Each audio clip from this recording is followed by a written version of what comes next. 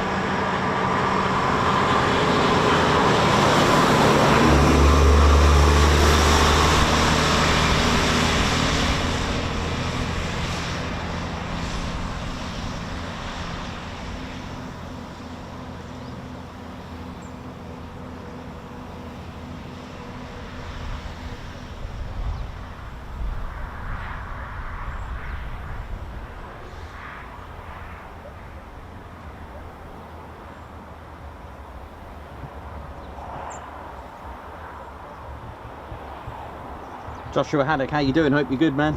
Good to see you and Frankie the other day.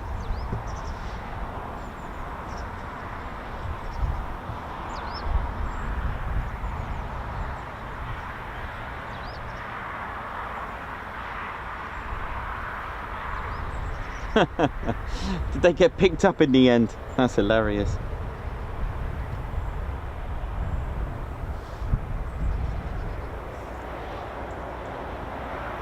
Sammy B, Joshua Brown, Joshua Haddock, Dr. Soda, how you doing?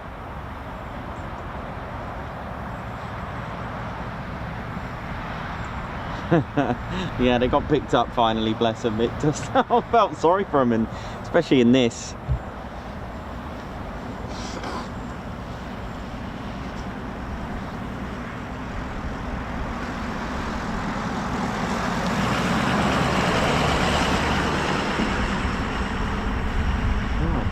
Just going to go and grab a cup of tea, ladies, gents and teddy bears. I'll be right back.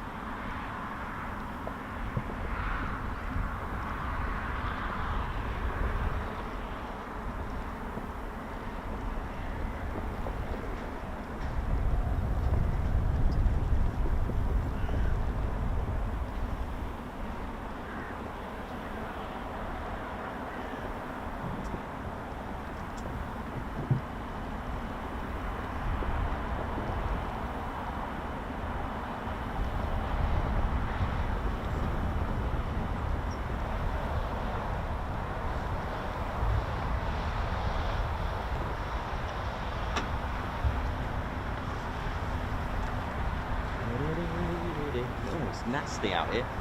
Horrible. Ted, I don't blame you for staying in there, mate.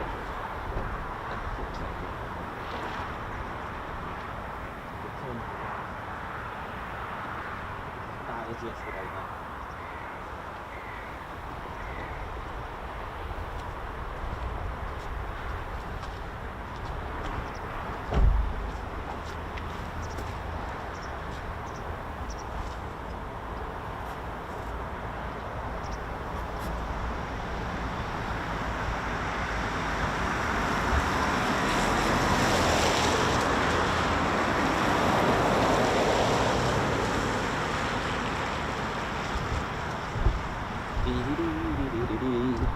How we doing, ladies, gents and teddy bears? It is a bit like well, not as bad as yesterday. It is raining, but it's not as bad as yesterday.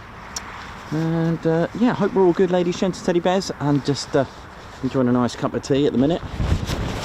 Oh yeah. I'm going to put this little cover on the mic for a minute. Sorry if it's rustly for a sec. It'll be alright. Just for a moment. Luckily it's not too windy as well, so that's usually a right challenge.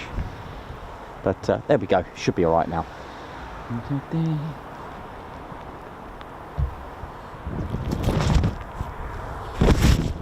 Okay, gonna need something to pin that back, I think.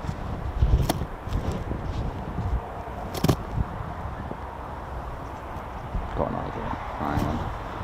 Been blowing my cover away. There we go. That's better.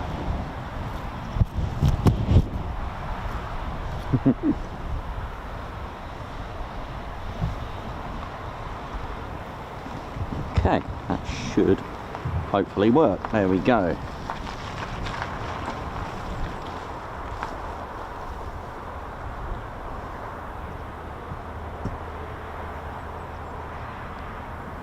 Alex Spinks, how's it going? Hope you're all good. Avro Al, how you doing, man? Hope you're good.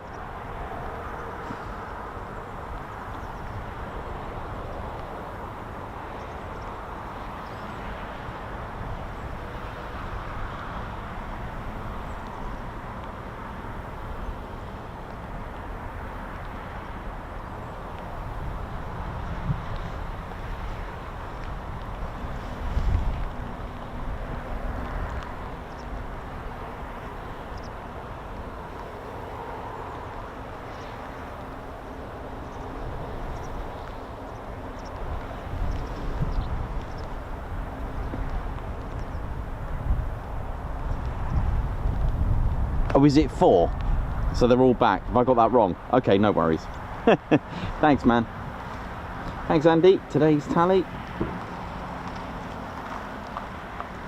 was going to say, because the ground crew have left, so so it's 4. Interesting, 4 F-15s. Okay.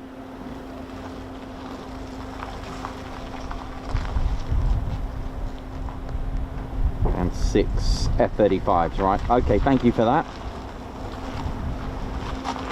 Oh, nearly put a Lancaster for you.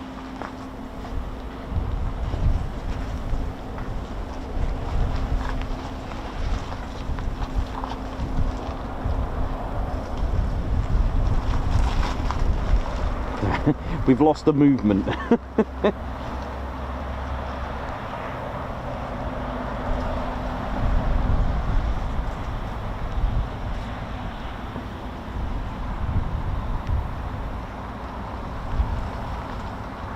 Eric, how you doing? Hope you're good. Warren, Loveridge, Mayhem Marshy, hope we're all good. And I'm just going to wait for the next radio chit chat for the next departure. Hopefully we get some more. That'd be nice, wouldn't it?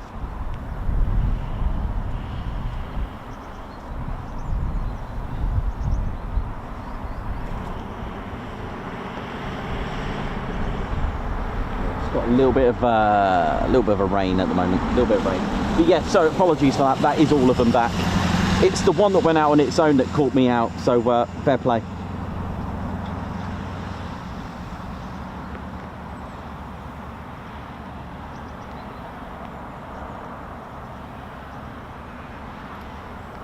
Thanks a lot, Margot.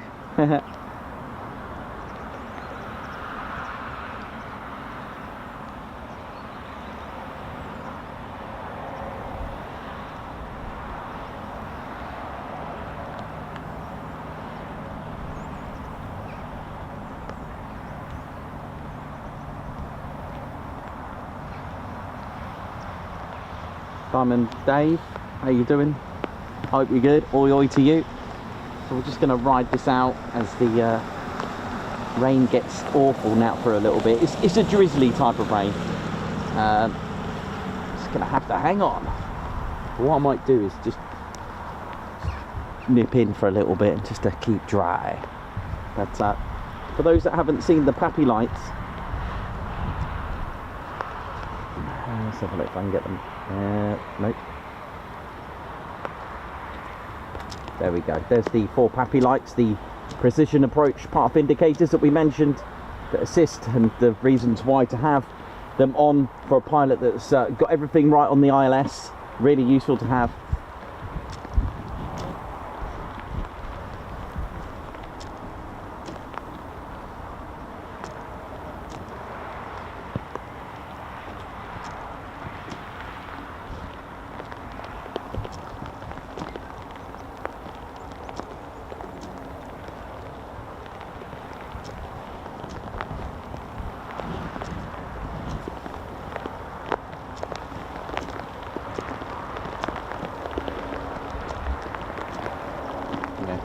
Going to go in for a little bit and just keep dry.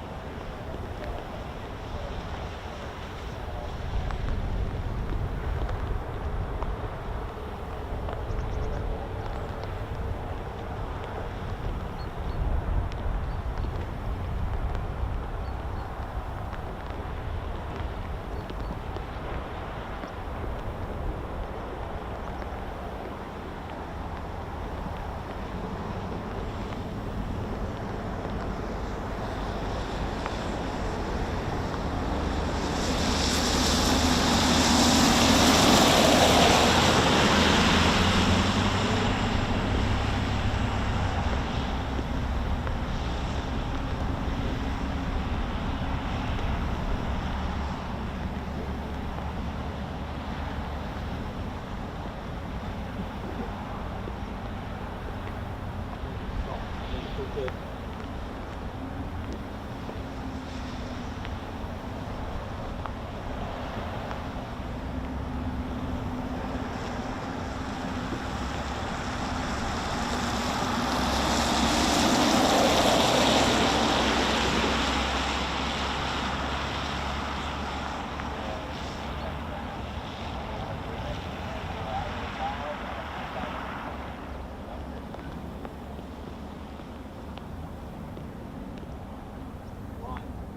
Good. It's stopped raining, finally. Yes. Sort of. Just a few little drips and grabs.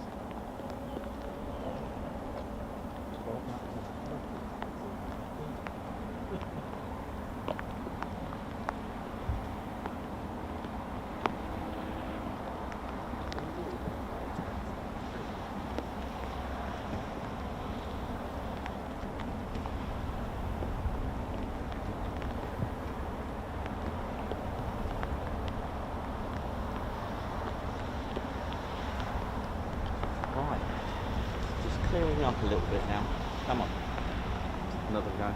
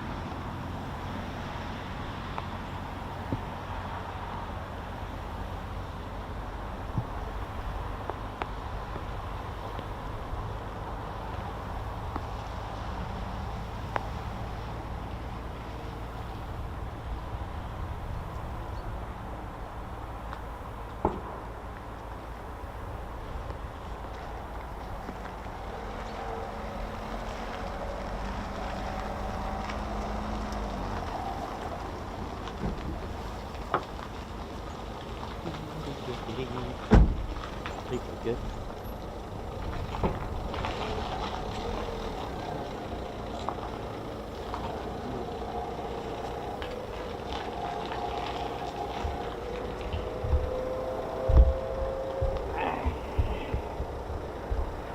It's a bit wet up here.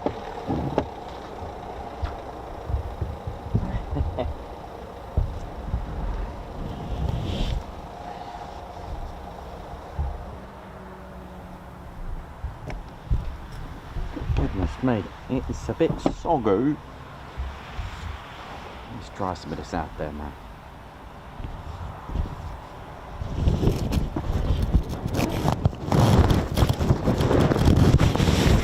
Someone's having a good time with that bike, aren't they? How we're doing, ladies, gents, teddy bears, Ted Coningsby channel live here at RAF Lakenheath. Hope we're good and well. I'm just going to do a little bit of housekeeping on the camera, make sure it's all good. Nothing's gone emotional.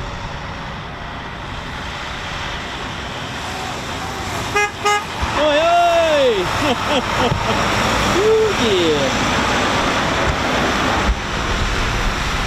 Oh, nice, love it. And that's a standard thing now in the base. Get quite a few oi-ois and horns being played. It's all good. How we doing, ladies and gents? Teddy bears, Ted Coningsby channel live here at a very wet Lakenheath, but it should be all right in a bit. Should get better. North Lake's old, mate. I don't think they're out now. They just got back as well.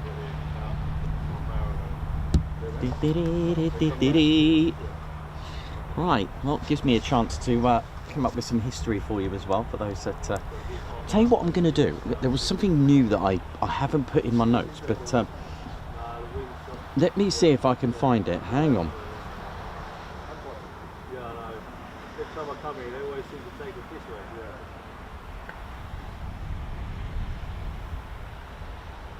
I'll see if I've got it. Oh no, no, that's the manual. No, I don't want the manual. Well, then it looks like Ah, here we go. Now, part of the 48th, or at least that were based here. There was a helicopters based here at one point that I found out. I'm just trying to have a look. Let's have a look. The 50, is it the 56th Rescue and Squadron and the 57th Rescue Squadron? I'm just going to add that in, or get it ready, so I can talk to you a little bit about the history.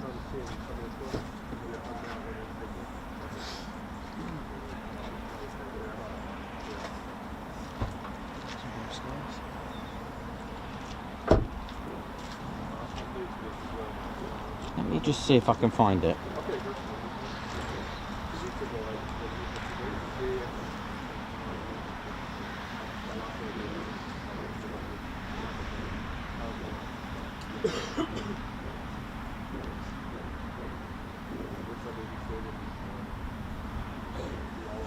They had HH. Let's have a look.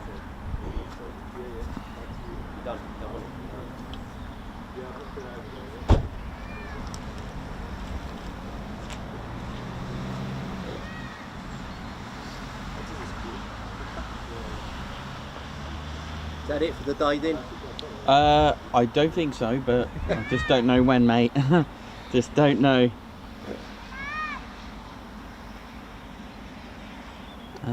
Just trying to find it for you.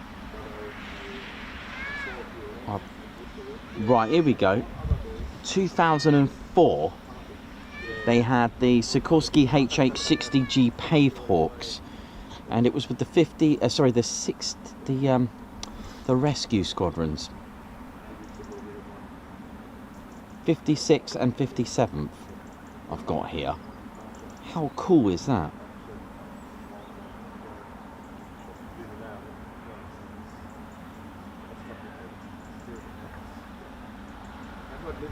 '56 Rescue Squad. Let me have a quick little more nose but 56 Rescue Squadron.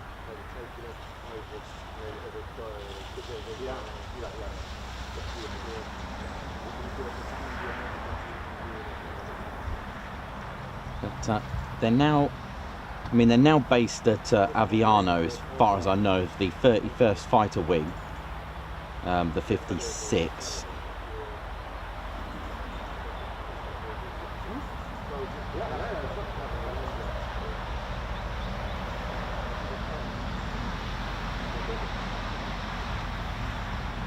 Yeah, I can't seem to find much about it other than they were at Lakenheath at one point. I don't know when they left. Hiya. Search and rescue evacuations. So I'll try the 57th. Let me have a look.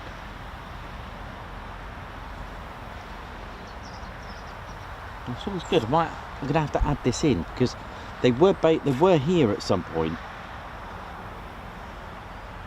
The 57th, again, they're at Aviano as well, and part of the 31st Fighter Wing.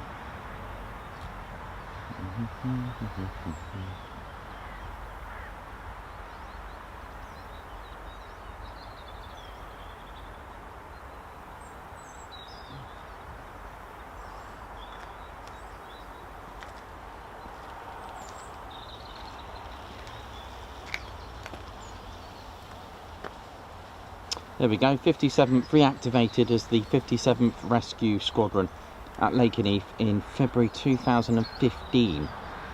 Personnel from the squadron came from the 56th Rescue Squadron with no additional manpower or aircraft. Air crews and the HH-60G Pavehawk helicopters remained in the 56th Squadron. The separation of para-rescue airmen into a separate unit. Let's have a look. So there was 2 rescue squadrons here at Lakenheath, and it was intended to replicate combat conditions because pararescuemen frequently deploy separately from their rescue helicopters and planes.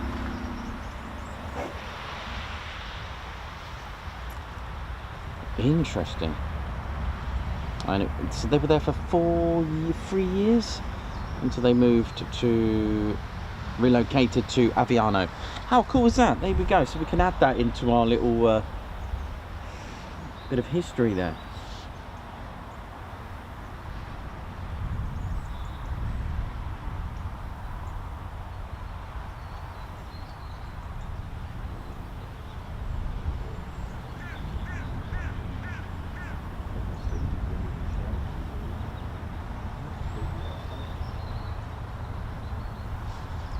Yeah, that was quite interesting.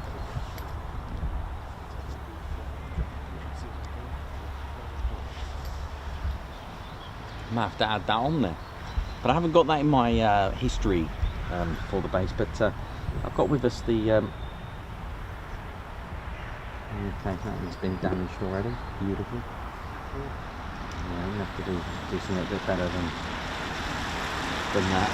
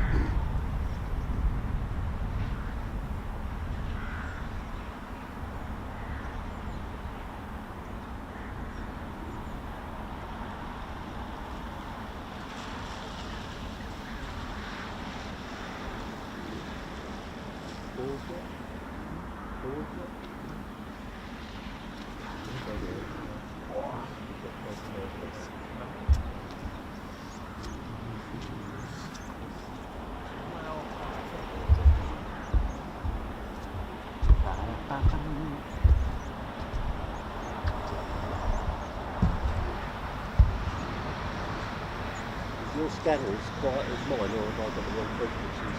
It's quiet. Yeah.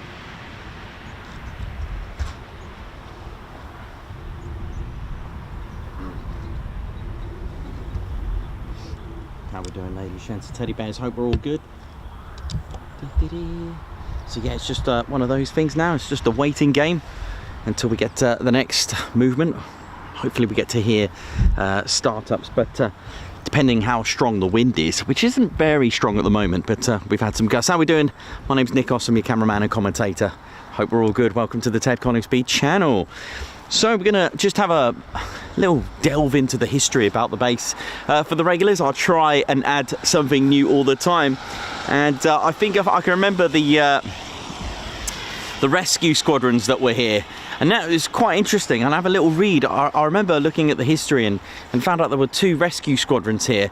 It's funny because they had the aircraft from the one rescue squadron and the personnel and crew from the other. It was really, really interesting to read that. And so there we go. How we doing? Hope we're all good. So I'm going to try and add a bit more, and I'll try and make it a little bit different and talk to you a little bit about the history as well of the base. Again, for those that are new, welcome. This is a little bit of time for a little bit of history as well, and welcome to RAF Lakenheath. And again, I was just having a look at the placements and the positioning on, because you've also got Honington, which isn't far as well. Feltwell, that had an airfield, and of course Mildenhall. But this is the reasons for having all these airfields at this side of the country. You see, it made it a lot easier for various things. One, if you remember the history when I spoke about Coningsby, you imagine all that fuel used just to get overseas, you know, just to get across your own country. So it made sense to have more and more airfields here. But then the closer you are to your enemy, the closer you are and they are to you. And the thing is, that's one of the most important things to remember, is if you are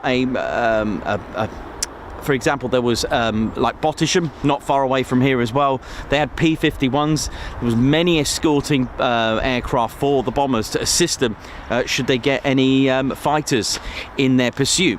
Now, the thing is, all that fuel used just to get over your own land is, you know, that's quite phenomenal amount. So this is why we've got so many airfields around this country, this part of the country. And I've looked at my US Army Air Force airfields, and to see, got Fort Abbott, got so much in Norfolk, Suffolk, and then you got RAF Ibbsley, which is a very, very important base for the 48th and many US and the mighty 8th during the time and during that dark time during World War II. It's just the way it was. But we can go back in time and make it a little bit more fun, as opposed to why the connection here with military. And, you know, as you're driving into Lakenheath, you can see signs for a Saxon village. And yes, all behold, there is and was a military connection in the 5th, 6th centuries. That's right. They must have had some sort of warriors here. And I'll get to that bit for those that are new, like warriors. Yes, indeed. In fact, when you're parked up here, there is a sign just in the middle there, does tell you that this very, very car park is built on top of medieval earthworks. And with the trained eye, I can tell you there's a burial mound just there, just remains of it. Definitely an excavation there, and there's a few more around the vicinity. If you are into Bronze Age history and Neolithic history, that kind of thing, these are types of burials like round barrows, pond barrows. They're a singular burial for a person. And the excavations actually took place, first of all, by a lady named Lady Briscoe. She's the founder of, one of the founders of Mildenhall Museum. Not in the base, out in the actual town of Mildenhall. So there was a lot of Anglo-Saxon villages here, and it was thriving. Now, we'll get to the warrior part of it. Now, sort of situated down by the golf course, if you know, or near the front gate, there is a athletic stadium or a baseball stadium there. And Lady Briscoe actually did the very first excavations there. She was an amateur archaeologist, and she did, I think there was like 2 or 3 of them. You can see the photos at the Mildenhall Museum. You can learn all about Lady Briscoe. And she was did some excavations, and she found human remains and artifacts. Sorry, not artifacts, but you know what I mean. Arrowheads and bits of jewellery. And so all this does need funding, all right? And of course, if you're an amateur as well, archaeologist, then, you know, that could use up some resources. But her finds can be found at Mildenhall Museum. Now, it took another 40 years later for things to get really interesting. And I can tell you, a total of over 400 graves were found. Where? All 200 of those were at 269 were at the baseball stadium. Reasons for that excavation and how they managed to do that is because of the new dormitories that were put in place to be built. You'll see them, they kind of stand out as you drive along. I think it's the A101. As you're driving along, you'll see these buildings. Okay, they're not modern now, but they've got that 90s look about them. There were the new dormitories that were put in place. Now, because you'd have to do all the groundworks, well, while you've got that all to rubble, you might as well, if you're going to excavate, now's the time to do it. So they were funded by Suffolk County Council to do it. And the excavations took place around the baseball field and the new dormitories. Now, they found over 2,000 glass beads. They found arrowheads, and of course, over 400 graves in total. Skeletons, a right range. However, with some exceptions, there was one in particular that they found, and this is a 5'10" male buried with his sword, shield. What's left of the shield is just the boss, because obviously it was wood and it's, you know, deteriorated. All the jewelry. Now, that is not your usual everyday person. That's someone that of significance, and hence a warrior. He was also buried with his horse, I think a sheep as well in there for food, because they believed it's food for the afterlife, etc. And all these beliefs of offerings in there. There was votive objects in there as well. They named that burial the Lakenheath Warrior because I think they found 2 like that in total. And you can see the remains at Mildenhall Museum. Please do check out Mildenhall Museum. It is amazing. It is absolutely incredible. So we're talking about 1600 years ago. We had a connection with military here. And yet, where are we now? We're at RAF Lakenheath. So that's it's a really interesting find, and the museum really is quite interactive. I do recommend to check it out.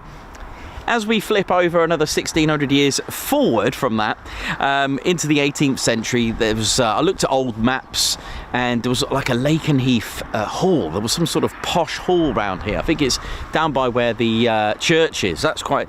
I had a look because it was used as gamekeeping, reserve keeping, and of course, as we start to get to very early 18th century, of course, with the rising of the First World War, the vicinity would have been a rifle range and eventually a bombing range. So you would have had biplanes in the vicinity, classic, just dropping bombs by hand, etc. So it was used as a air weapons range or a bombing range, to say the least. Now, as we got up to 1934, Mildenhall started to operate. It was with the Wellington Hayfords first, Handley Page Hayfords, and then followed by the Wellington Bombers. So it was opened in 1934, Mildenhall, okay? And then 2 years later was RAF Feltwell as well, which is kind of interesting as well. So you've got two bases. Now, as I'm not too sure when Honington was built, but I will need to check that if it has any sort of significance. Now, before Mildenhall, before Lakenheath was actually even an airfield as such, slap bang in the middle was, of course, here, Lakenheath Warren. And what they decided to do as a form of defence, of course, like I've mentioned several times, it only takes one bomb, pretty much the same scenario of Falklands, to hit that airfield at Port Stanley. That was the goal. And you see, a lot of airfields were targets. You disable the Air Force, you can imagine the rest. So what they decided to do, slap bang in the middle between Feltwell and Mildenhall, they built a decoy airfield with fake runway, fake everything, hangars, the lot, make it look like even possibly Mildenhall.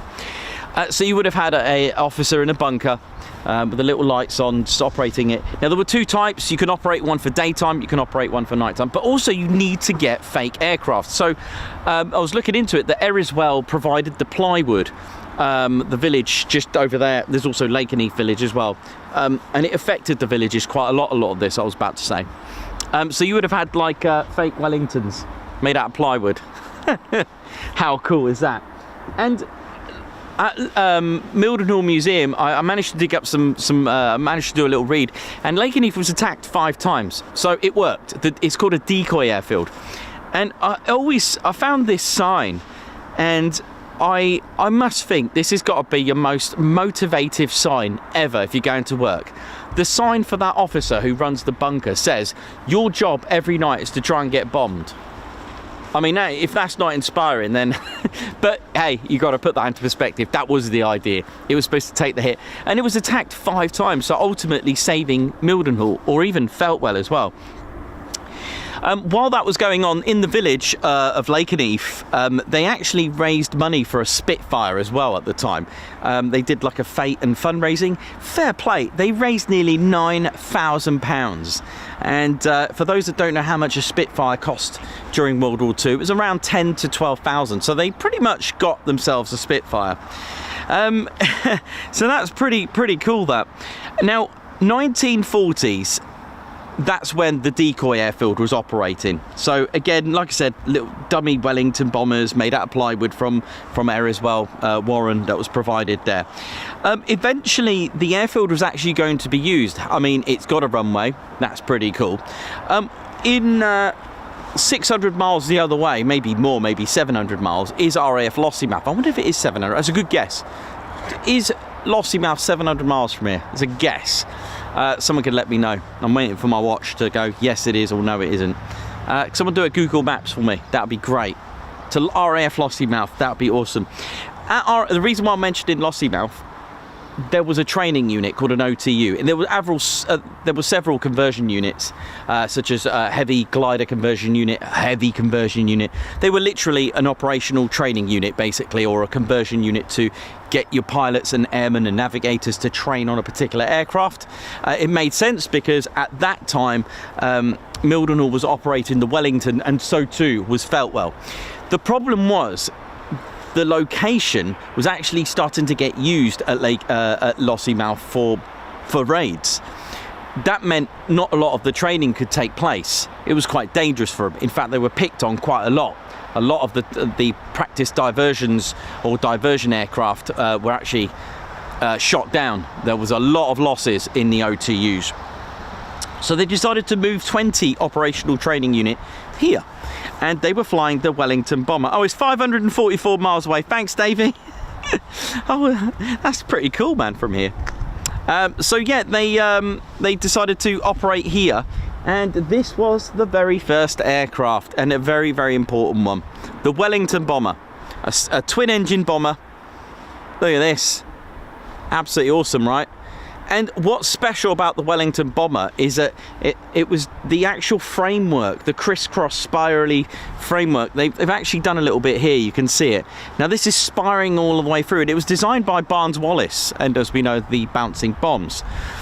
What's interesting about having this design rather than your, if you try to envisage a Lancaster bomber with just not a lot of metal work really, and just sheets of metal. Thing is, battle damage, you know, this could take a lot. This would come back in bits, and it would still be okay to get hits through the fuselage because of that spiral design, which made it very effective in that way. But yeah, the very first aircraft at Lakenheath was this, the Wellington bomber. There we go, Vickers Wellington, a legendary twin-engine aircraft, and that was here in 1940, 41, and of course 42. But I'll talk to you about that stage. So what they decided to do, you got 149 Squadron over there, and it's interesting because also being a twin engine, the ministry, the Air Ministry, and of course the requirements of the Royal Air Force, and with the bombing raids, it was noted that okay, they're not as powerful as having 4, they're not as reliable as having 4 engines, especially with the Avro Lancaster. So they decided to eventually have Sterlings here, but 149 operated from Mildenhall, decided to operate and do missions from here as well. So 1942, the Squadron 149 actually took part, in fact nearly every single bomber aircraft took part in Bomber Harris's 1000 bomber raid. So that was a raid of free raids against the German cities during that time. Lakenheath suffered their first ever tragedy because, of course, I was learning a little bit about the villages surrounding, how it impacted them, and there was Doris Ditchburn. She was only married 2 weeks and lost her husband, who was killed in action, Philip Wedgwood Ditchburn, who was doing the mine laying for Market Garden in Arnhem. In 1942, the furniture rationing took place as well in the village. Now, I looked at this, I was thinking, furniture rationing as well. This is another little thing I found out. Just like, not only am I talking about the base, but also the village of Lakenheath and there as well. The Mosquito was in production, so they had to ration the wood, and it was rationed only to newlyweds or those that have been bombed out of their homes. So that's quite an interesting thing to think about, you know, the impact on, you know, like, can I not get any wood? No. Okay, no worries. But there you go. So 199 Squadron eventually were operating here with the newly 4-engine short Sterling bomber. Mildenhall at the time, don't forget, they had 5. They were the foundation of the 5 bomb group at the time, but then moved to Lincolnshire.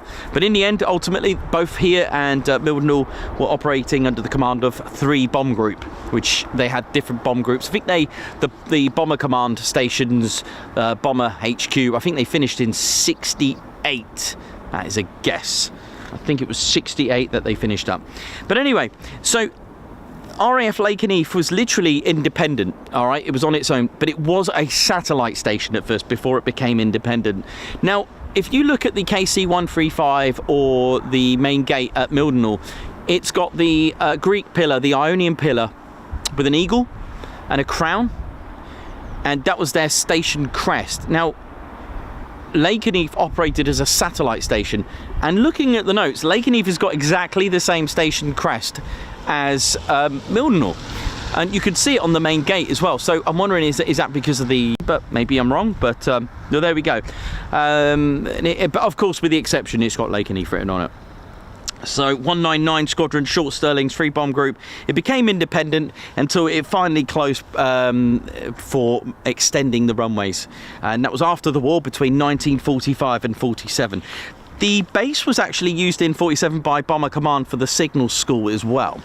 Now, the other impact that I got to mention here, right, so they closed it after the war, and the reason for that with a lot of bases, and this is probably why Lakenheath is now bigger between Marham and Mildenhall. They extended it and made it bigger. Why? Because they were waiting for something called a very heavy bomber, B-29s. In fact, it was known for villages, the inhabitants of the villages surrounding it, Brandon and Lakenheath and areas. Well, they were able to walk across while they were making the runway, so it was technically walking on the base or cutting through, because they had to get the works done for it. So it was getting ready for B-29 bombers, very heavy bombers. So it was closed for a couple of years and it reopened in 1948. But this is the turning point. So we said about RAF Lakenheath, you are right, Royal Air Force. However, they still own it, but it was time now to change hosts.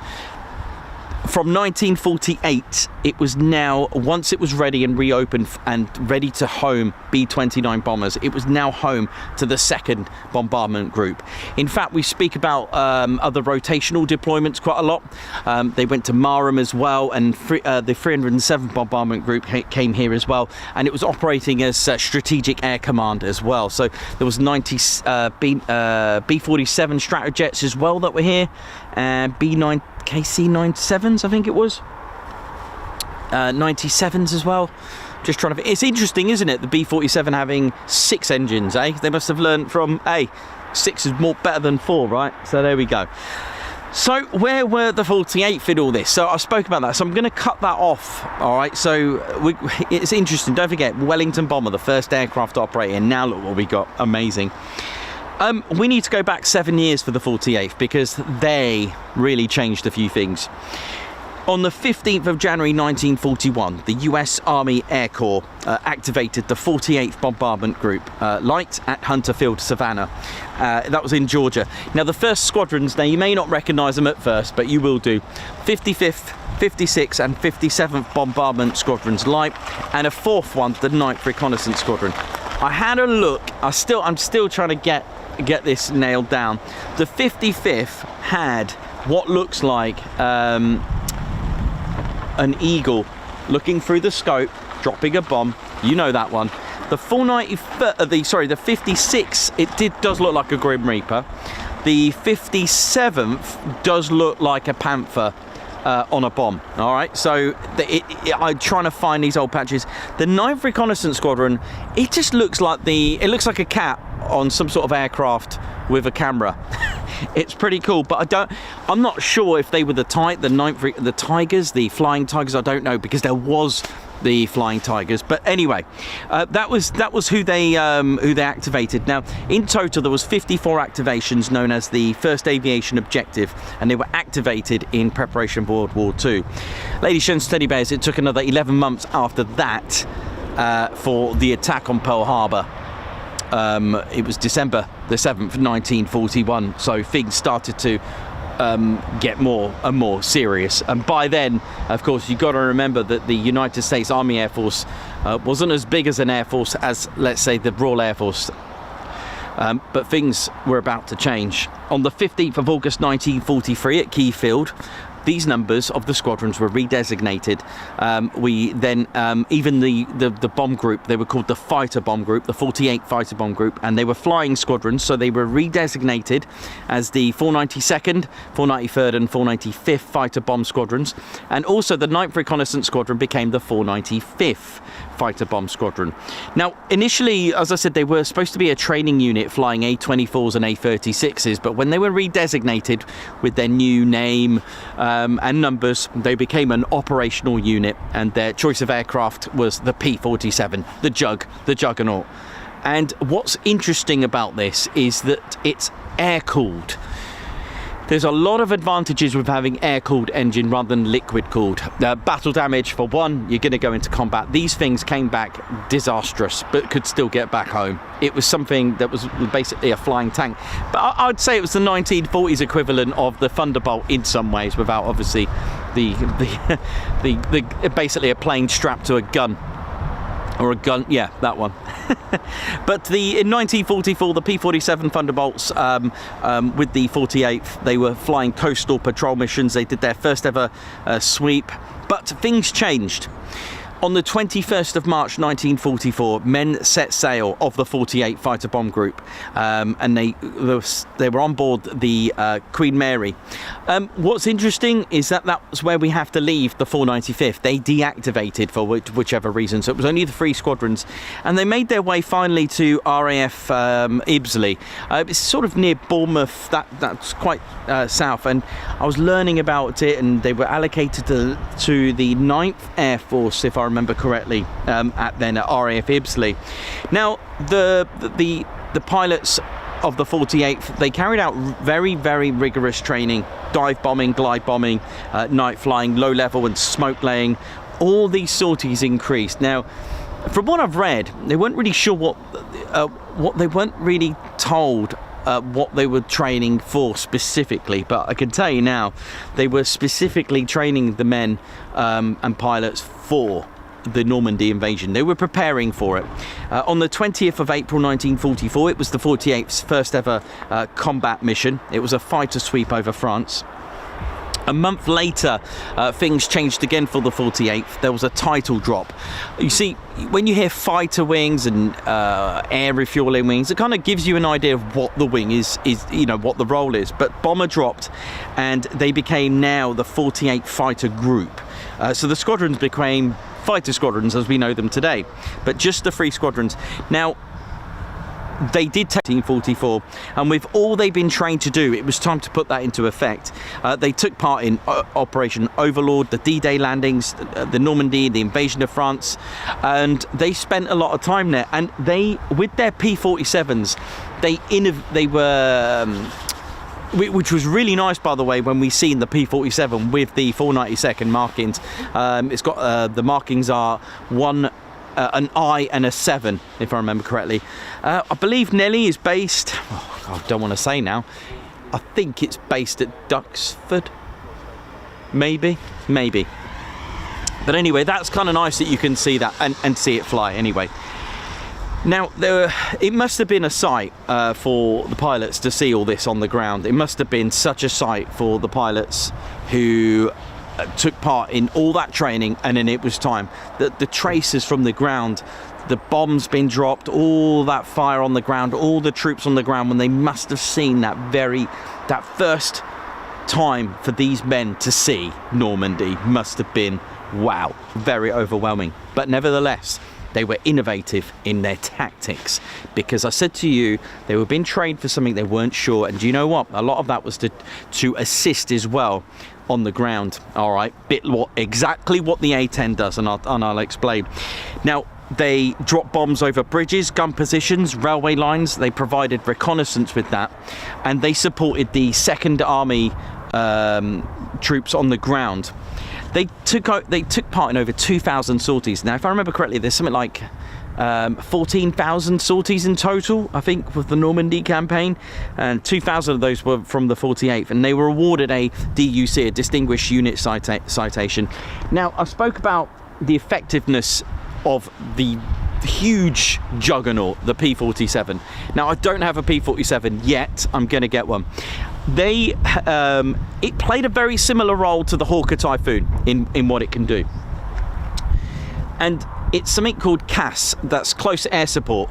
And I'll tell you what, the way they were trained to do things is how they do things on the A-10. It is amazing to even think that the 48th, and I don't want to just sort of narrow it just to the 48th, the squadrons flying the P-47s created some of the most advanced at the time and very innovative tactics to take out whole roads of vehicles. The way they would do that, they would do what's called a split S, for those that know what a split S is. So you've got the road here, and the idea is to recce it just literally go over the road, all right? Imagine that's a P-47. I don't think a Wellington bomber can do a split S. It probably could.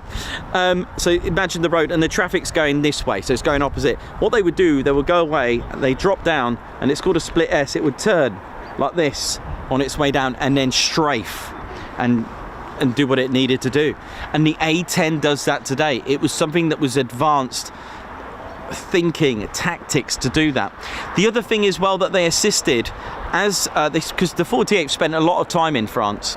In fact, you've got Saint Lo, you've got and further down until we get to Chaumont, which I'll talk about. The other thing is, well, as with battles such as Saint Lo, you've got a lot of obviously as the enemy was retreating, they would also start to get very clever with their tanks and assaults. They would hide. Now, if you're on the ground, that could be quite severe. You could use a whole platoon over it. So what they used to do, they used to actually have the P-47 to do close air support and just recce it in a way and report, take out the tanks, saving the men on the ground. They actually worked with the army, which is what the A-10 does pretty much. It is amazing to take out tanks. They were tank busters of that era. That is something to think about. Very, very interesting. After World War II, of course, sadly, Europe still in, you know... okay, cool. After the World War II, of course, things cooled down. Cold War. Europe split, civil wars. Countries were just all over the shop, you know. But that's the way it is, sadly. History, very violent. Ideals are peaceful. Who said that, actually? Someone said that. Ideals are peaceful. History is violent. But the combat wings were increased. So the 48th Fighter Bomb Wing activated on the 10th of July 1952 at Chaumont. And that's in France. And this is where now we're going to start to learn why it's called the Statue of Liberty Wing. A year later, after their arrival, the Skyblazer aerobatics team were formed from the 492nd Fighter Bomb Squadron. How cool was that? They were flying the F-84s. Very similar, I think, Thunderjets, is it? Or was that the 86? They were... had the very similar livery to today's Thunderbirds, actually. They were with them till 56, until another squadron took over, not part of the 48th. But in 1954, the mayor of the town of Chaumont realised, or must have known, that down the road, literally, was the workshop of Baffoldi. And for those that know and watch our streams, he designed and built the Statue of Liberty. So that's where the name comes from, because the mayor did a ceremony for the base to say thank you, and he named them Statue de la Liberté. So that's why 48 Fighter Wing, RAF Lakenheath, RAF Lakenheath's 48 Fighter Wing are known as the Statue of Liberty Wing, all because of that, where it was built, Chaumont-sur-Mortier. I think the Skyblazers went on till about 61, by the way. I think they were kind of made redundant because of the lack of air shows in Europe. I think the Thunderbirds were doing that, and they kind of like, they had aircraft to air refuel, so that was a bit of a shame for them. But anyway, they deactivated in 57, but in 58 they reactivated. Just to let you know, I skipped a little bit there, because they did actually fly the F-84 and then the F-86, and then finally when they reactivated on the 8th of July 1958, they were redesignated as the 48th Tactical Fighter Wing, the TFW that you may have seen. That's quite a long time to become a tactical fighter wing, actually, so I'm just having a look at it. They were re-equipped with the F-100D Super Sabre. 2 years later, on the 15th of January 1960, they finally had a bit of a switch. They came here. So from 1960, this is when the 48th have been here since 1960. So it'd already been, what, 12 years, a US Army Air Force and then US Air Force base, and it was time for the 48th to be here. Now, the famous LN that you see, tail code, that didn't exist until 1973. So what went on there? What's happening? So as you know, many air bases have their own tail codes, like Aviano, AV, and Spangdahlem have SP, and etc. There's a whole range of two-digit code system.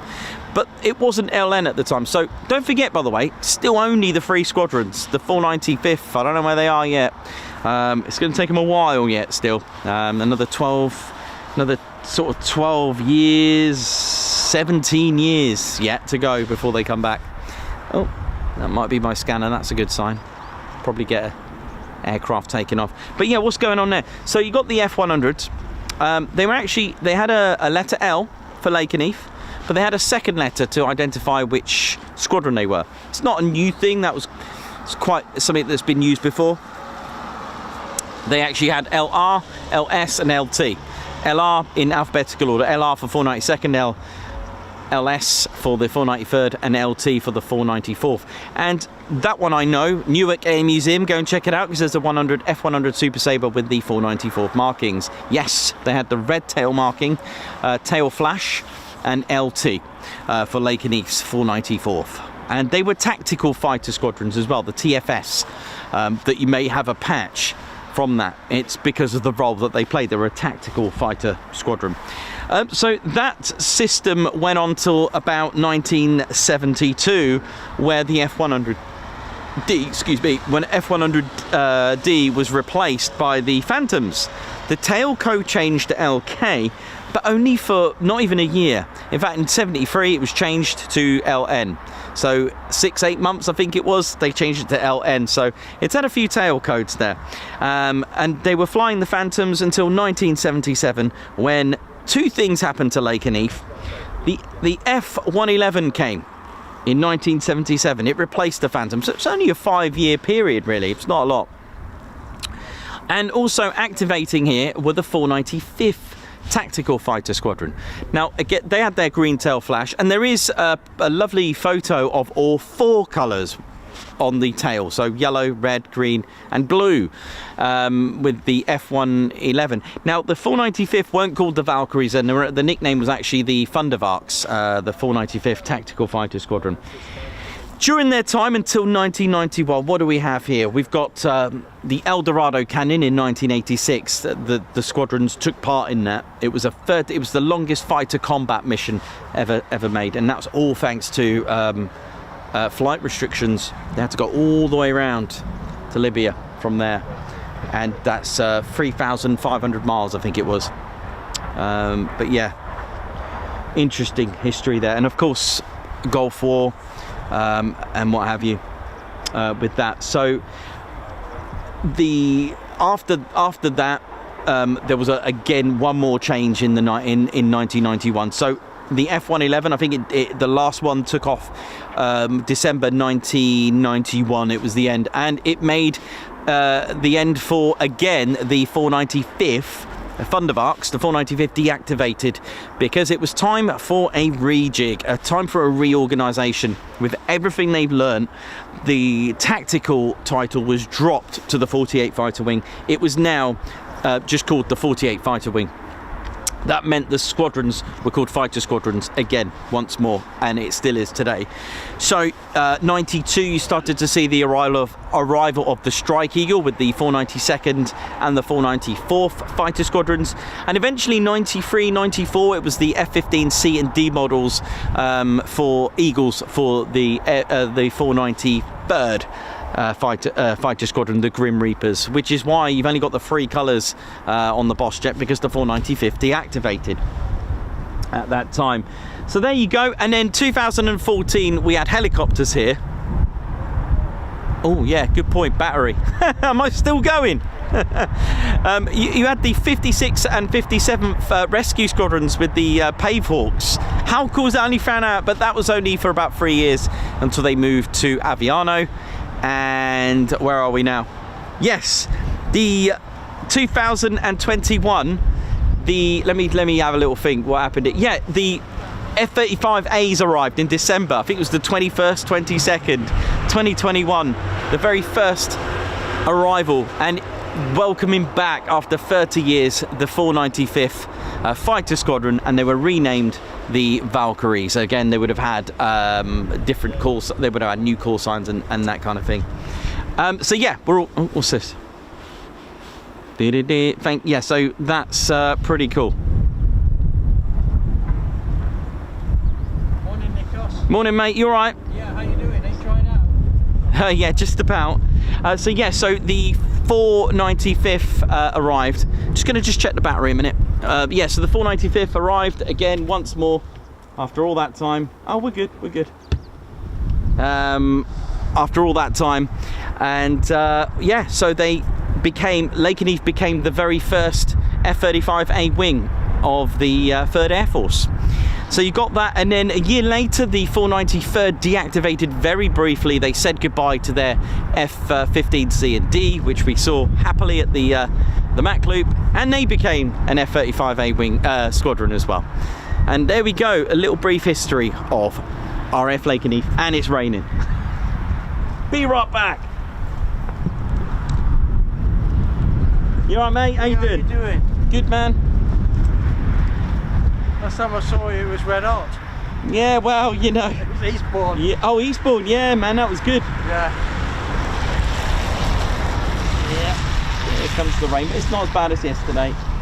Hopefully not. It's supposed to be brightening up this afternoon.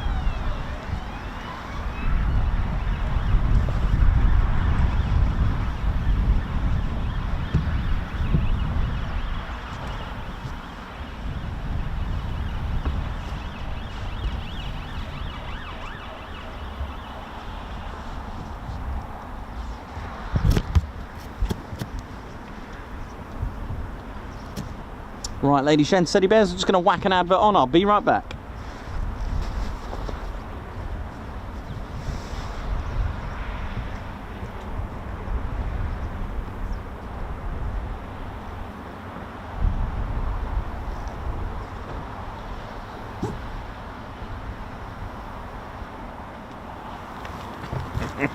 Oh yeah, ladies, sheds and teddy bears, welcome to the Ted Coningsby channel membership. I'm Nikos, I'm your cameraman and commentator. This is our squadron leader, Ted Coningsby. Just want to say a massive thank you to all our members.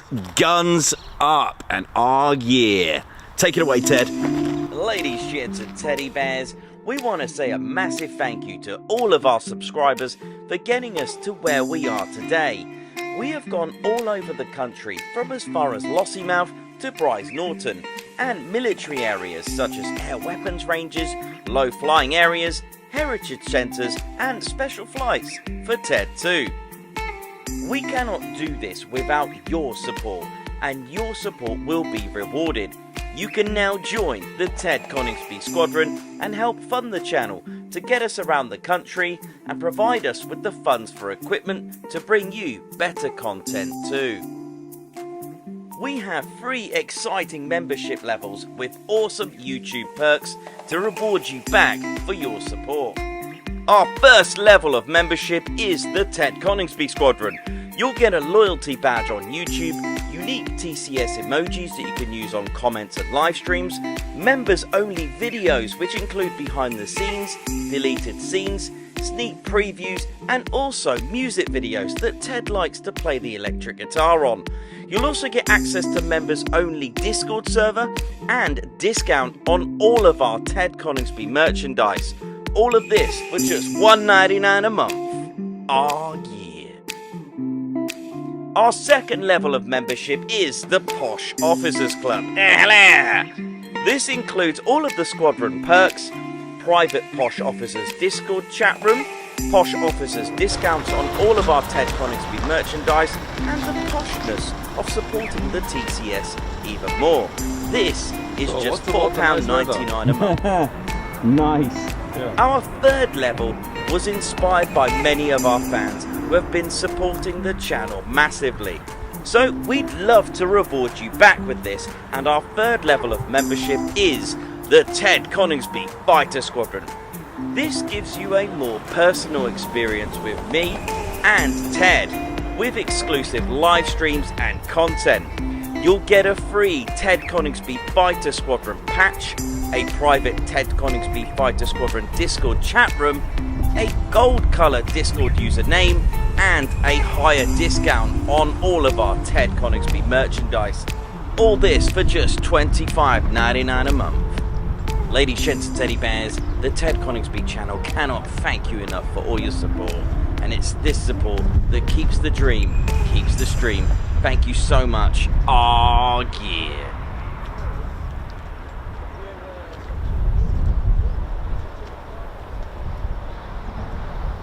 Oh, sorry. It's all right.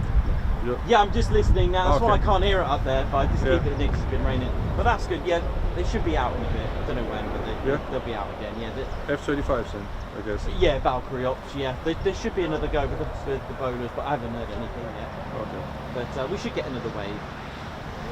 Hopefully not of rain. So. Yeah, that's a normal thing. They wait until it's raining. Oh, that's.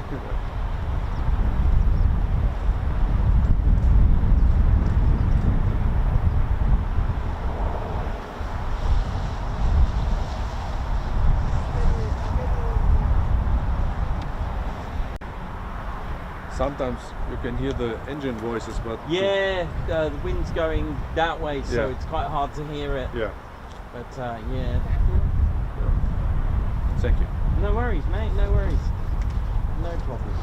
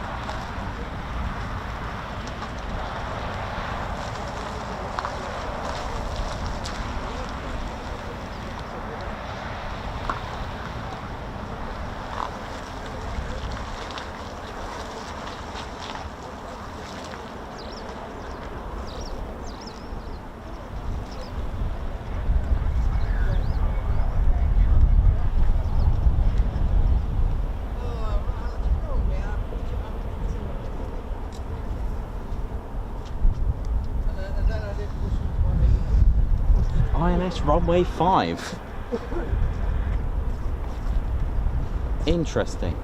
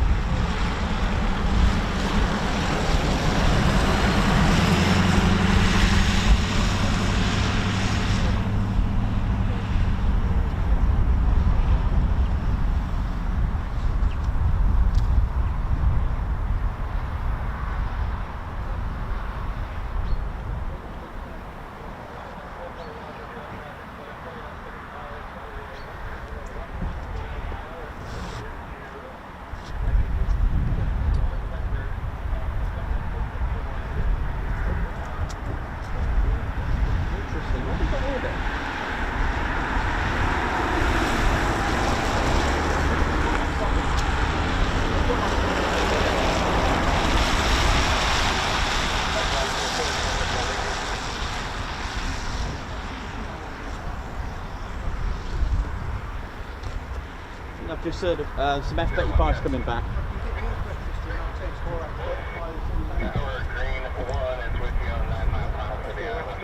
Yeah, so it's flight 4, green flight, using the ILS runway 5. Straight in approach, clear to land. Gear down, clear to land.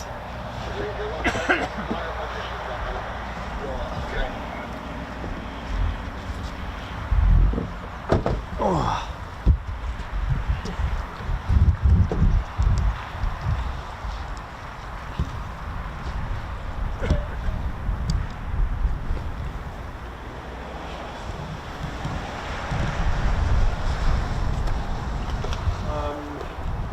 No, they were coming in, they'll probably do the same as they did earlier. They came well open and not really high. Like, they just come down, run all the way down and not attack the area. So 4 F-35s just coming in. Probably looking at much in the way of the air, much in the way of them landing, something like that. That is those steps sort of heading back up.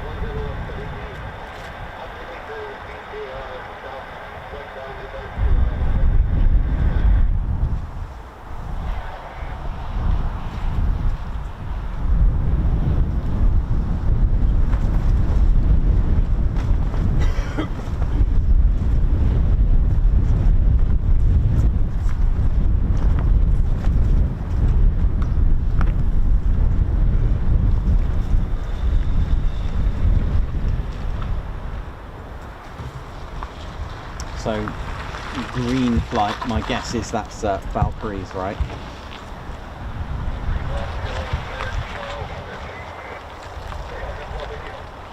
Yeah, sadly, it's just straight in, straight to land. No worries, we'll take it.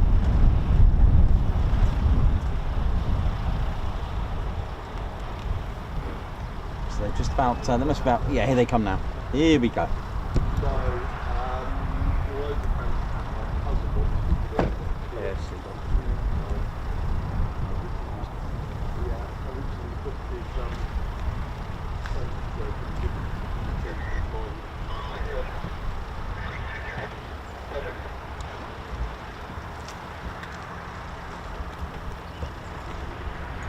Again, using the ILS.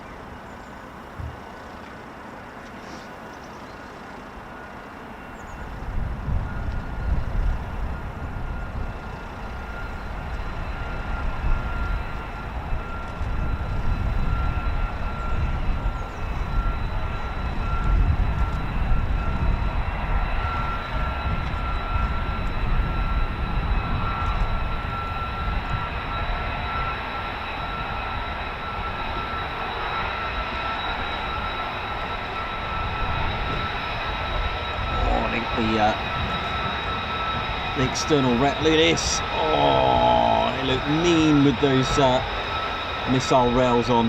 Yeah, you know it is.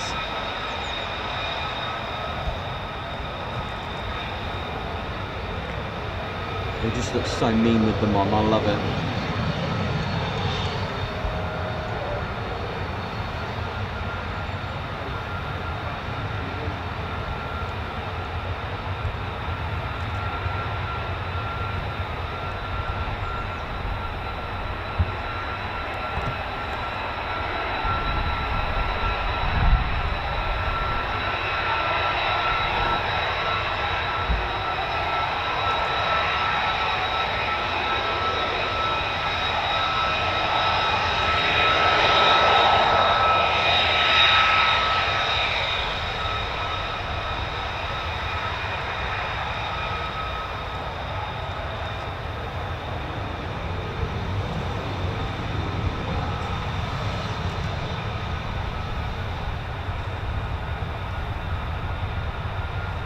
That's because they want to be seen with those external missile rails. It's time to be seen. You don't need stealth when you want to be seen. It's like, hey, this is my area, playing in defense mode, and also can be useful with training as well for that. for that matter. Beautiful. Welcome back, green flags. Oh yeah, man.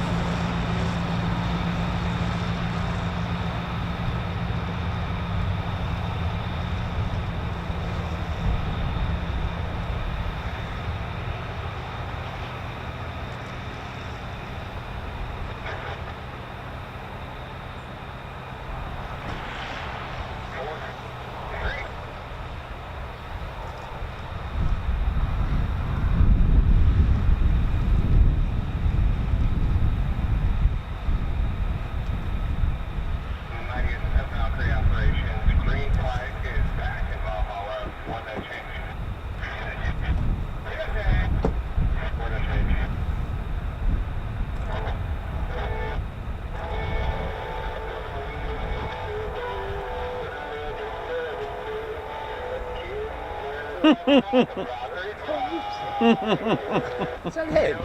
That's them, yeah. I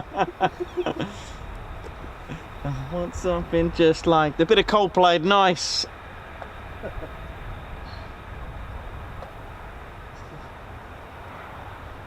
it was back at Wembley. That was awesome.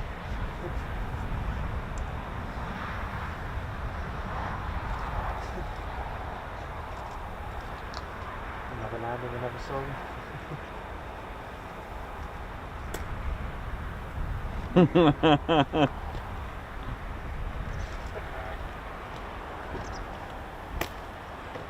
risked it today then? You alright there, buddy? Yeah, you risked it today Oh, after yeah. yesterday's write-off. Yeah, that was that was a lovely song there. Yeah, campsite was swamped. At the Yeah, I had to get out before, otherwise I would have had to stay there. Yeah. Don't know, you'd have caught the F-16s returning. Yeah, nah. No, Nah. genuinely, four came back in about 8 o'clock last night. Oh gosh, no. I think I would have been swimming home by then.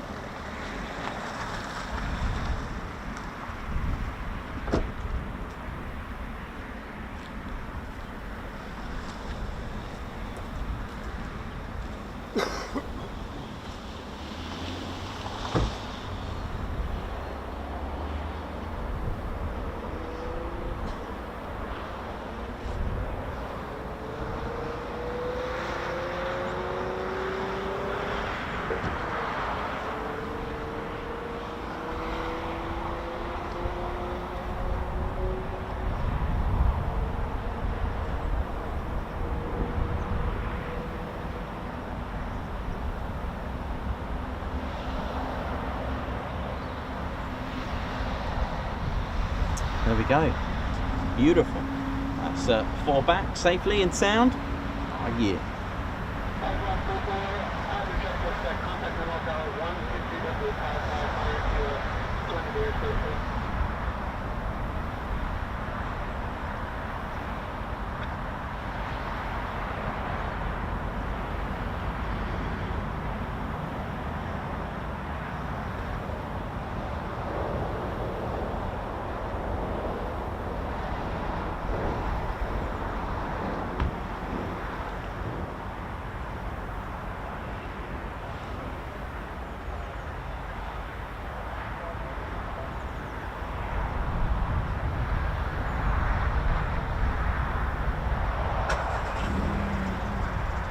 Thank you so much for getting us to 71.3k. Oh yeah.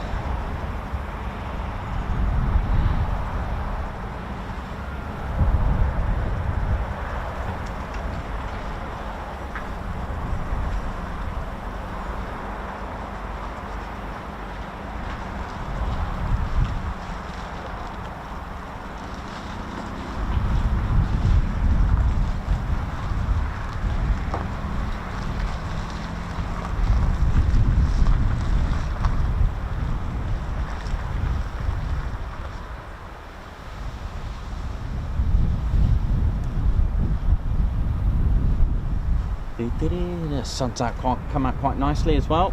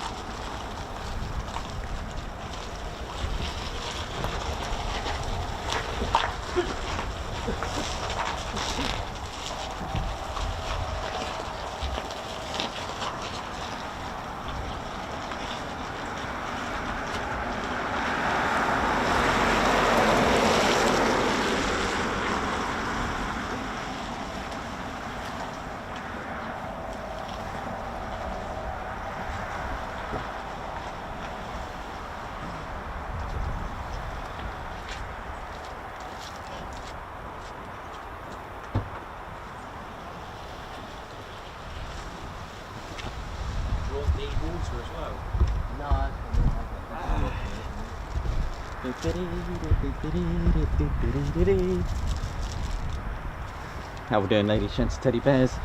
Hope we're all good. And had one wave today, along with the arrivals just now. Green flight.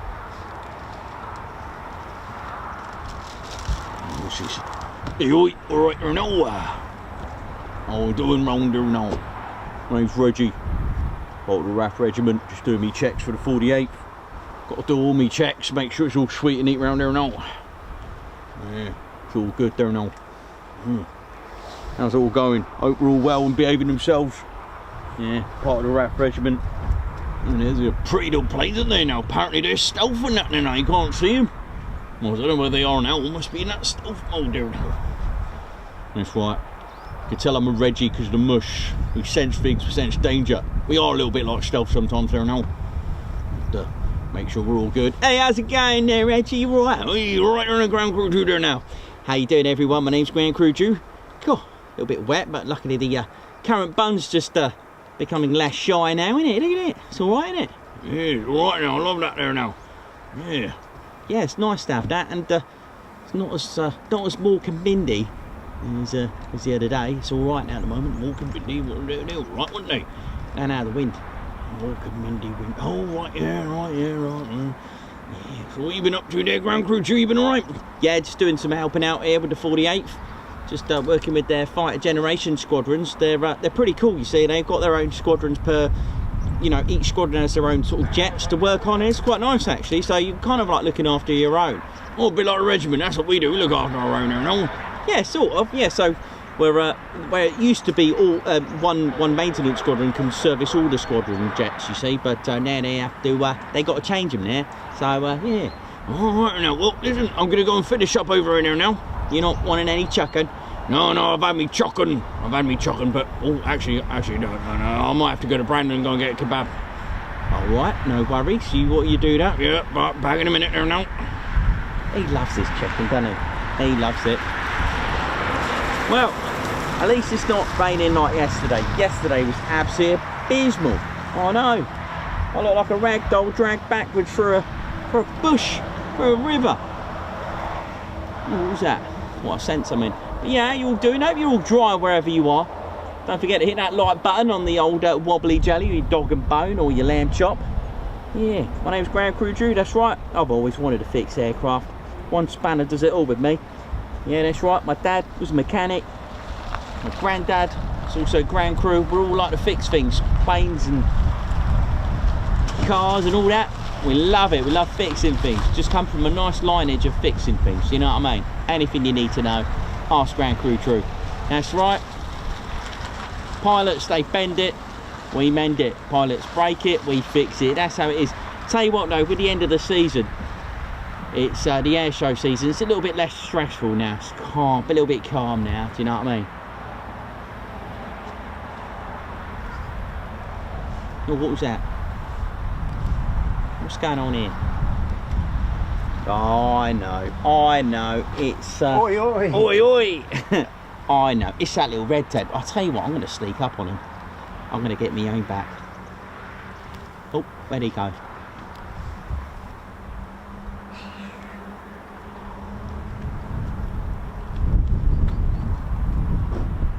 Gotcha, son. Oh, oh, he's taking a tumble. Oh. You alright there, fella? Oh dear, better go and check up on him. What, Red Ted? He loves it. He's an aerobatic bear. Well, I'm a bit late, but I watched some of the early stuff come from home, you know, come back. Yeah. So Yeah, there was 10 out, 10 came back, and then a 4 come back, and that's it, all of them now. But it's been quiet for a bit, so yeah. Might get a bit more actions. yeah, hopefully. Oh, that's bad news. Dave's not here.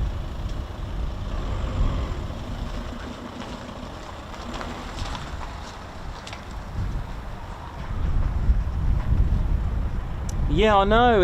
I was like, oh no. I was expecting some lunch. I know. Never mind. Yeah, luckily I did take that gamble and got something, just because I was like, what if? Yeah. How was it? Was it lovely at Lake District? Yeah. 6 Friday. Can't believe it. Wow. Yeah, so we were up on the opposite side from Dunmail Range, Oh, that's nice now. watching them come. We were up at 1,000 feet, so they were going down below us. So I was doing all this, so I probably couldn't see. Emma was saying, what are you doing this Oh, were you on morning?" for a walk? Were you walking? We were up, yeah, we went up on the tracks. And stuff. Oh, the Wayne, is it one of the Wainwright tracks, is it? Where it's Is that the one by the all, Lamb and the Lion? it's all cock tar, and it goes up from Grasmere, opposite the hotel. Yes, I think I know Goes where. up, just goes up and up and up. Oh, nice one. So yeah, so That we was cool. we're looking down on the 35s Yeah, 'cause, it's amazing. as they were going up towards Dunmail Rays and Yeah. Keswick. So That's it. it's pretty good. Ah, cool. Nice. Yeah, so it's sitting on a rock, you know. So hang Yeah. on, Em, they'll be around in a minute. Oh yeah, of course. 'Cause you I'm got. not sure whether it was the Norwegian ones or the couldn't see the tail planes. Yeah, 'cause apparently they've gone now. Oh right. Apparently they left. Hello. Hello, they left on Friday. I think I'm back. Yeah, that's yeah, that's right. Been on policing duty since March. Yeah. So That's all good. F-35s, F-15s, when we were in the village, they went right over the top. Emma said, they look different from underneath. Yeah. Oh, that's good. That's good. And one F-16 went right over the hotel. I don't know where, I'm assuming it's something to do with Global Warrior. I'm not sure. Yeah. It was right on edge above us. So. Nice. Fantastic. Yeah, Lake District's all good, isn't it? Yeah.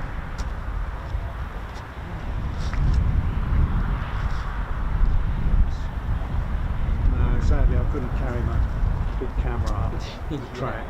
I couldn't have done it. A couple of bottles of water. Was Oh enough. goodness me, because that's quite a walk to get up there, isn't it? That's Reggie, you can see alright. Yeah, you can see his legs, look. Yeah, he- Oh, is he having a snap? Yeah, he's chill out. Sorry, he's supposed to be on duty, isn't he? He's had too much trouble. Oh, there's your Wellington model. Lovely. Oh yes. Yeah. So that's 72nd. Yeah. 144. 144. Yeah.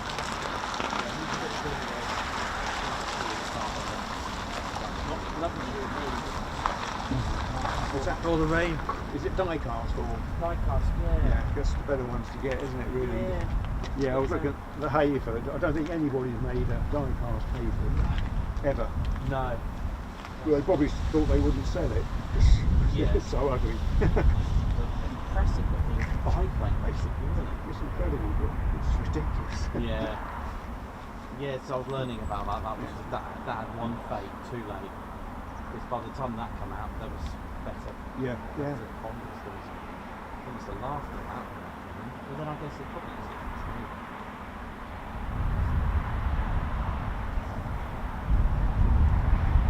So, how much are we going to get? 35? Yeah, I reckon another wave, probably. Lunchtime shift, probably. So, the 16s are still over at all? Yes. 16s still over. Some tomorrow, I think.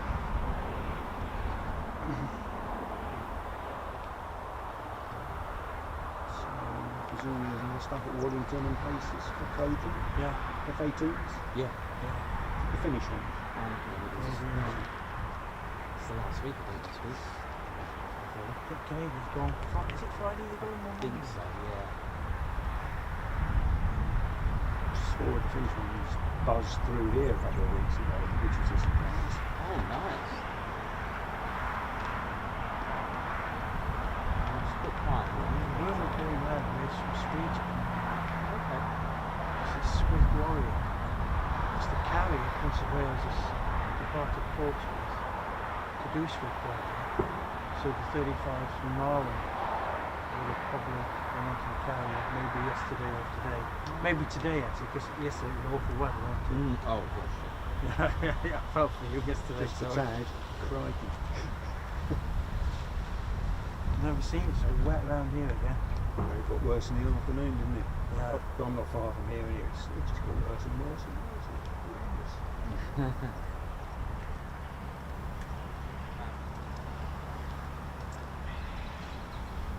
Supposed to be 6 from Aviana. I don't think he met today or tomorrow. We went out Sunday. 3 days. What's it been?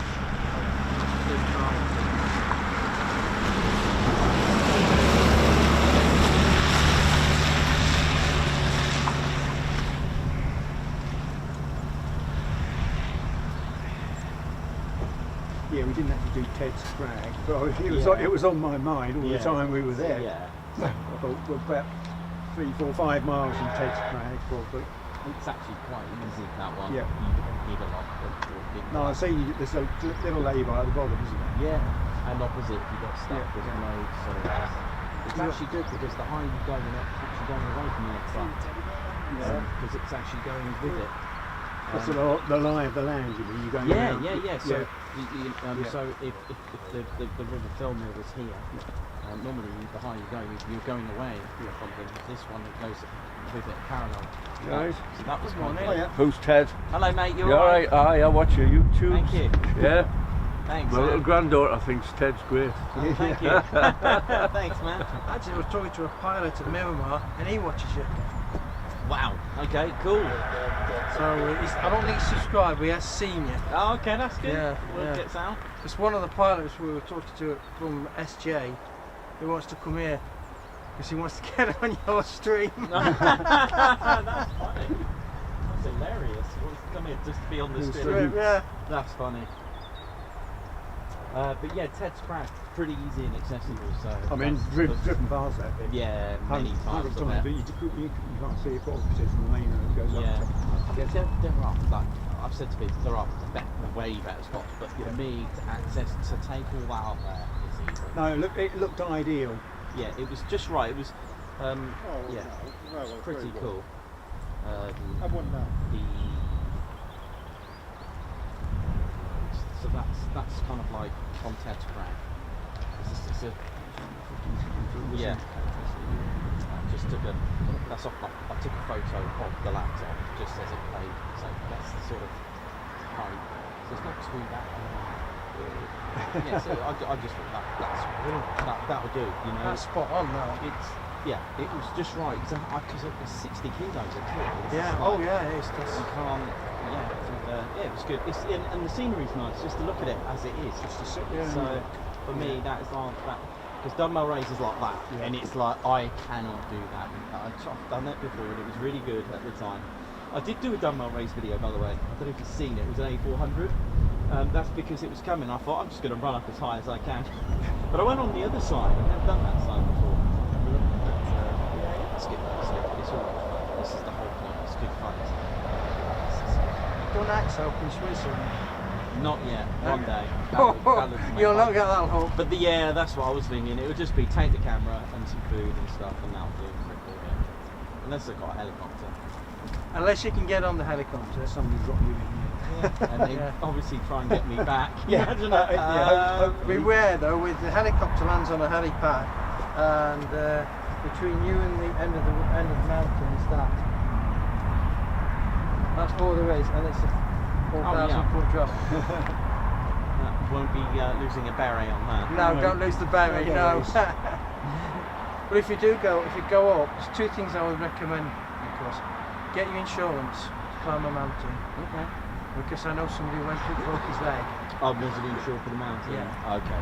And it was good to know. 36 grand to get back down. Yeah. So beware. And the second thing is when you get up there, if you do have to walk up, take some extra clothing and then put it on and quickly walk through it. Right. Yeah. That's good advice. All those sort of tips there. And it always happens this month. Oh, was it this month? Yeah, it always happens October, so I wonder if that's what these ones, he goes to that. Yeah, he does, doesn't he? He did, yeah. Oh, maybe that. So he'll be there for a week. This is sure, it's either, I'm pretty sure it's next week. So I was on a Wednesday, on a Thursday. And the other thing is you check your weather, because if there's any cloud on it, it gets cancelled. Oh, okay. Because you're in the... Yeah, I can understand. Yeah.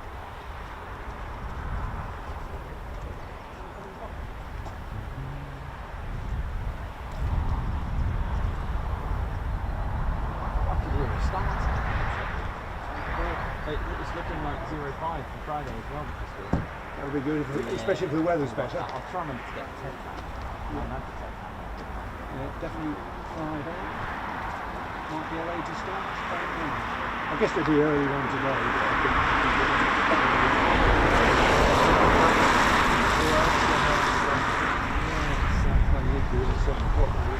They started at 7 today. Yeah. They took off at 7:30. Yeah, I could hear them at home. Nice. But I hadn't got up. Wow. A cup of tea. I thought, there they go.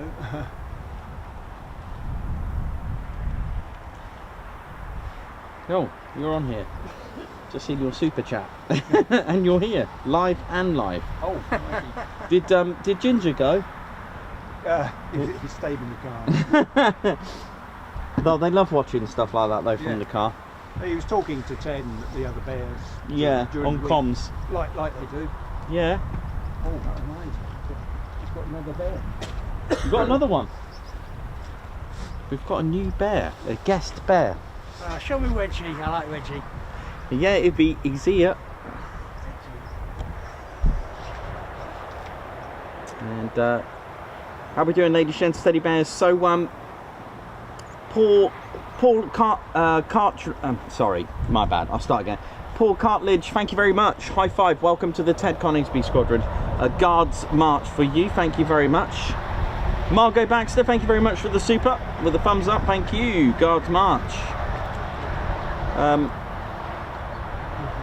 Homewares.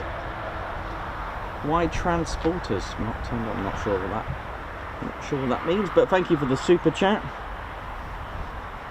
Rich Peacock, member for 1 month. Thanks to the TCS team for the great work. Thank you very much, Guards March. Rich Peacock, keep up the great work, team. Thank you very much. Guards March. Chris White as well, Guards March to you. Thank you very much for the super with the cup of tea. I've had 4 today for those counting. Andrew Porter, don't worry, Nikos, it will clear up. Thank you very much. Guards March. Keith Gregory, thank you for being a member for 13 months. Oi, oi, Nikos, I hope you're well. Nikos, keep up the good work. Thanks a lot, Keith. Keith Gregory, thank you very much. Who's a regular here at RAF Lakenheath as well. Mark F, high five. Thank you for gifting a Ted Coningsby membership. And Ginger Bailey, who's here, live, towards the new range of Ted's umbrellas. Thank you very much. Guards March. Jack Rolls Aviation. Oi, oi, just a little something to say. Keep up the amazing streams. You're a legend, Nikos and Ted.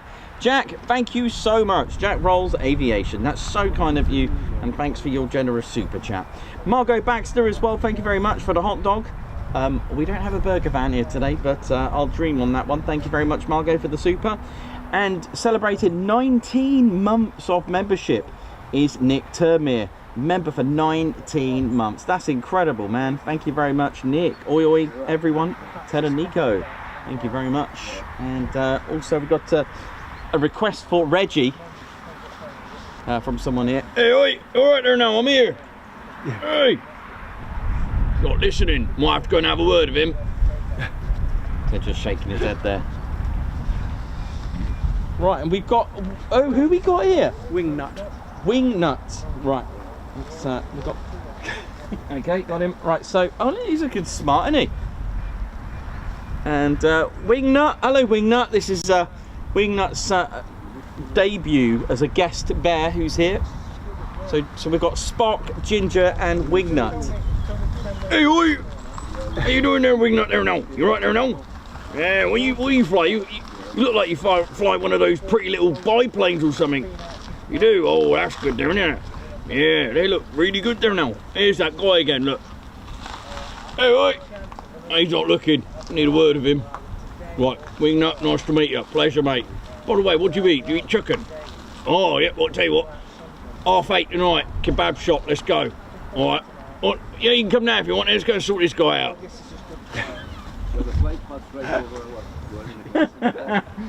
So we've got Wingnut, Spock, and Ginger, the classics. You're growing the collection there, man.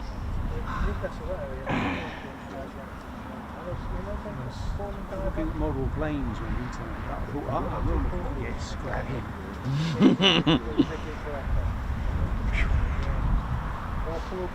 He's got lots of oi-ois on here.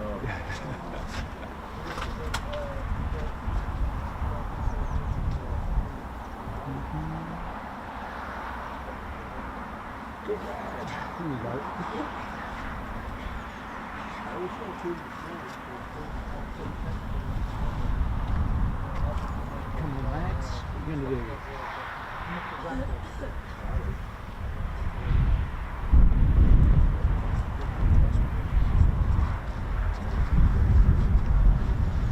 Still a bit quiet on the radio, ladies and steady bears, but hang in there, be patient as things come to those and all that.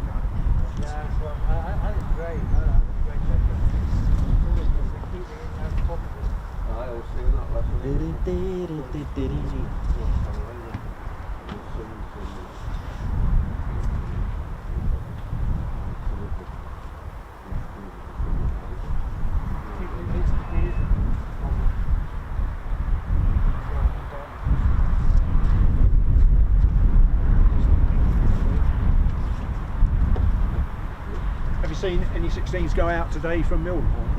No, not yet. I haven't. Just 2 tankers and a C-130 today. Right. And possibly the rivet joint.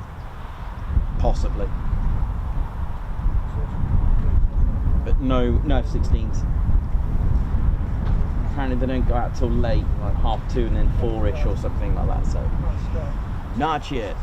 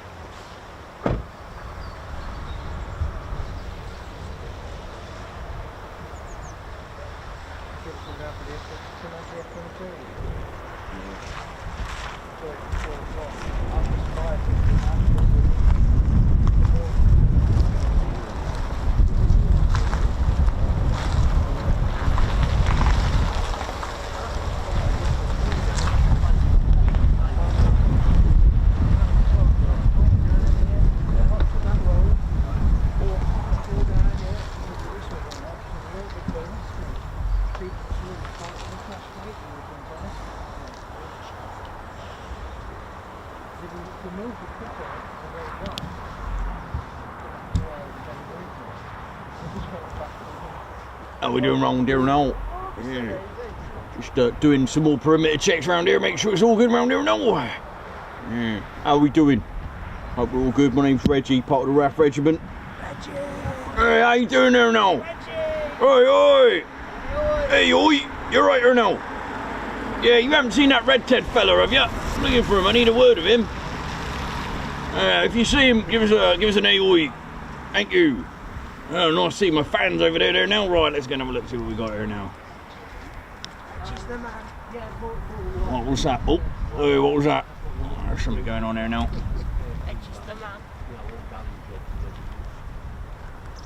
What's that? Going on there now. Right, be right back.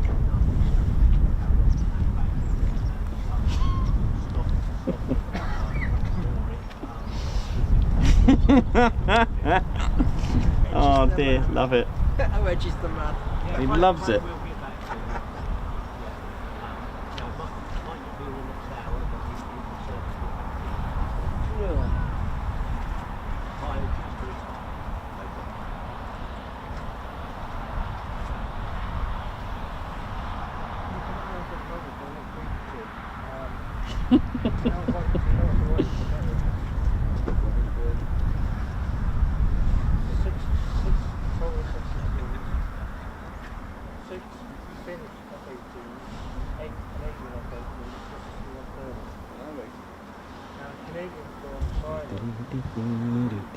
Here we hope we're all good around here. Yeah, part of the RAF Regiment. Just making sure it's all good. Tell you what, mean kebab shop in town there now. Lovely kebab shop there now. Hey, Reggie. Hey, oi, how you doing around here? What's that you got on the back? What is that? You got some sort of clamp on your back? Well, where? On your back, mate. Oh, I can't see anything. No, it's on your back. All right, yeah. Yeah, just you got. Is that meant to be that? Yeah, it's fine. It's meant to be there. It's part of my new, you know, part of the kit. I've never seen that before. I mean, I've heard of like clamps, but what are you doing in clamping or something? Oh, that's quite funny, that. Well, no worries. Just thought I'd let you know, mate. It's fine. RAF Regiment. That's right. Make anything out of anyone. You know what I mean? You know how it is there now. Oh, you there? Oh dear, what happened to him? Oh dear. Hope he's all right. What's going on here? Reggie, it's still on your back. All right. What is it? Oh, they're quite good down there. It's clamped. Here, let me have it here now. Dear, oh dear. Someone's got to look after these bears, haven't they? Where's Ted? Squadron leader Ted will sort him out. I'm going to go and get him. Gone out of control.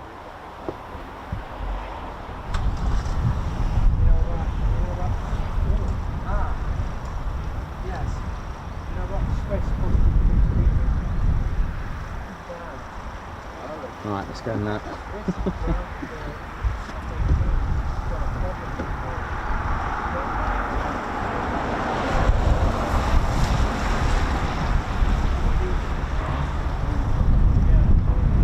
How we doing, ladies and gents? Anyways, hope we're all good and enjoying the show. Okay, so we're technically waiting for wave 2 to commence. G-Ham and Lupins walking tours. How you doing? Sammy B. How's it going? Marshall, who's watching on TV, says Joan First, Alex Blackcat, Edward Coates, Davey, Ali Layla, how you all doing? Hope you're all good. Katie Webber, Blocks, Elsmead Project, what up? Graham McRobert, Noxie, how you doing? Noxie, oi oi.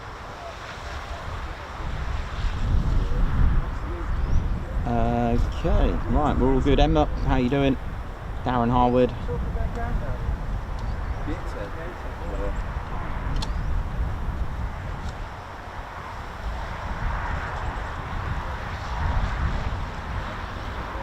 And these are all professional act bears. They're all good. They're all friends.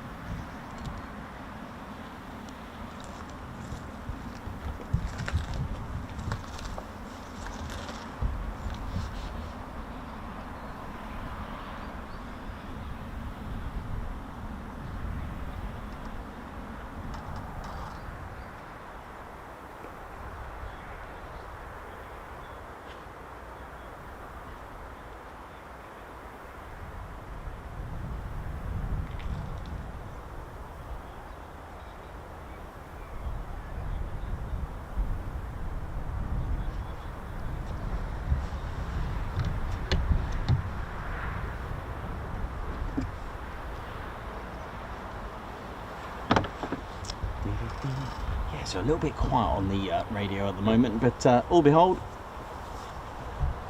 you never know what will happen next. It's just gone midday. It's time for a cup of tea and a bit of refreshment. How's that?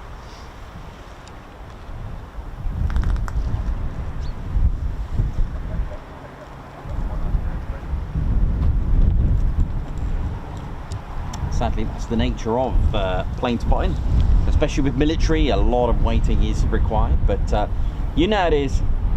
Could all be worth it, of course, in the end.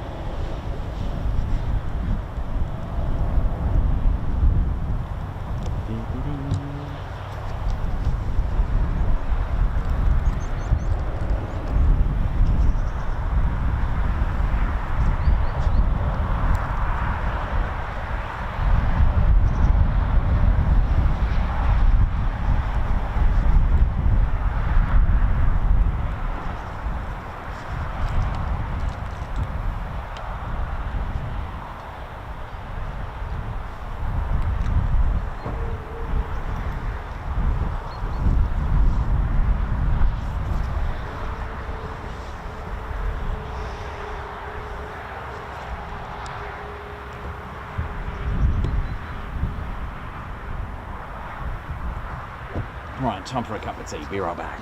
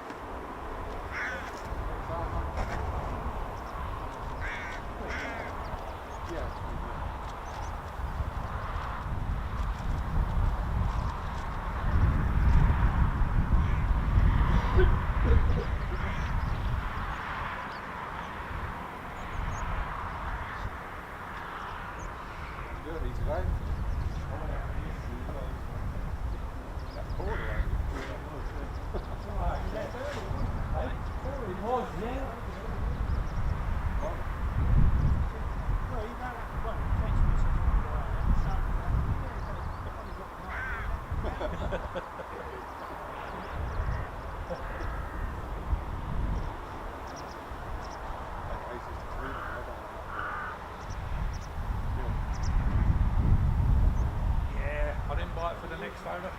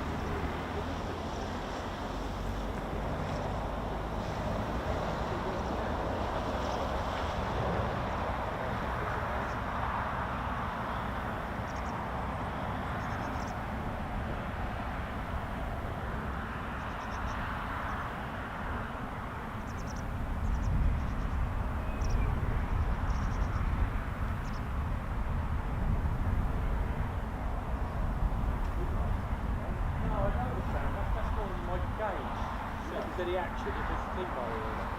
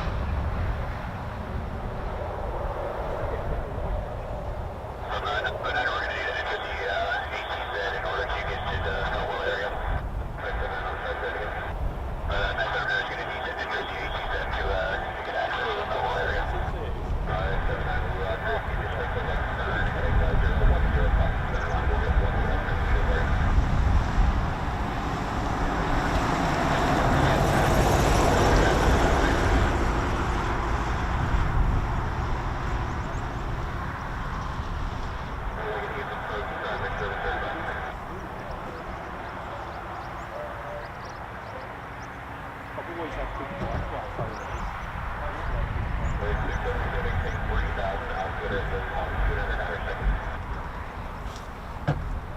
was worried about the weight of it. So I said to this side, get a story one, wait for the angle. That's the mic up here, turn the direct call one up.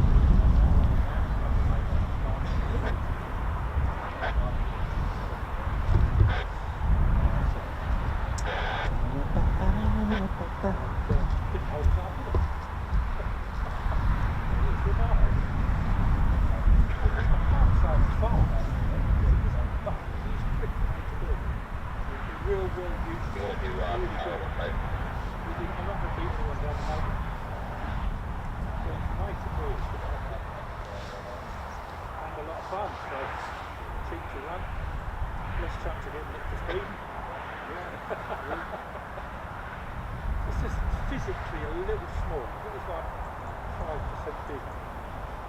Same size as the 750 for others.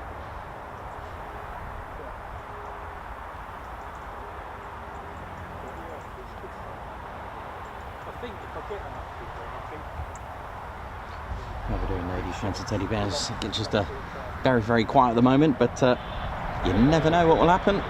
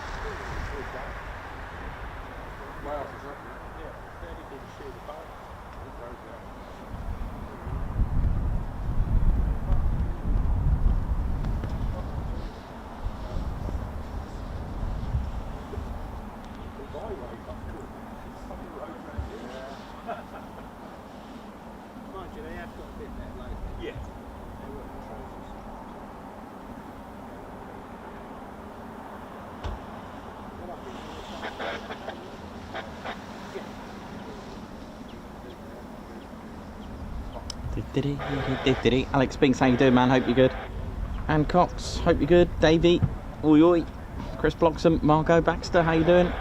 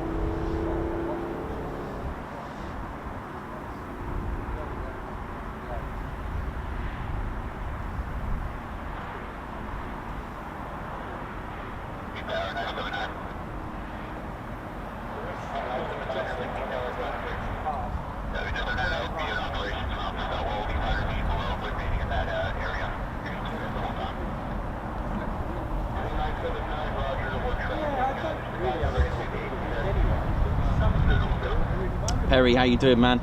Perez, Matman Bush, thank you very much. Oh, yeah.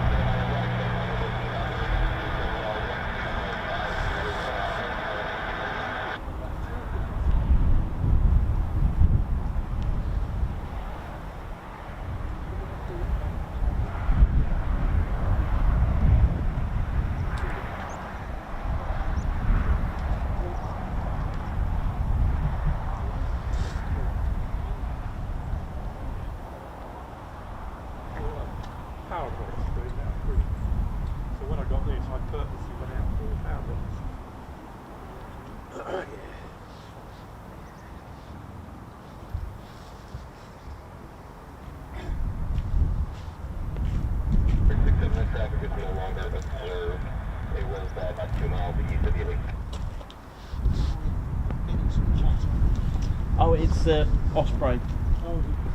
Yeah, it's going to be hanging around Feltwell for a little bit, I think. You might hear it in the background. And then there's an MC-130 coming in at some point. Yeah. Yeah, it's little chit-chat. Nothing for us. I don't normally get that here, but stereo, which would be a different frequency to here. Same one? Same It is the same frequency. Yeah. I think it's, yeah, because there's two, I think it's a slightly different frequency for musical. But yeah, nothing for here, sadly.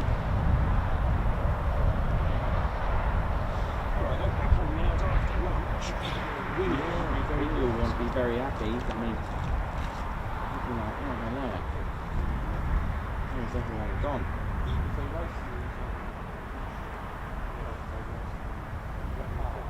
Another threat of rain as well.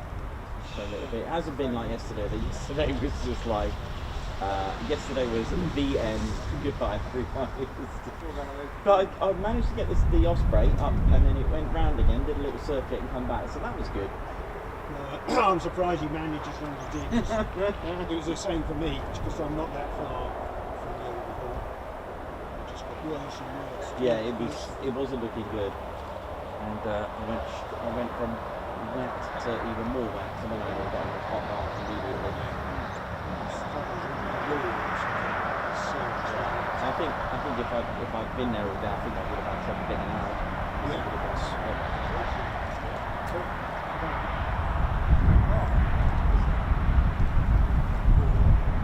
Yeah, because Feltwell's only about 5 miles that way. Not far at all, is it?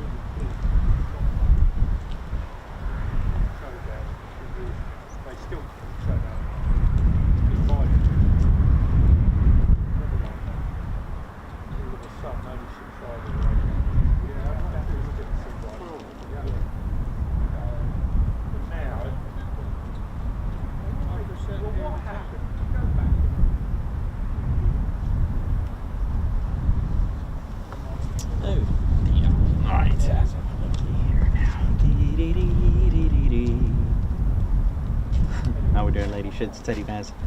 A little bit quiet now, so it's been quiet for quite some time at the moment, unfortunately. But, the AWCU is pretty busy doing the airfield wildlife control checks.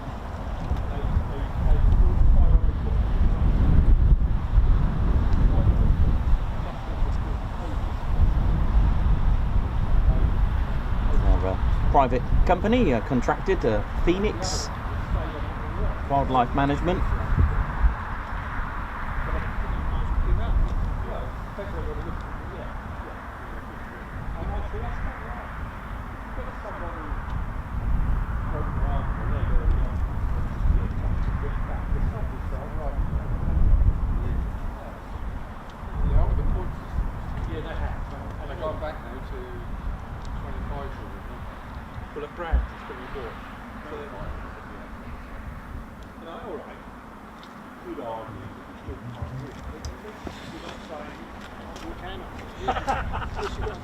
Oh, good shot.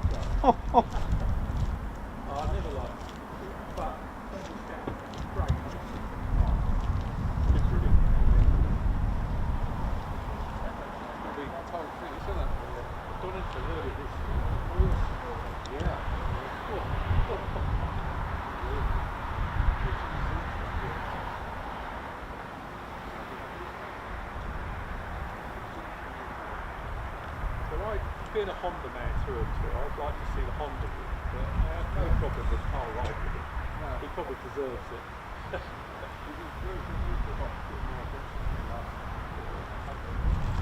Now, I quite like Glenn Irwin as well. Can't leave it, can I?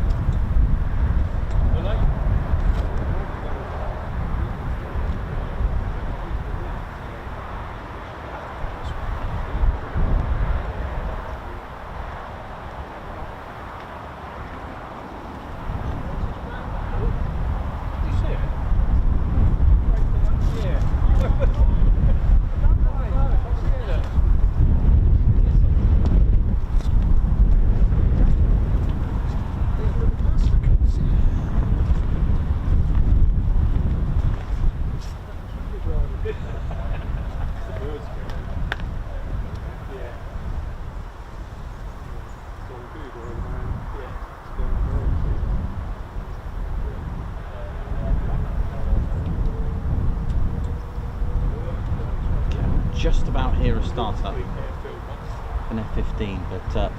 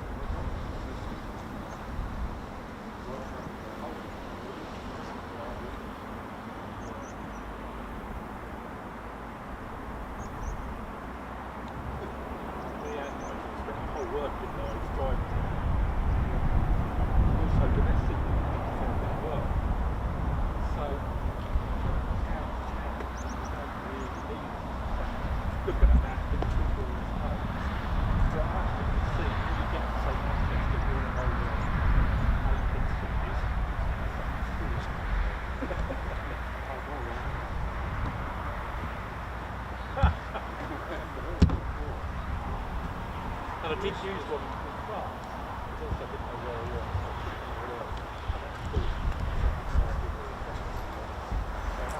They've got their price.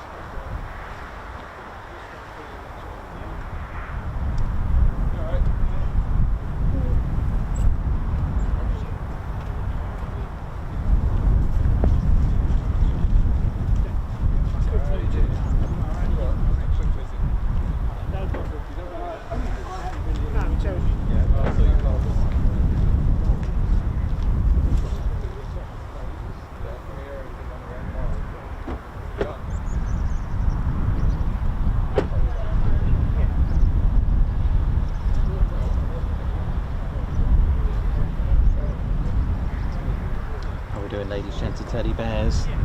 Hope we're all good.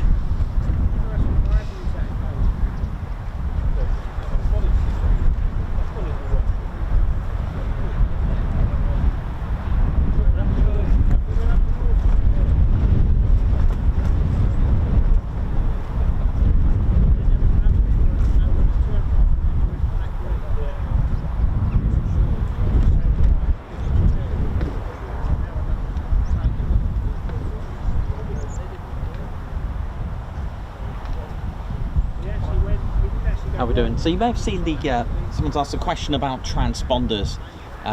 Okay, so we spoke earlier today about RAPCON and air traffic control, but how does it get monitored on a air traffic controller's radar? How is that managed? How does it work? Well, it's all to do with not only the transponder code or escort code, but it's also to do with an SSR. This is what an SSR looks like. It's not the primary radar. This is the secondary surveillance radar, or abbreviated as SSR. Now, you may hear on takeoff or departure details escort code. They have to have escort code. Now, to do that, you need to have your transponder on, okay? Now, this is the thing not to get confused. When you're not seeing an aircraft on your app, flight radar or ADS-B, this does not mean that the transponder is off. All aircraft have to have their transponder on. If you were to look at the skies right now, you will see, whether it's civilian, especially civilian, you will see so many aircraft right now. I can guarantee now, if you just tap ADS-B, it's just filled with different color, like, you know, aircraft to do with the altitudes, all right? So we've got ourselves a escort code. Right, we've also got a transponder. Now, first of all, we need to understand, first of all, what is the purpose of a escort code? It's used to identify, track, and manage aircraft in controlled airspace. All right, they all mean something. It's a 4-digit code. It can be called a transponder code as well. And it's assigned to an aircraft to identify it. They help air traffic control to give the accurate flight plan information, altitude, speed, and all the details as well. Believe including maybe, I was going to say the call sign, but it also, they can manage the airflow traffic because they know where it's going. So around the country, we're going to have various SSRs, all right? So for example, this beautiful C-130 that's just about to go past us is squawking a code. It's a 4-digit code and it doesn't have an 8 or 9 in it. Now, we need to now ensure how you will key your squawk code in. Well, you use your transponder, a bit like a dial. Pilots will be given a squawk code. There's a lot, like loads, if you think of the 4-digit combinations between 0 to 7 on the pad, but pilots will enter this onto their aircraft's transponder and it will transmit. So first of all, what is a transponder? Well, let's break this down. A transponder is it has 2 words: transmit and respond. Remember that, transmit, respond. Pilot will key in that, and it's a talk to me to this SSR, all right, which are dotted around the country, around the world. Pilots will key in that squawk code. I'm going to make one up: 0423. Just made that up completely. 0423. On takeoff, pilots will given this detail. Once the pilot keys that in, it will transmit, as in transmit from the transponder, transmit to here, the SSR, and respond. It is that, hey, I'm here signals, back to the aircraft, back to the SSR, back to the aircraft. And it's that connection which makes it ping over here. It's an SSR, and that's how it works, all right? Now, you cannot turn the reason why you can't, it's got nothing to do with an app, all right? That's a completely different thing. The reason for this, there are different modes on the transponders. There's S mode, A, C, there's loads. I won't go into too much detail. But there are 4,096 unique squawk codes, all right, that can be used up. That's a lot, all right, but they all mean something. So pilots in a exam will need to learn 3 of the major ones. So 7500 is a hijack situation, 7600 is a communications failure squawk code, and 7700 the general emergency. All right, so I mean, a bit of history, it's come from World War II, I believe, to identify friend or foe. That's where the IFF system, where it all started. It was codenamed Parrot, I think it was, but that's the reason. If you were to turn off your transponder, you will be in serious trouble. Like, you could potentially crash into another aircraft, or you will collide.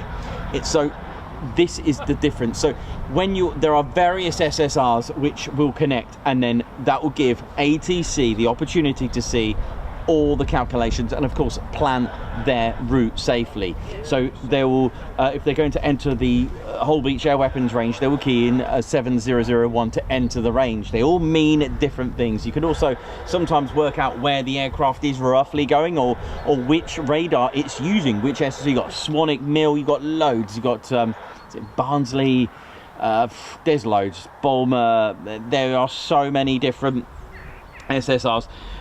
So that is why. So if you turn your transponder off, especially up in the north, so various up north, out in the Highlands somewhere, no, out at Hebrides, that you keep going further up.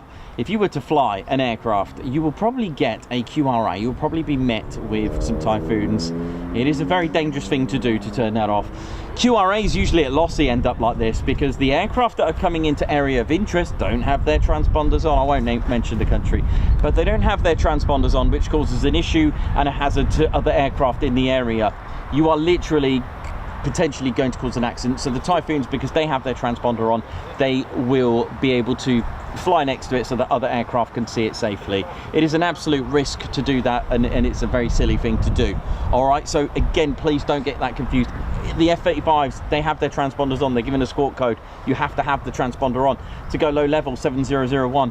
Sorry, I may have said the wrong squawk code. 7002 for the Holby Beach Air Weapons Range. 7001 is low level. So yeah, they all mean different things, and that is what the word breakdown stands for. And this is where the squawk code goes to an SSR, and this is a perfect example of one. It's a secondary surveillance radar, and that it's got like that rectangular piece on the top with those 4 aerials either corner. So that's what you've got to look out for.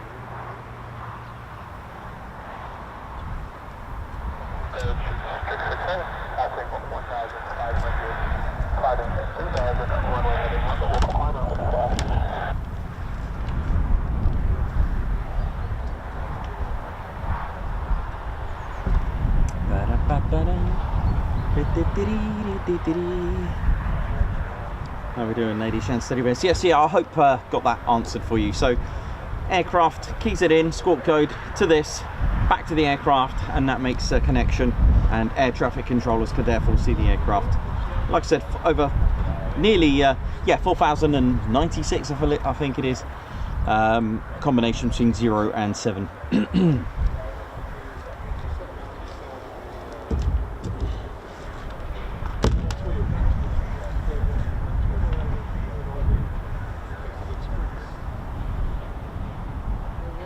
Yeah, go to the chapter.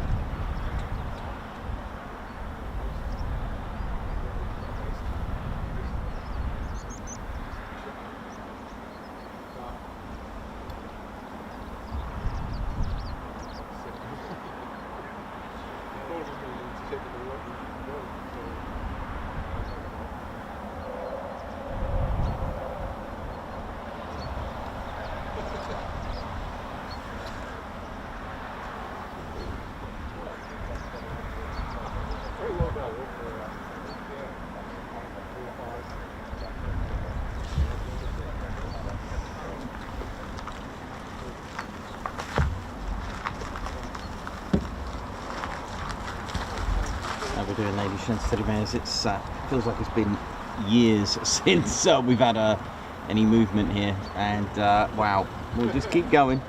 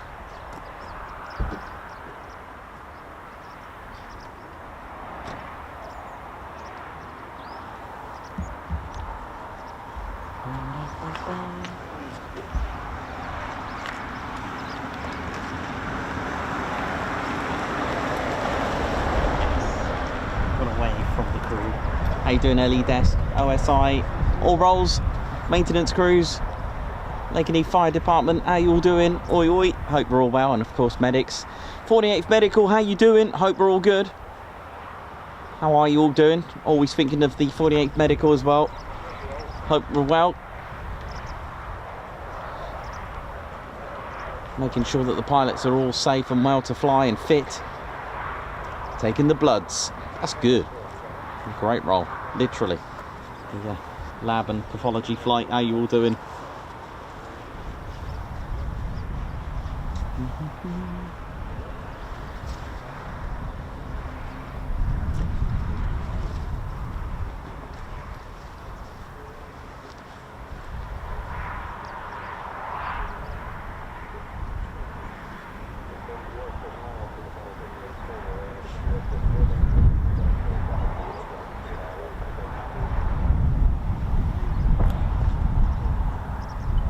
Very strong winds for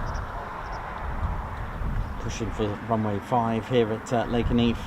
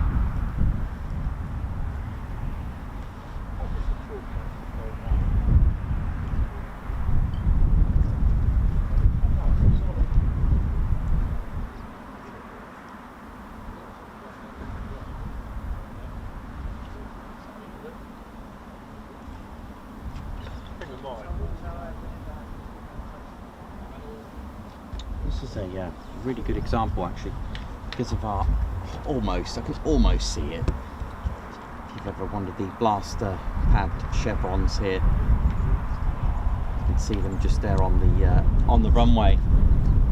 And looking at it, where they take off from here, there's the piano keys there. And looking at it, if you see how far they are, it's to protect the runway from erosion from all the jet blast. But because I did get asked this question by one of our fans. It said, how come some runways don't have red and white fencing and and lights to stop the traffic? I'm looking at this, right? Looking at this compared to Coningsby, there's a lot of chevrons, which make me think that where Coningsby, I don't think it has that many, and it's quite close to the road, and it protects anything from jet blast. Okay, so you can see how many there are. It's quite a lot.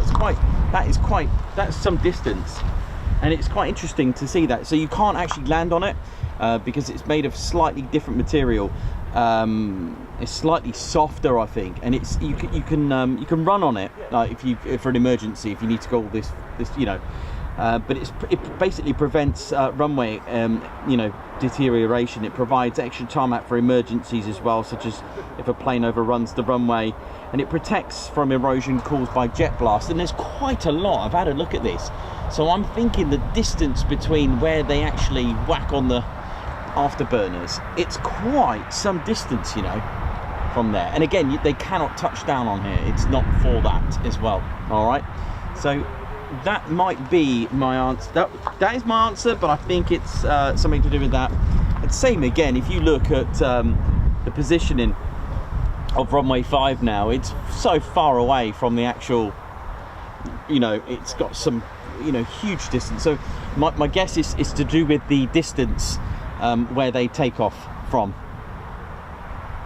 the threshold. Yeah, I'm going to go with that, because this seems a long way, and of course you've got a main road.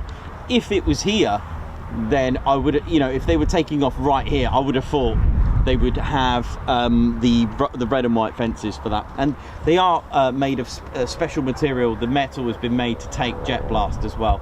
So that is my guess, because obviously a wooden fence would knock it down. Now there isn't a red and white fence at 2.5 end at Coningsby, but it does have light control to protect. So from the noise, I think. But I think that might be what it is.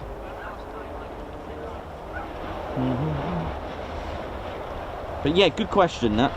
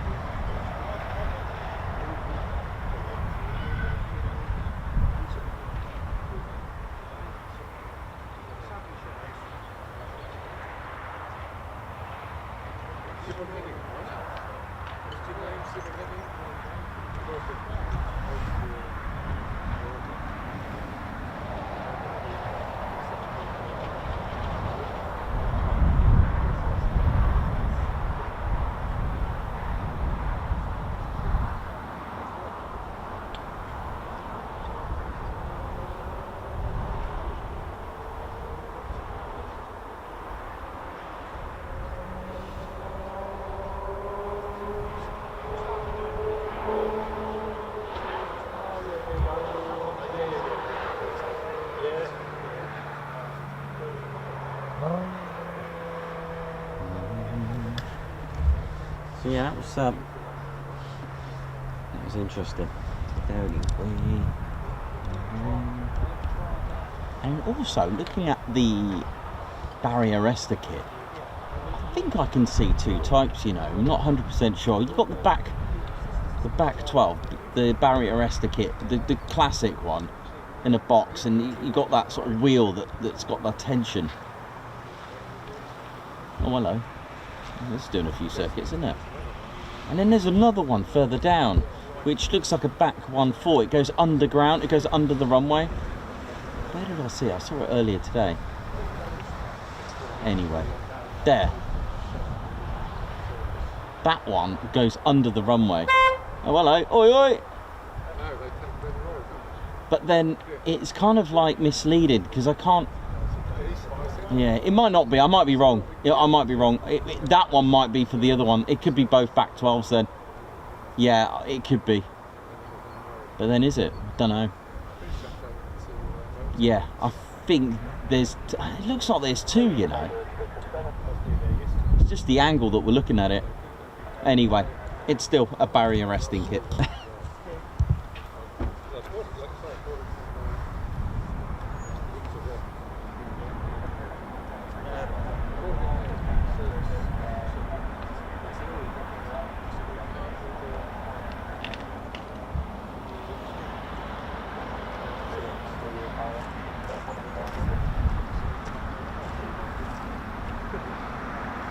Hey, Mark.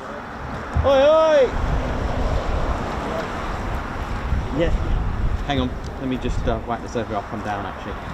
Could do with a cup of tea. Yeah, let's hold that there.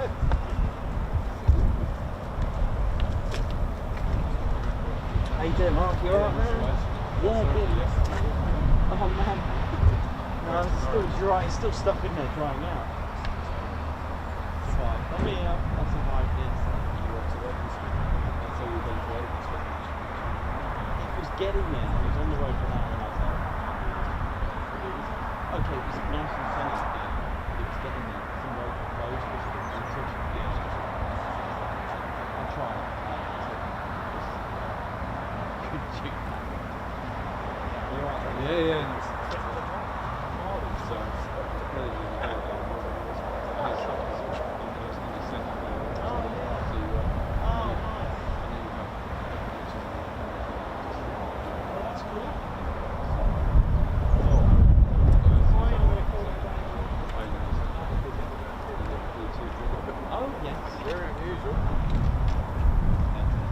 Oh yeah, that's the one, airdrop.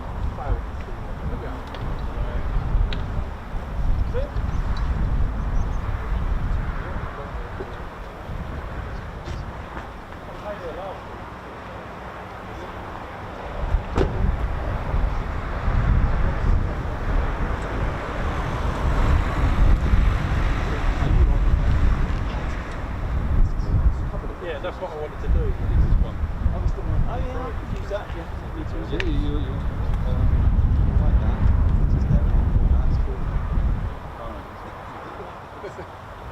So if we could watch it when we're doing your marathon.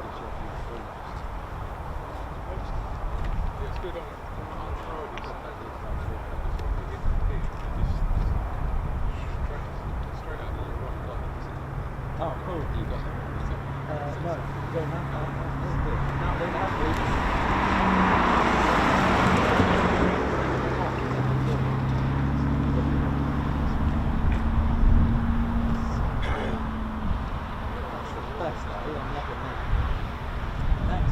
no, it's the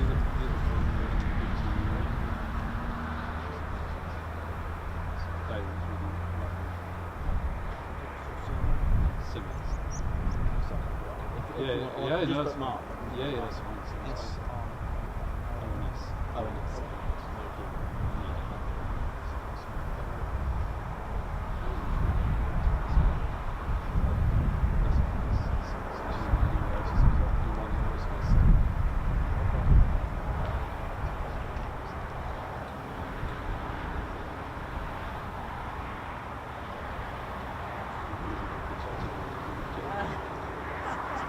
Loads of people like the end because it's a classic, isn't it? It's funny.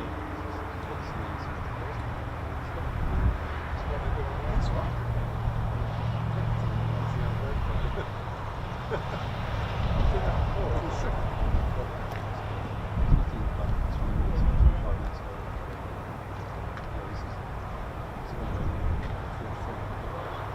Oh yes, the 4-seater. Oh, that was hilarious.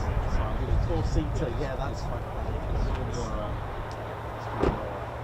From the light.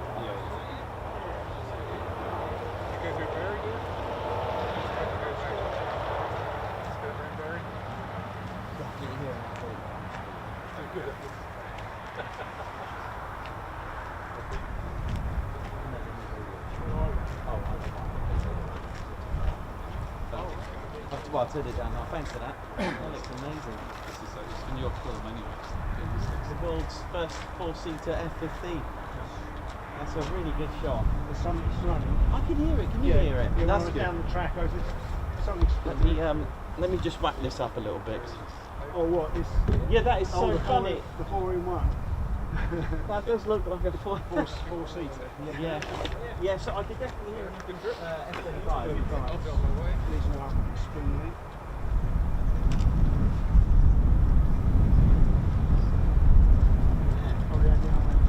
Yeah, that's cool. I like that one. That's good. There's lots more cars up here.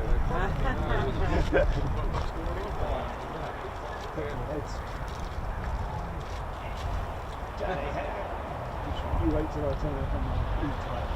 Oh, nice. That would be good.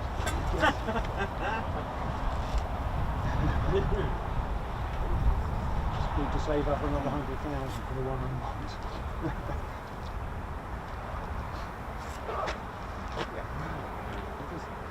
I had an accident. Yeah, I got attacked by some bramble. Rise Killed my jacket. down. Yeah, it was right across. It was a sneaky one. It was right across the footpath. And well, to be honest, I'd rather have that than straight in my eye. Yeah. It was really. There's a lot of people that got hit.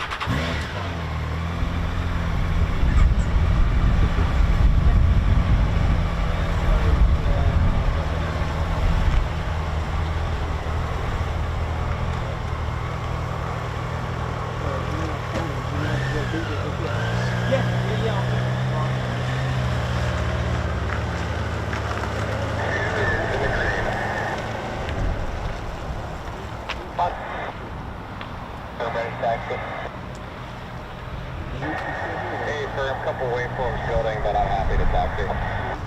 I think they've gone.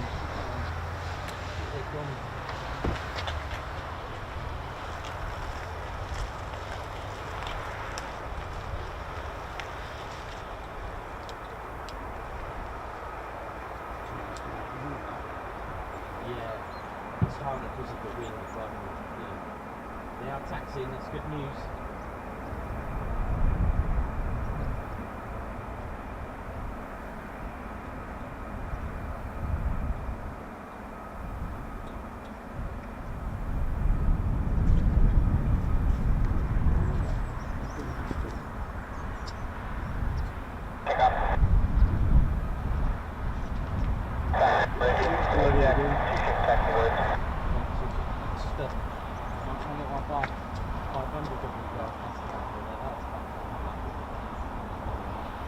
fun little fun.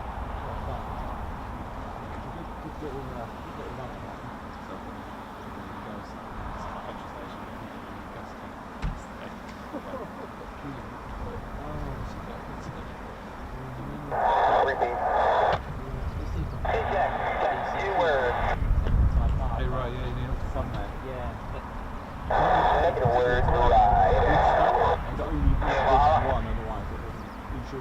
Well, it was a really odd size. It was made for that. I never touched it, I just left it. I can't mess it. Hey Jack, Lakenheath Crash, okay, 5 East, yeah. Copy, flying. I think we've got quite a few going. Yeah, runway 5 East, yeah. You know, it's going to see something, finally. Oh, you got someone? Yeah. Yeah, it's been, that's quite a severe gap of nothing, isn't it? Good 3 hours, I think. Jack, for you, full time change? Around the street, Yeah, okay. We're watching on the telly now. Oh, that's cool. Hey, Jack, Roger.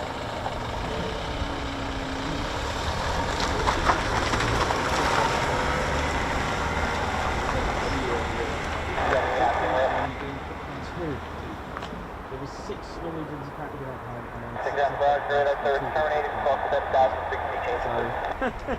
yeah, and it was quite bad the weather. It wasn't great, which is why I chose Lake District. But it wasn't the weather that was the problem. It was getting there. I was like, I can't. Nah, I'm not. I was thinking, because I know it takes 4 hours to get there, and I was thinking, because it looked like it cleared at Sheffield. It's 2 hours in horrendous weather, 4 in the morning. I was thinking, nah, I'll just. Yeah, there'll be another day I can go. Right, ladies, gents and teddy bears, good news. We have taxiing F-35s. That's right, here we go. Don't forget to hit the like button and, of course, subscribe to your one and only Ted Coningsby channel. Oh, where's Ted? I haven't got Ted. Can't have Ted in the van. You won't be able to climb this ladder.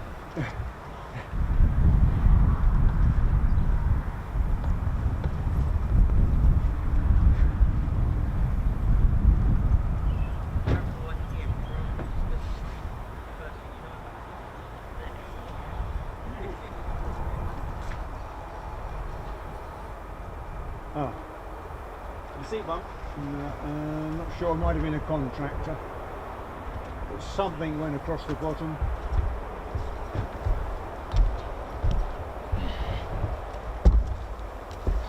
Dee dee dee dee dee dee.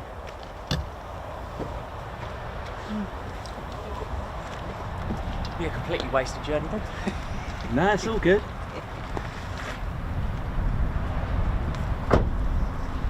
How many are going up, do you know? More than 2 at the moment. Oh, cool. More than 2. Let me see. Have you got anything? No, nothing's gone. No, it was the van went across the street. Yeah, I get that all the time. Sometimes I think I'm about to miss a departure.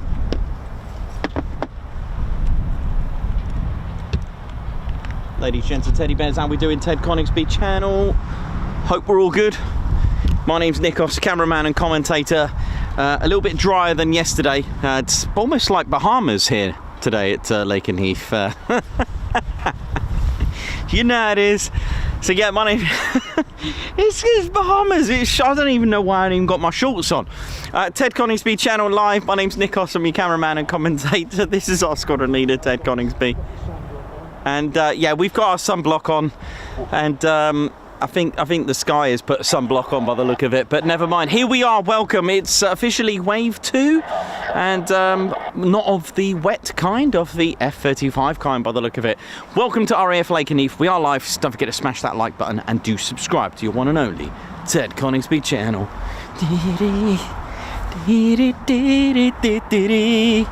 Right, oh, Ted's just, oh, I caught it as well. Beret down, but beret caught at the same time. Right, here we go. Oh, that's a very interesting radio call out there. So we've already had Coldplay playing on the radio today. It's oh, here we go, something's flishy flashing. Right, we have, here we go. All right, 2 F-35s parked up. There's your minimum. No, there's going to be even more because it's taxi.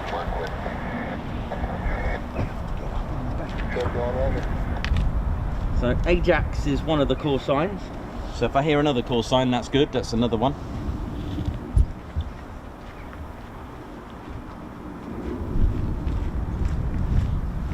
Welcome to the Ted Coningsby channel. Let's ride. Here we go.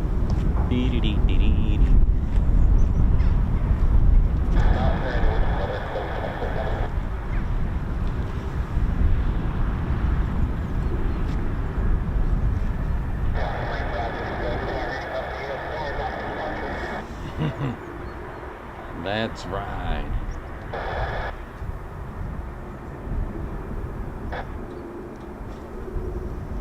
I believe this is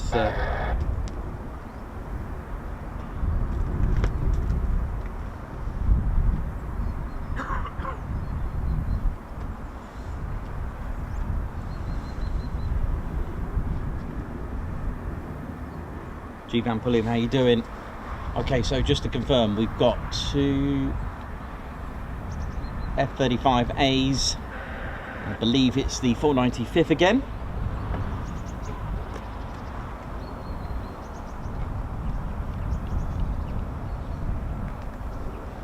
And there are more. I can hear more moving, which is cool. Powered by a Pratt & Whitney F135 turbofan.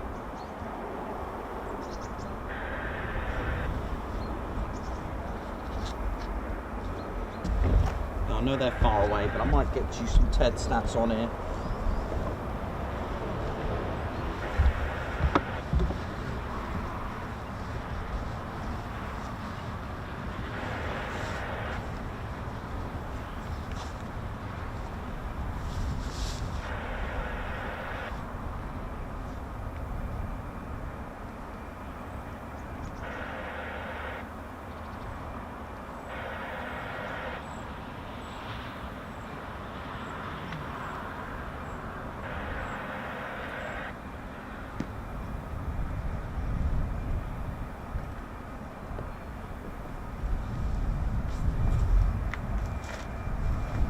Yeah, it's going to be more than 2 because I can hear more.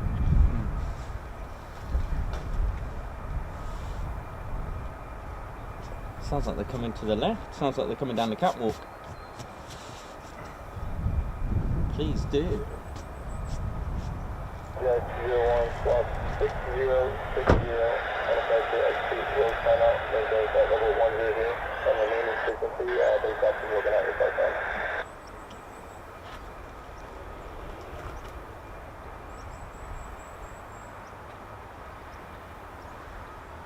Pauline Gilby, how you doing? Wherever she is, sounds like she's in the car park.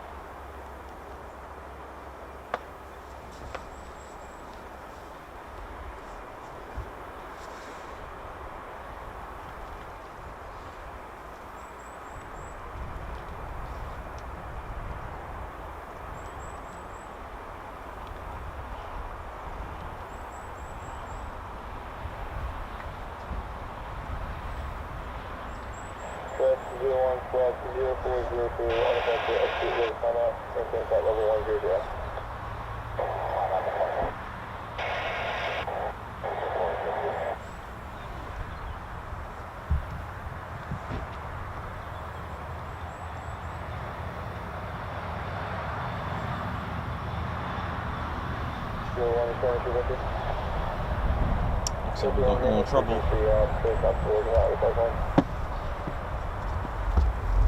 Let's have a look in here and see what we've got there. Yeah, here comes trouble. Here we go. F-35As. Don't forget there are 3 main variants, ladies, gents and teddy bears. This is the A variant.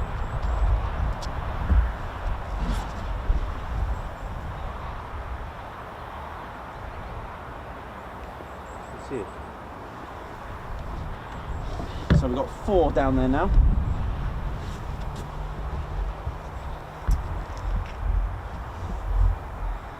And quite rightly so, Andrew C. They are, the F-35C is massive. So all 3 main variants have an Pratt & Whitney F135 turbofan engine, with the exception of the B variant, where it's had a bit of a modification, where it's had Rolls-Royce engineering added to it. Now, this is the F-35A, and this is what's called a CTOL aircraft, conventional takeoff and landing, CTOL. This means that it can take off like an F-16 or a Typhoon, that kind of thing, or an F-15, for example, okay? The airframe tolerance, the G tolerance for this aircraft is a +9G. It's slightly, and I mean slightly, slimmer than the B variant. This does have an arrestor hook, for those interested, and it's got the same wingspan and wing area as the B variant. Let's go to the B variant. Now, the B variant is what you call a STOVL aircraft. It's a short takeoff, vertical landing. It can hover. Now, the attribute of the F-35B is all down to the Rolls-Royce's engineering added to the Pratt & Whitney F135. It's a slightly different Pratt & Whitney F135 turbofan engine. It's like a, I think it's called the 600, but it is a Pratt & Whitney F135. What it is on top, Rolls-Royce have developed a beautiful lift system. Need a lift? Well, you can get it with this. It's on the top, all right? It's got that hatch that lifts up. Now, it's a 50-inch diameter lift system, which can produce 20,000 pounds of cold frost, that on its own.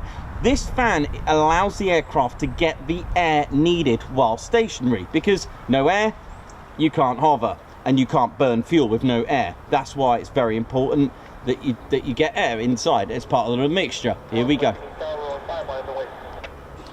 G tolerance is a +7 on the F-35B.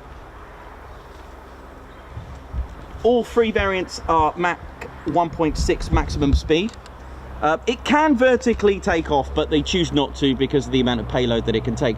The huge, big, massive F-35C is your carrier variant. The airframe, because it's for a carrier, has been strengthened, plus G rating of +7.5. It's huge. It's got a double wishbone twin axle or twin wheel at the front, but it's the wing area that's huge as well. Don't forget, aircraft that have carrier, are made for the carrier, have a different airframe and hook as well. The arresting hook is different because it's strengthened. The wing area is huge. It's an extra 8 foot, 4 foot either side. That's about 2.5 meters wider, folding wings, and it can be used with the catapult to send it.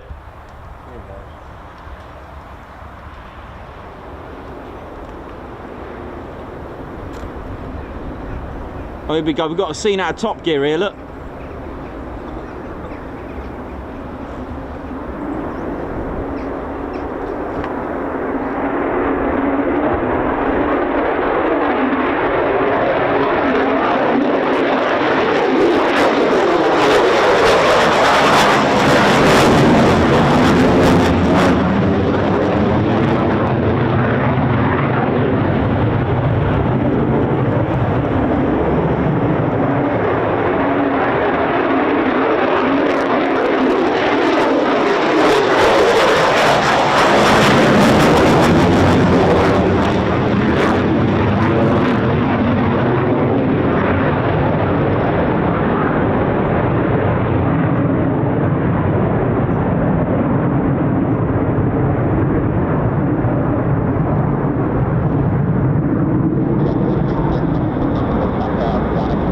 Yeah, so the catapult mechanism for the carrier variant, the F-35C, is huge. The wing area is massive. It'll engulf the A and the B.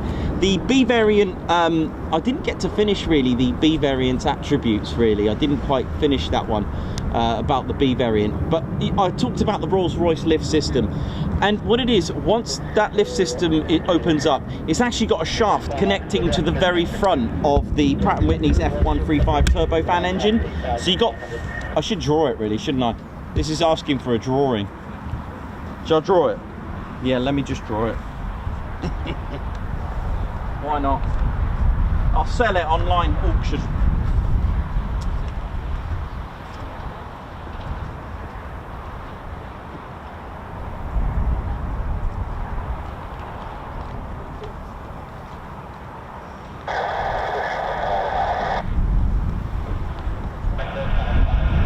Just gonna do a quick drawing. Oh man, it's raining as well. Let's draw the Pratt & Whitney.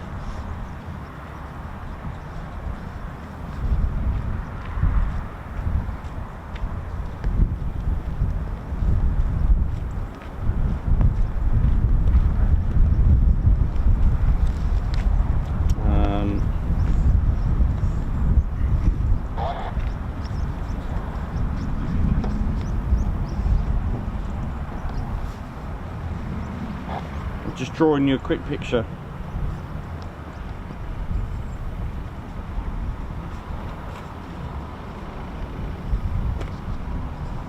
It's the free BSM.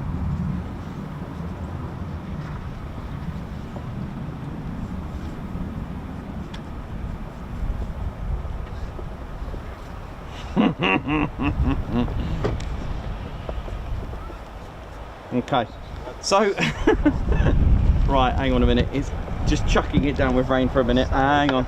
By the way, that was 131.9 decibels, that. Four F-15s take off.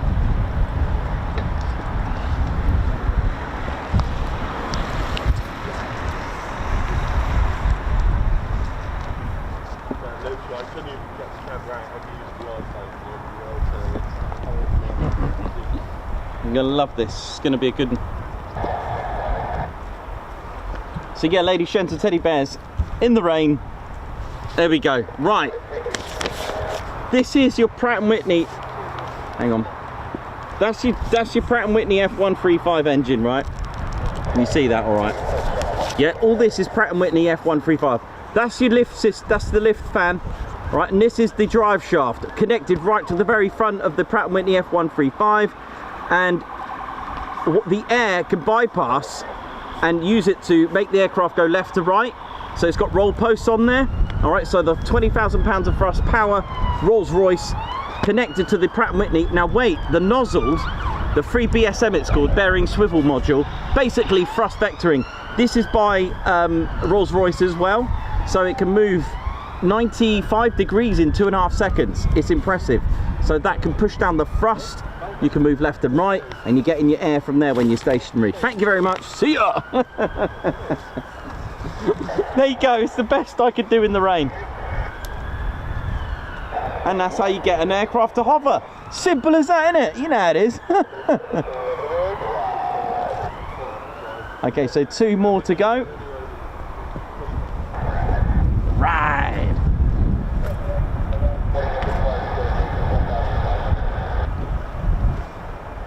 And there are more F-35s coming as well. That one was 131.9 decibels. Yep, more to come out. There's more to come out. Oh. Yep, there's, I can hear more. And there's 2 at the end.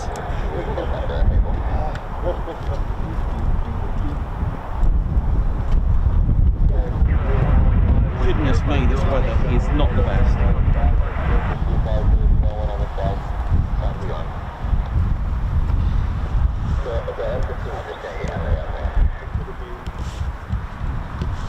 Okay, 2 more to go. Jogs away! Jogs away there!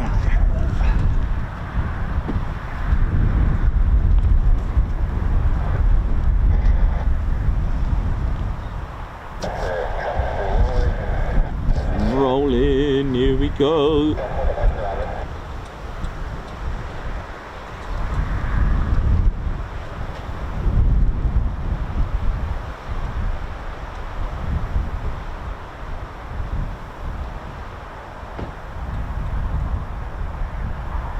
Here we go.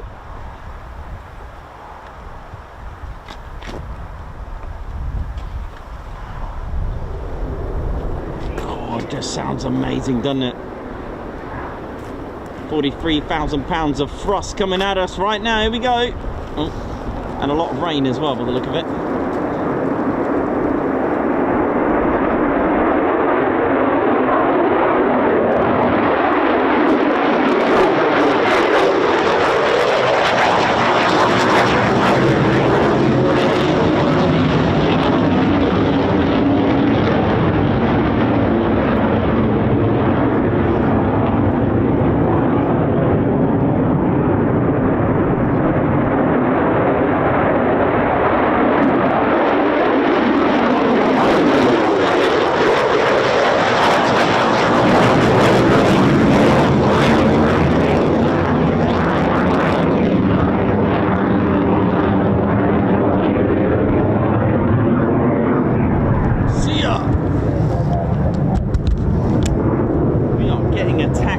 Right now.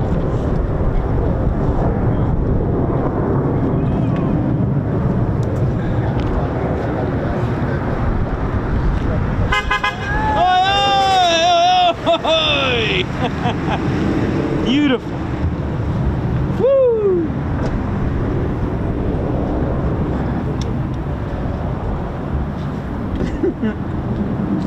Alright, I'll sort the screen out in just a sec. Let me just get a bit of cover. Get a little bit sorted out here.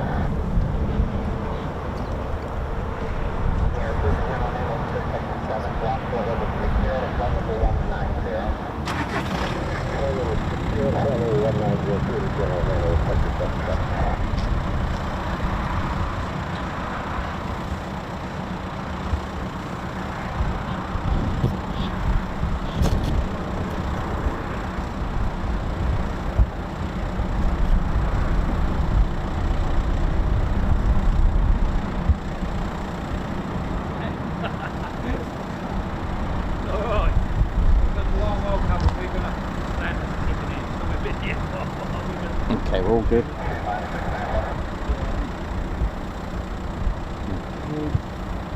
All good. Right, gear up back.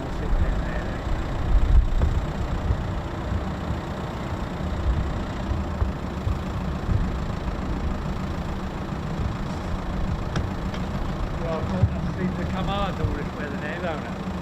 You know, that seems to set in here.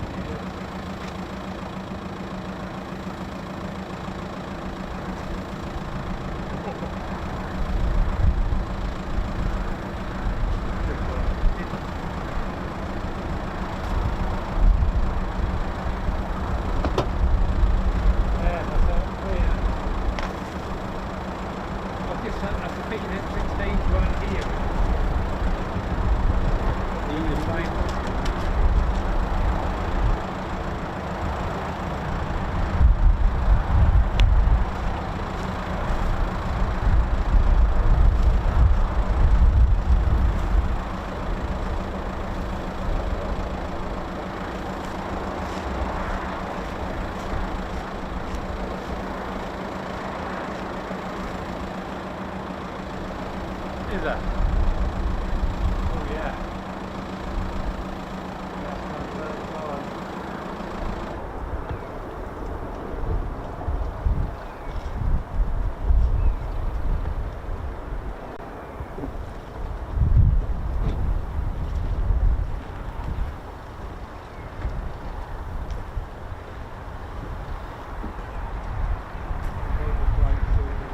Anyway, we'll take care, we'll see you again. A bit better weather. Yeah, see you again.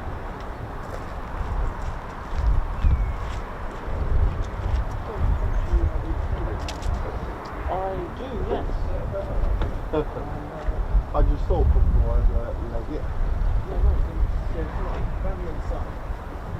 Yeah, I'm more annoyed I missed covering oil patches last time I was up here. Yanks were selling them literally at just visited Northern Horn. Literally used my last lot of money in the no. It's sod's law, isn't it? Yeah, I mean, I've got to send it. The F-35 ones with St. Coningsby, they're double-sided, so there's yellow and green. Can I have how much do they? They're set. They've got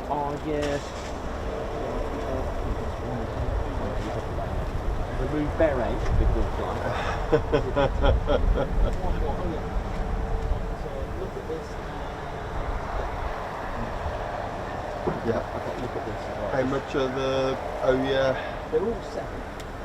Can I have 2 OES for the kids, Sure, basically?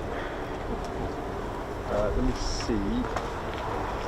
Look at 7. That's a big goal I have.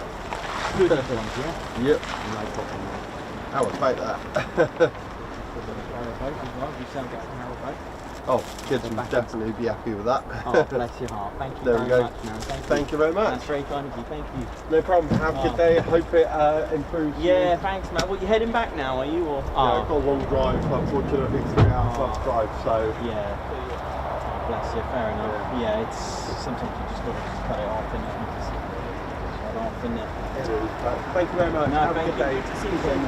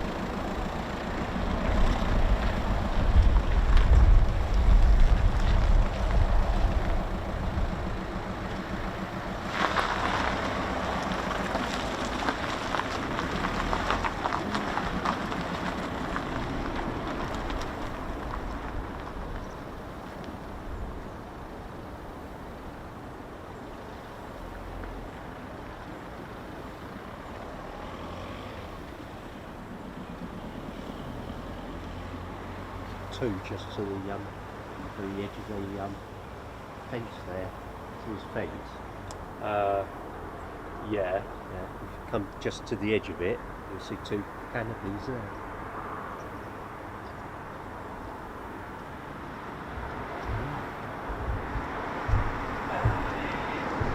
I think it's the rain just calming down for a few moments until the next wave of rain, but there's no more at the moment. So what we've had was that 4 so far, yeah.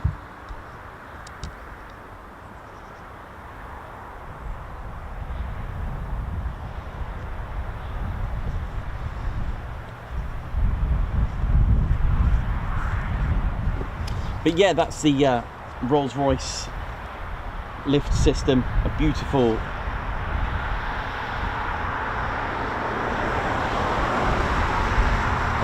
attribute, and it's derived from the Pegasus engine from the Harrier.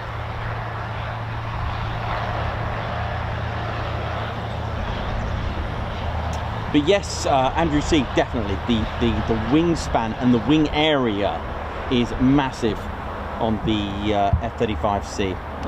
So yeah, that has an arrestor hook as well. The B doesn't.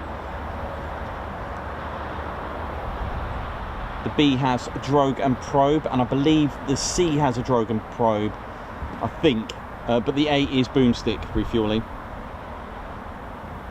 The F-35A is the most popular variant in the, oh, my picture's gone flying. Yeah. My lift fan system.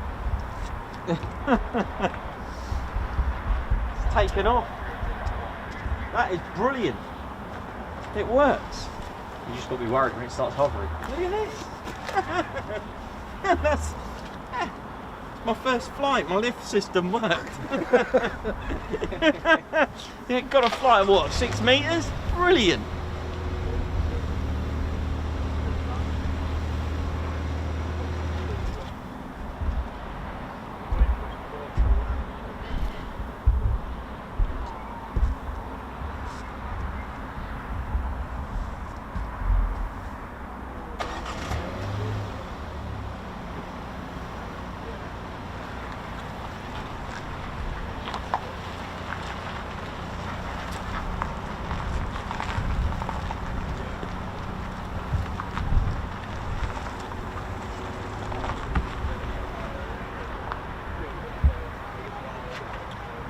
Okay.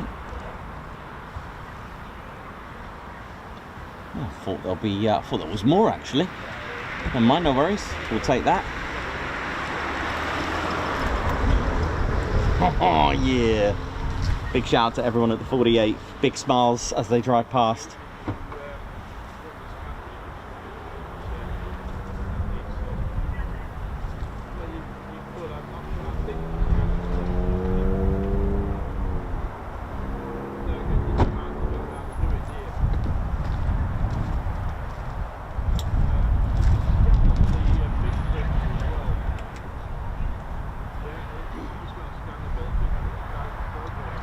Jenny B, how you doing? Hope you're good. Tyler the Wild Dog, how you doing, Tyler? Hope you're good, man.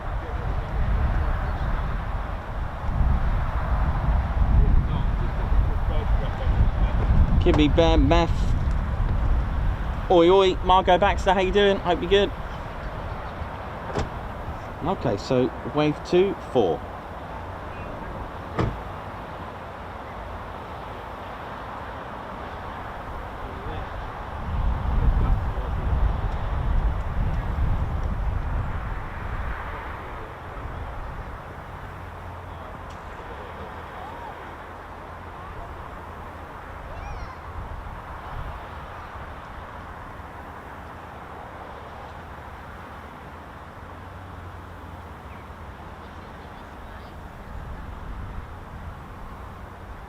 Eddie J approach, how you doing?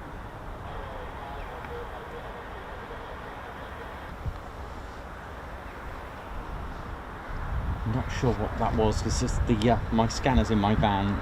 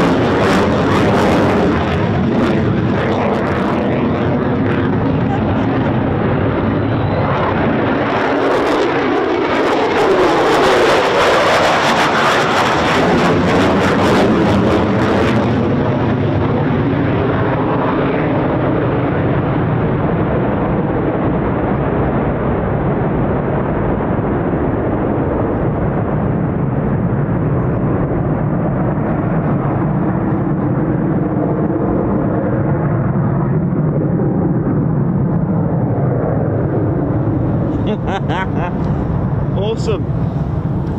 Oops, sorry about that. I was just grabbing a few bits from the van, and do you know what? I thought there was more. I could have sworn there was more. That was quite funny. Couldn't even see him at the... Oh, hello. What's this now?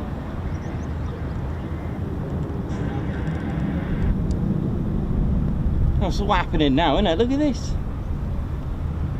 That's been doing circuits all day, that. Probably making up for yesterday, to be honest.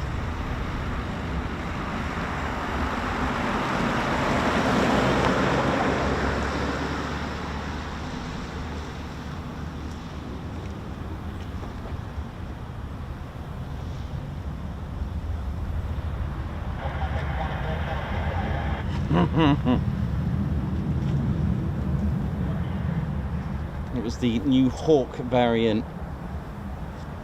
Okay, I'll be right back. I'm just going to grab my cup of tea. Tea count is 6 in a moment. It'll be number 6. I will just go and grab it. That's all I could hear. Yeah, so I like I said, I knew there was more somewhere, but I couldn't see them. And I was like, clear for departure. What, here? And then...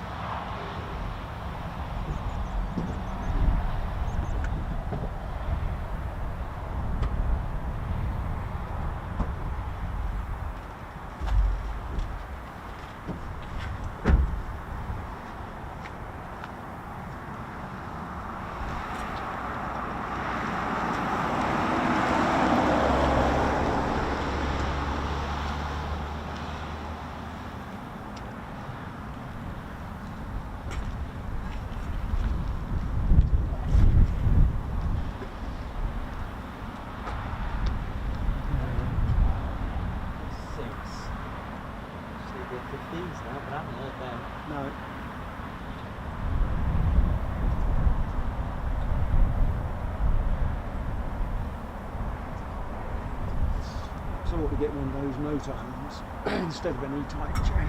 Oh, right. I like the idea of that guy just popping out back window. Oh, yeah. That's quite He's obviously got ladders inside. It's probably the sleeping area. Oh, he'd be sorted for life then, wouldn't it? Oh yeah, I can see the ladders. He's on the ladder. Ah. Put it across to Emma as soon as you want. No, you're not having one of them in the drive. They're not cheap. No, it's not. I've seen the price. Yeah. A lot of money. Serious cash. You need to use them regularly to not just leave them standing on the drive 50 weeks out of 52. Yeah.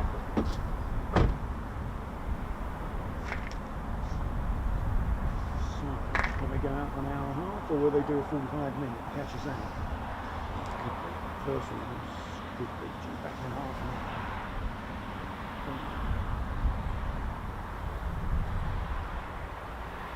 Just do the bonus now, going out. Yeah. Or any. Legal? Is anything on holiday? Still being started.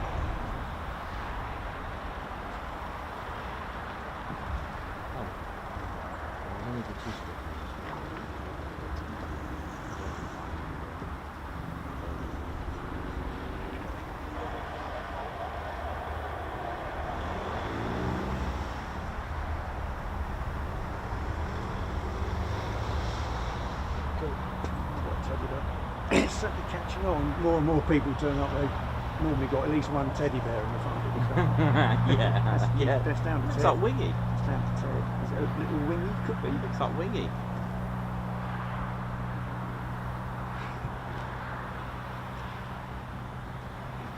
We're going to have to stop the teddy bears. Depending on what happens in November. Yeah, I think it's going to be January now. Oh, okay. Have a look at it. Things could go even further. Hopefully. Oh, right. Yeah, it's great. Take it. You've got to do it, haven't you?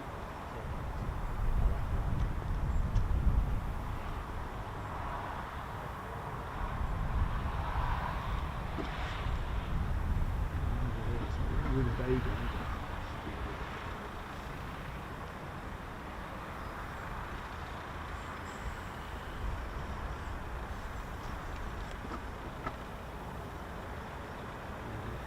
So there's no more down there, is there? No. I think.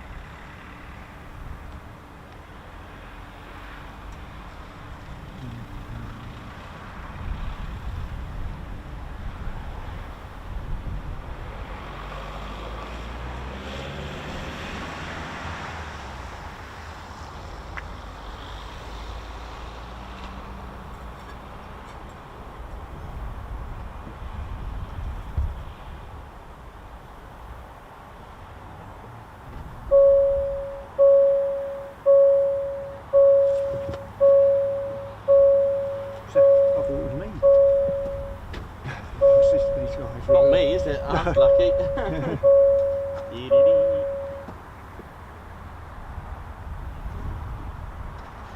Let's get back on it. Oh, that's nice. Bye, see ya. Actually thought it was my van then for a minute.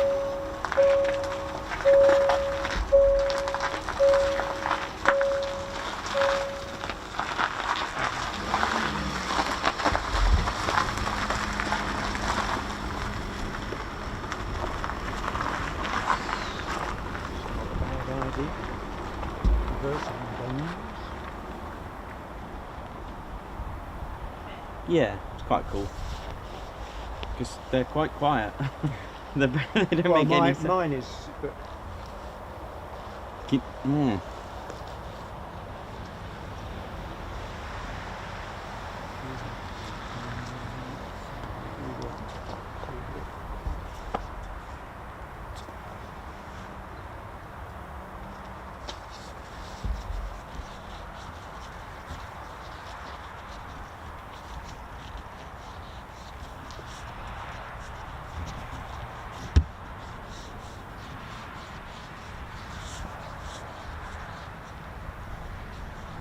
can't hear a thing now. Okay, how are we doing, ladies, gents, and teddy bears? Hope we're all good. It's the AWCU doing their checks down the runway.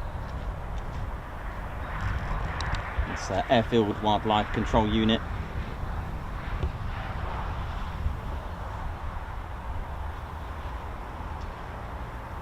They look like they're on a mission. Have they seen something? But they can just use the vehicle to scare off birds as well. Just they do have a range of some equipment, some homemade as well. Anything that works. They have various flags, different colour flags to scare off birds. Pre-recorded distressed sounds of birds as well, which are done under RSPB conditions. Rifles, shotguns, flare guns, not shotgun, sorry, a flare gun and a rifle. And the horn of the vehicle itself, beep, beep, beep, that works. Like I said, flare guns. The only thing they don't take care of are deers. They would need to call in a specialist for that. It's not something they deal with. Also, they can use falconry as well. They can use falconry as well to as a deterrent, which we've seen. I've got a member's video of that, which was absolutely amazing because it kept landing on the AWCU's head.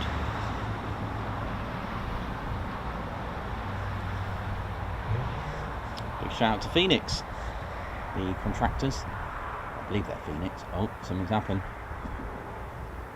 Oh. Is that a flag? Oh, he nearly got the flag out. They don't need clearance to fire, by the way. So if I see anything like that, I'm going to just move it away.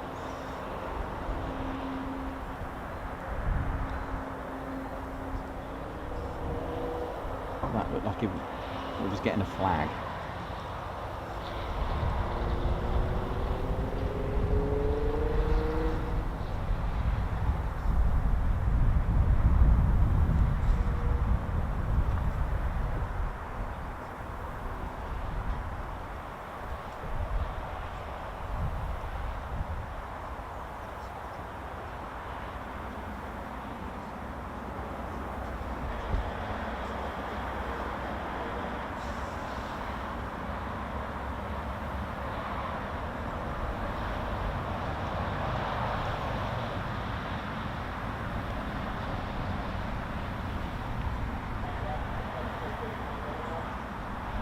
Oh yeah.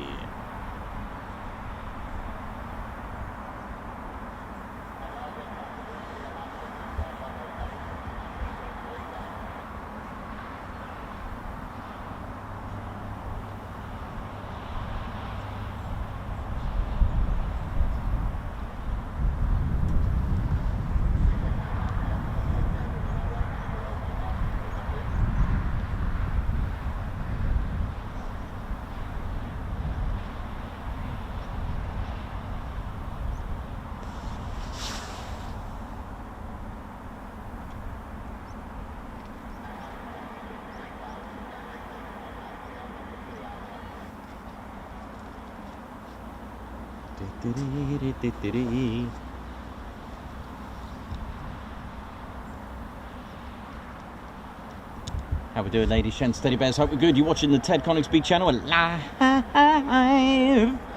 RAF Lakenheath, home of the United States Air Force in Europe, USAFE, as it's pronounced, and home of the 48 Fighter Wing, Liberty Wing, or Statue of Liberty Wing. Its full name, the only wing with a name. That's right. That's all because in 1954 they well, in 1952 they found themselves in France at Chaumont Air Base, and the mayor had a little ceremony for them and named them Statue de la Liberté, and they're here today. Since 1960 they've been here, the 48 Fighter Wing, although they came here as the 48th Tactical Fighter Wing.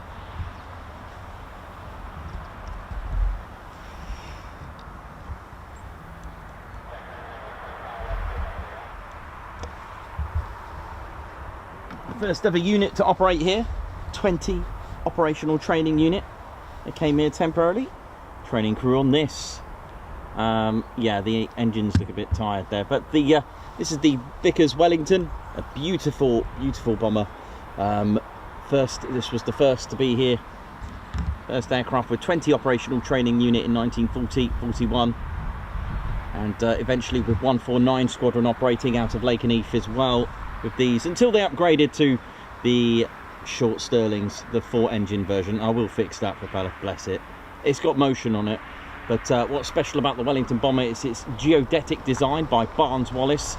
You can see a little bit of an example, so that it would be a spirally mesh all the way around it. It's amazing. Check it out, Barnes Wallis's design and construction of the geodetic frame for this whole aircraft, which means that it could take a lot of battle damage. It wasn't just bare sheets of metal on just certain sections of the air. So this wasn't really hollow. It was full of all this spirally geodetic design. Beautiful bomber. Beautiful. And RAF Mildenhall and RAF Feltwell both had these as well.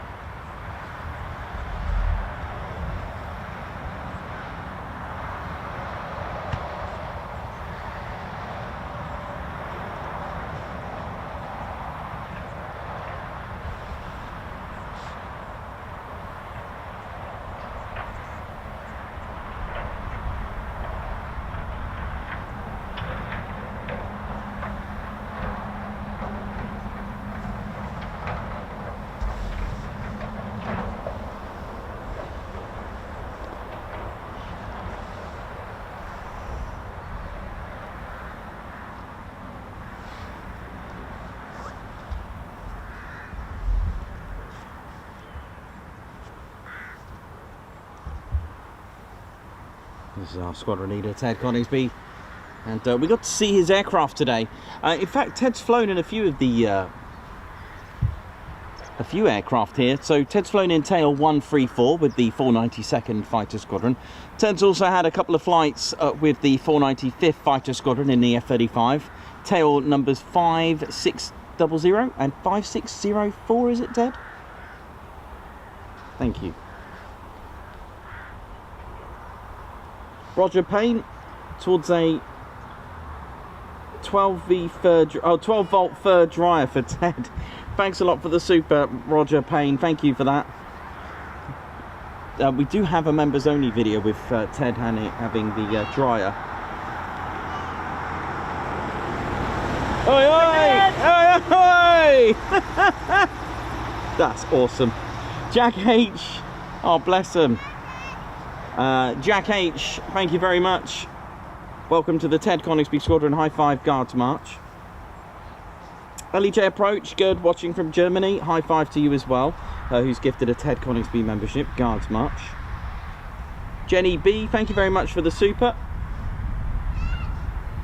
Someone shouting Ted, bless him. Ann Cox, thank you very much for the super. Guards March.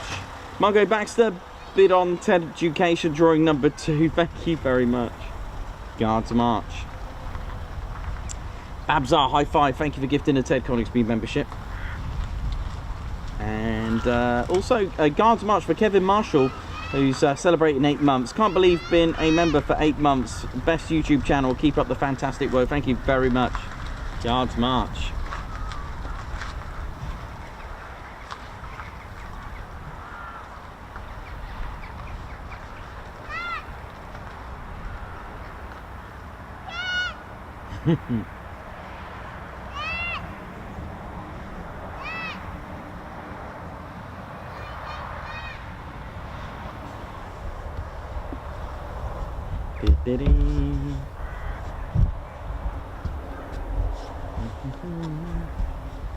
Ted, how you doing?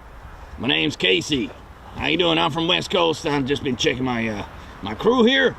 Just thought I'll take a quick break from Milton Hall. How you doing, sir? All right, I'm good. Don't forget to hit that like button, y'all. Do subscribe to your one and only Ted Coningsby channel.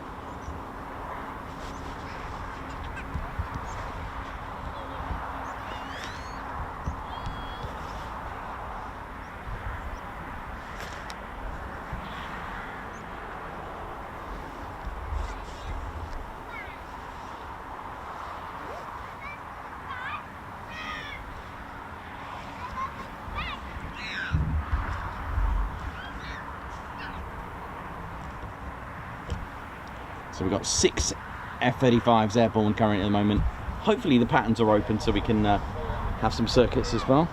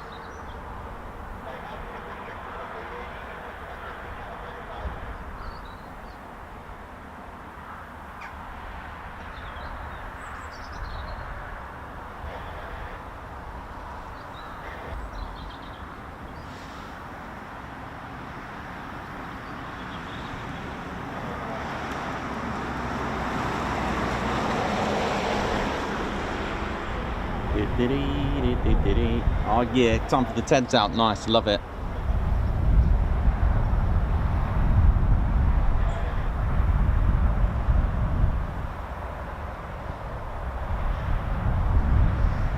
Hope we're good, ladies, gents and teddy bears. It's been a good day, quieter than normal, but it's been a good day.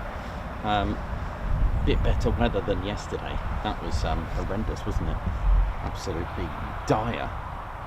But here we go.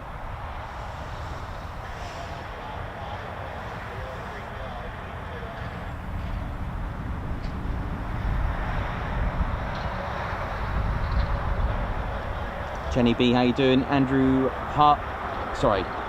Heatley, thank you very much. Lots of you getting the bears out. Marco Baxter, thank you very much. Chris Bloxham getting the Chuck and Reggie's out. Perez Matman Bushman, thank you very much. Davey, Mayhem Marshy, Simon Watterall, thank you very much. NJ Approach, how you doing? Hope you're good.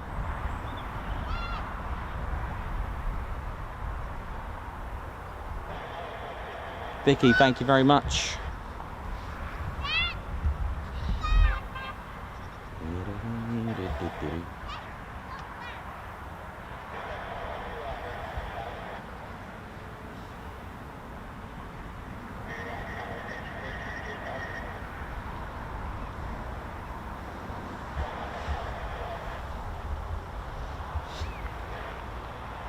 Thanks a lot. Untitled Wanderer, thank you very much.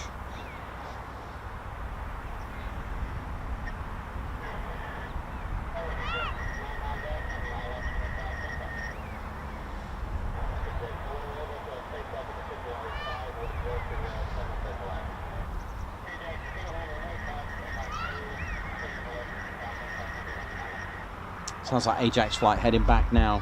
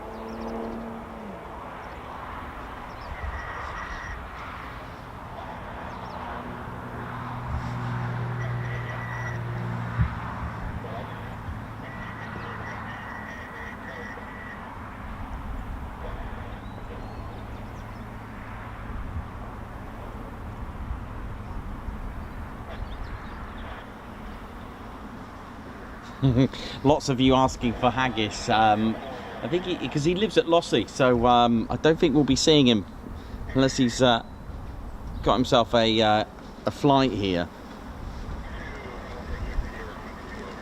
Oh, low approach. Oh, we got our first circuits. Oh, wait a minute. Please be here. Oh yeah, here they come. Here they come.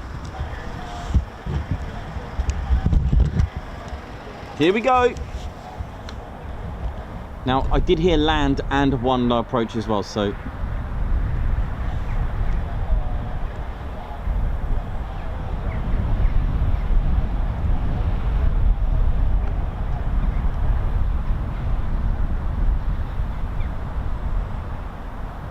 we go, the F-35As of the Valkyries. 495th. Right, here we go.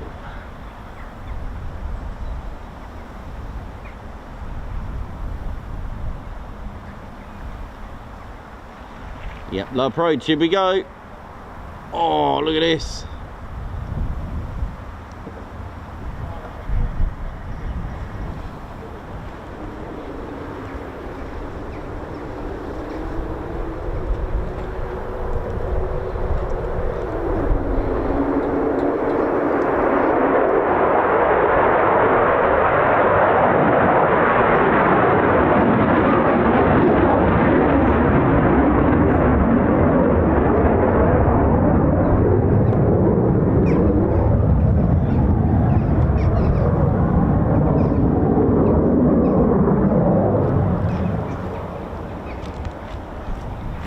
Oh, here we go.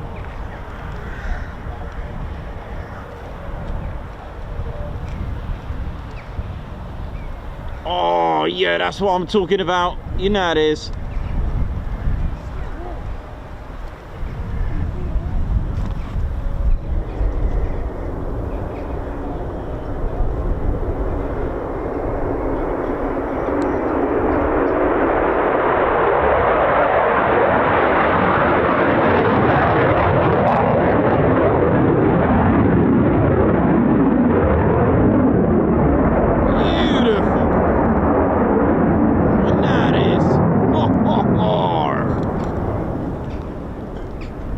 Good one, proper.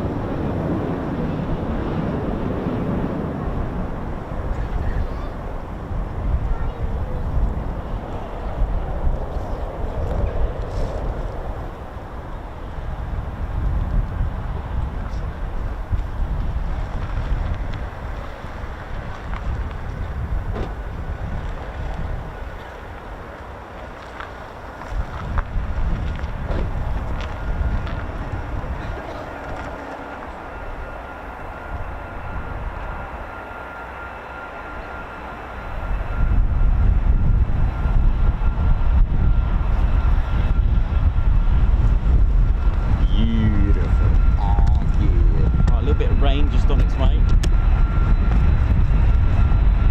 That's quite strong.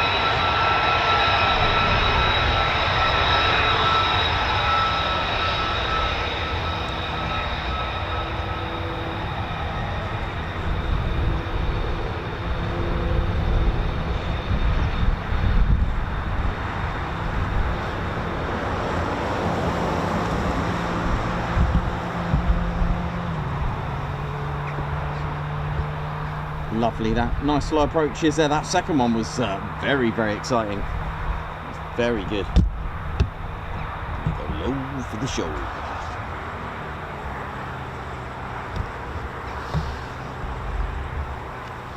A little bit more rain to deal with, but nothing too bad.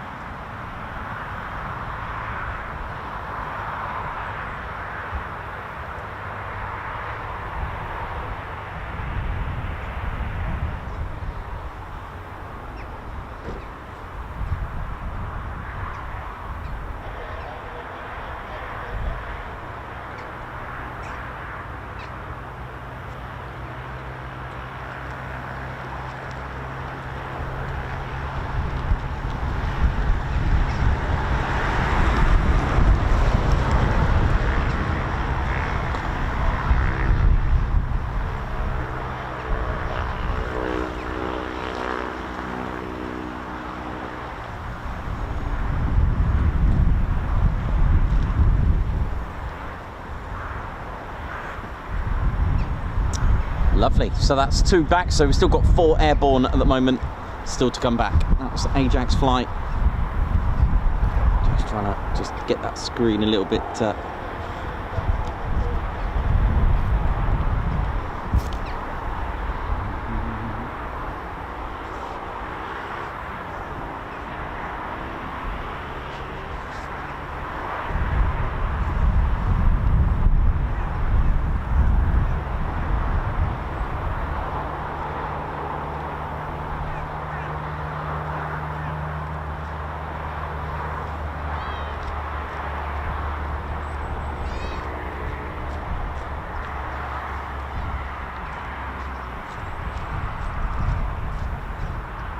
Because we could do with the followers doing the sun dance.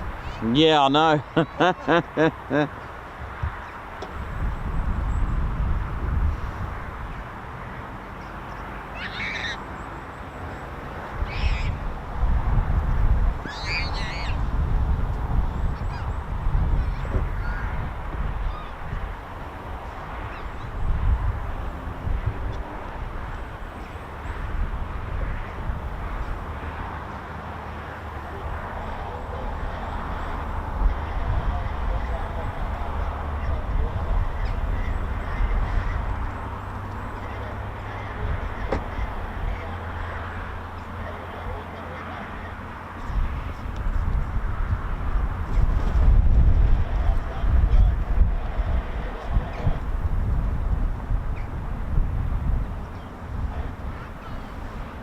Keith Smith, how you doing? Good to see you on here, man. Hope you're good. Thanks, man.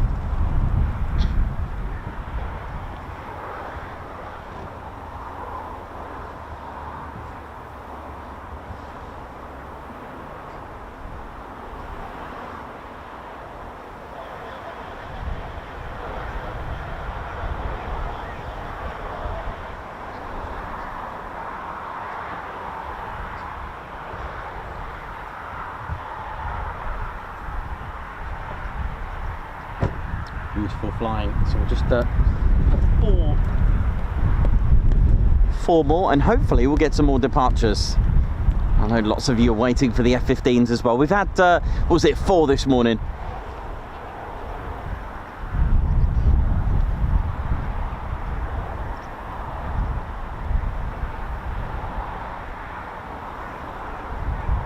Alan Gates, how you doing? Take care. Have a good one. Jenny B, take care. See ya.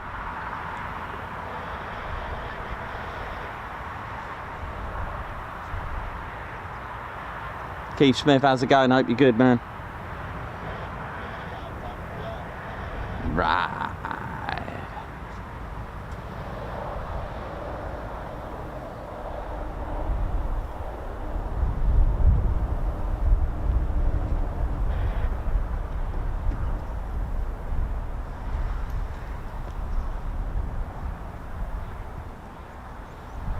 So we've got, like I said, 4 more F-35s. Hopefully we'll get some circuits from them as well, because it's always exciting to see a low approach. You know how it is. You're tuned into the one and only Ted Coningsby channel, and we're live. And if you haven't done so already, don't forget to hit the like button, and of course do subscribe. Join us. We are the UK's #1 military aviation channel, the #1, the only streaming channel for military aviation action you need. We always bring you the unique content along with our unique catchphrases and style. You know how it is. Proper. And of course, if you are subscribed, don't forget to hit that care button, spelled S-H-A-R-E as well, where you can share it to friends and family on your social media perhaps. It's a very lovely thing to see when I scroll through Facebook or X and I see you have all shared it. That's very kind of you. And of course, notification bell button, again that's free as well, to click and select all so that you are notified of all our latest and greatest live streams and videos.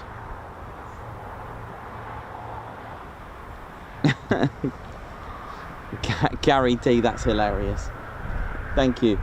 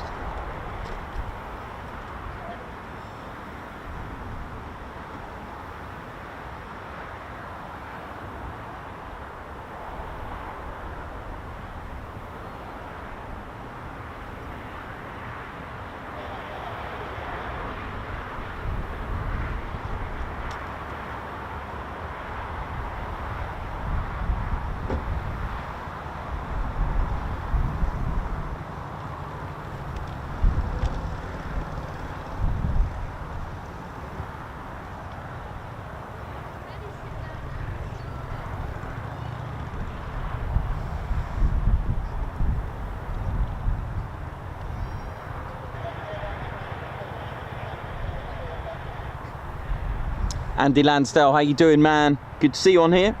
Hope you're good. So yeah, there are various exchanges that pilots can do between the Royal Air Force and the United States Air Force. They come and go. They go from Typhoon, they can go to F-35B. There is a big exchange that can take place as well. Why not?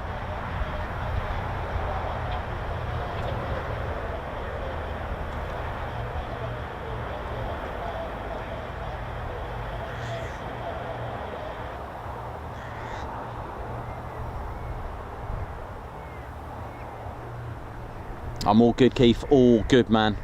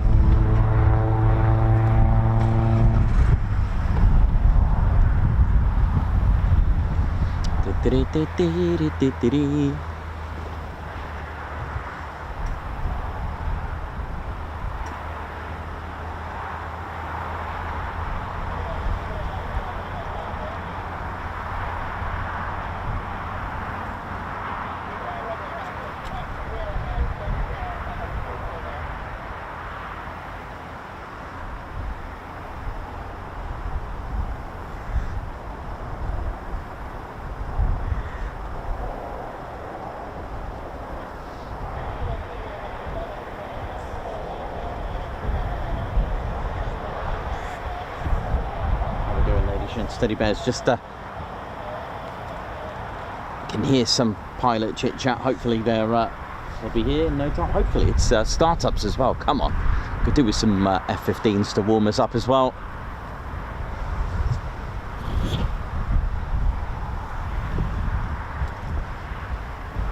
You know how it is.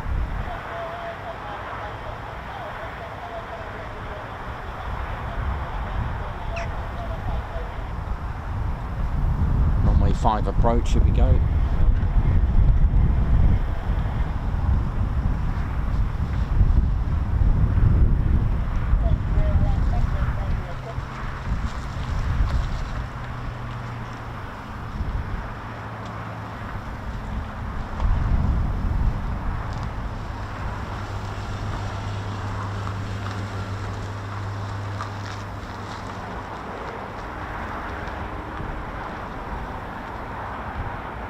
Johnny B, how's it going?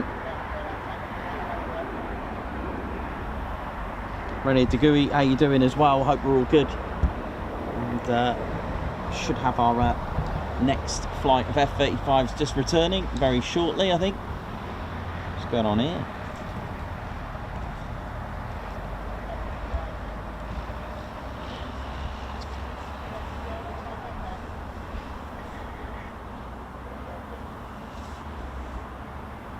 Diamond paint with Diamond Dave, you're welcome, man. Enjoy. Glad you like Lakenheath.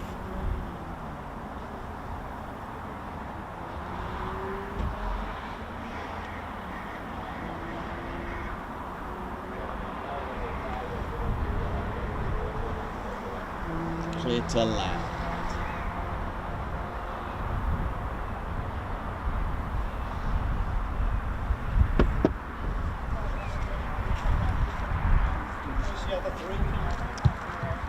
Yeah, clear to land, I think. 10 miles out, I got. Yeah.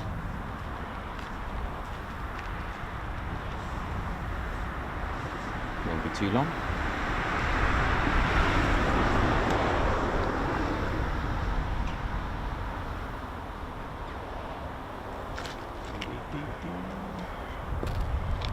So I'd be able to see them if I was at home looking out the kitchen window. Oh, nice. Coming across Surrey.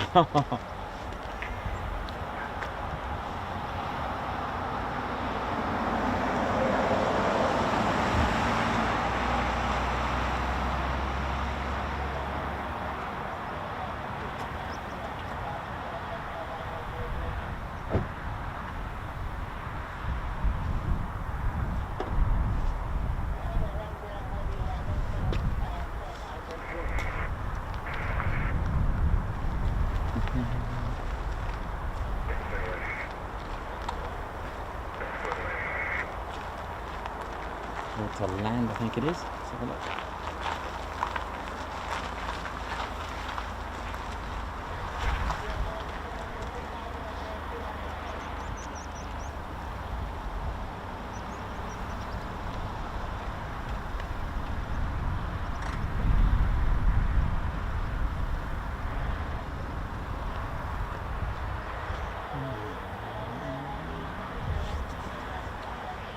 See lights.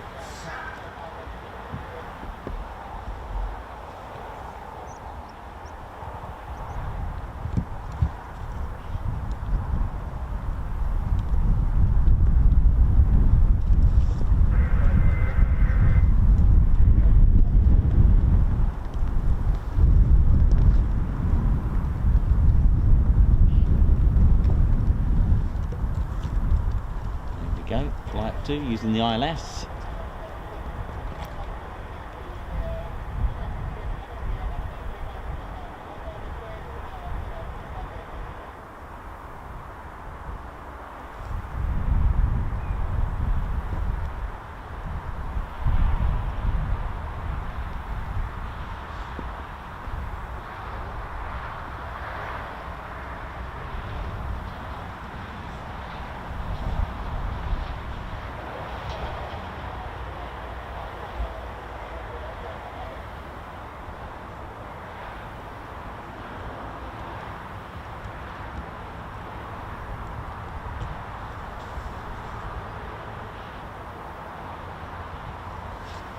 Almost in unison with the accuracy using the ILS.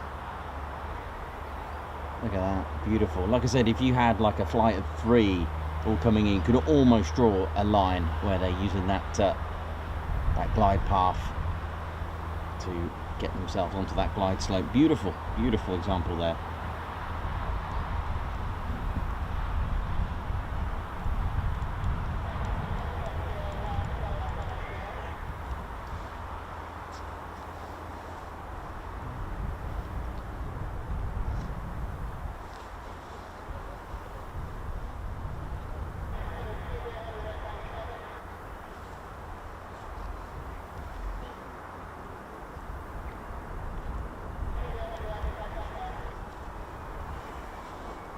that's after these two, there's 2 left.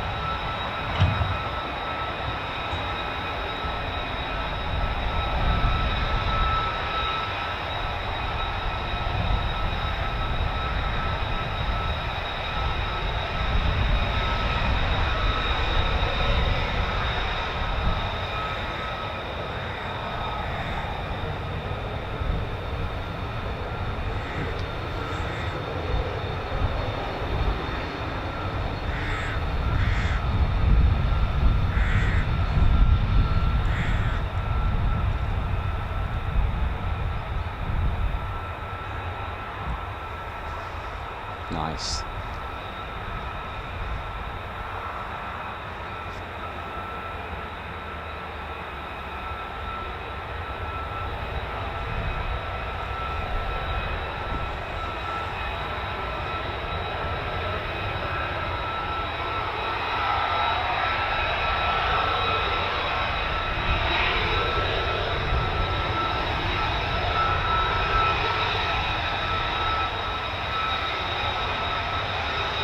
Question about Ted's one, I haven't noticed it yet.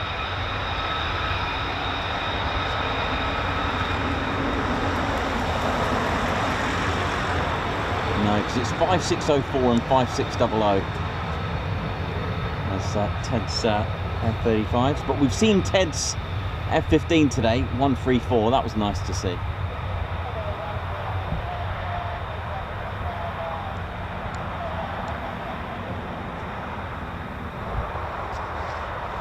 So 2 F-35s to go, and hopefully we'll get some startups as well.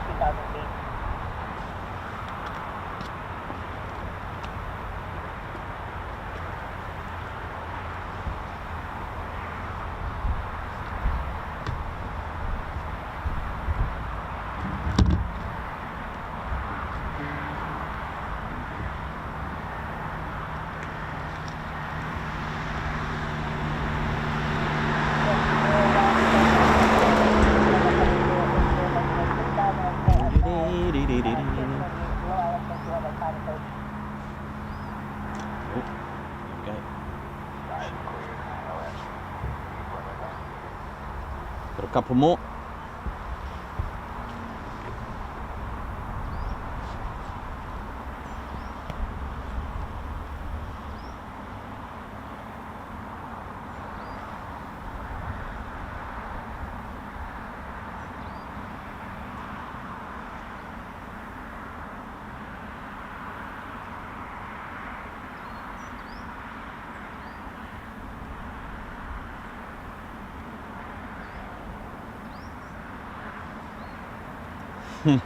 I'll try. Let's see if we can get Ted an F-35B. That would be good.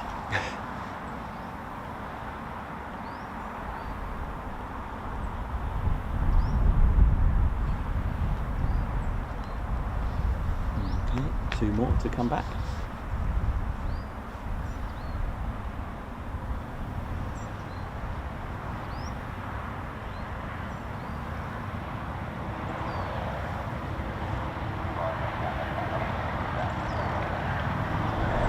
Localizer established.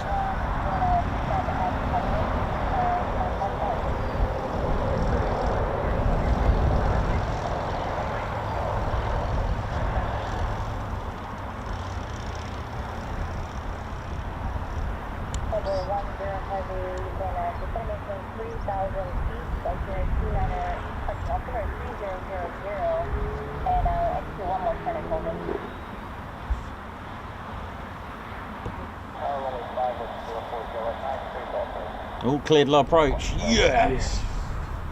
That's what we want, isn't it? Yeah. Eh? Just a few of them.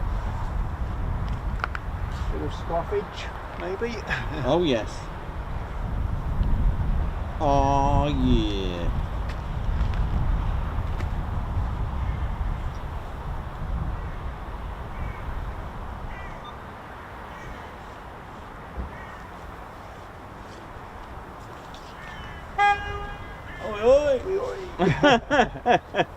Every time we hear that, it's just an oi oi instant.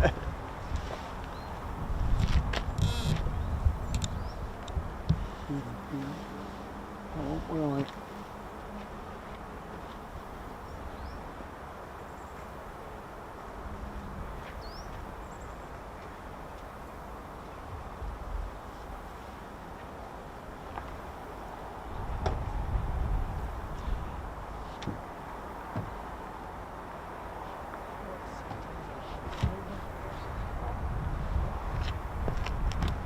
So low approaches, it's not quite a touch and go, although we were about to say we never see them, but we got low approaches alive here at Lakenheath. Very rare to see them, and I've added 4 to the bag. That was amazing. So low approach is literally an approach where it's almost like a simulated aborted landing.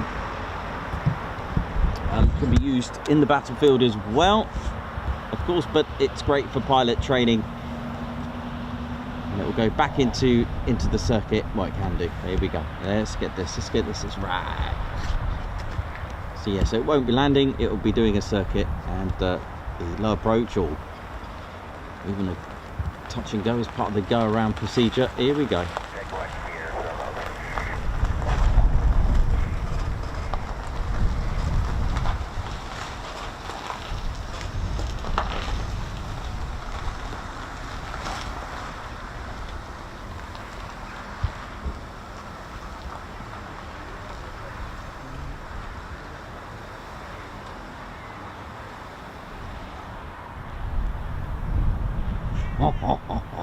Look at this.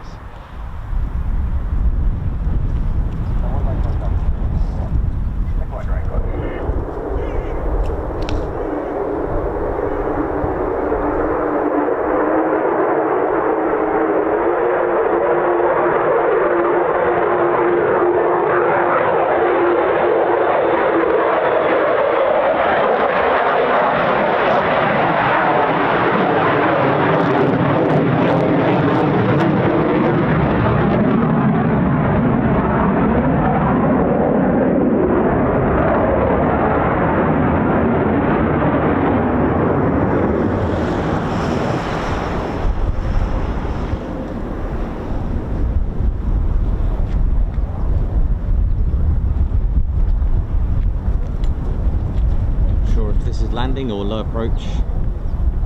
Let's find out.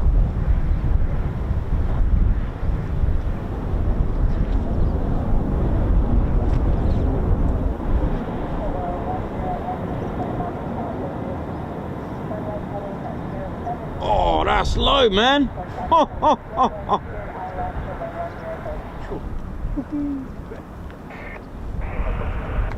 That almost tickled the ants.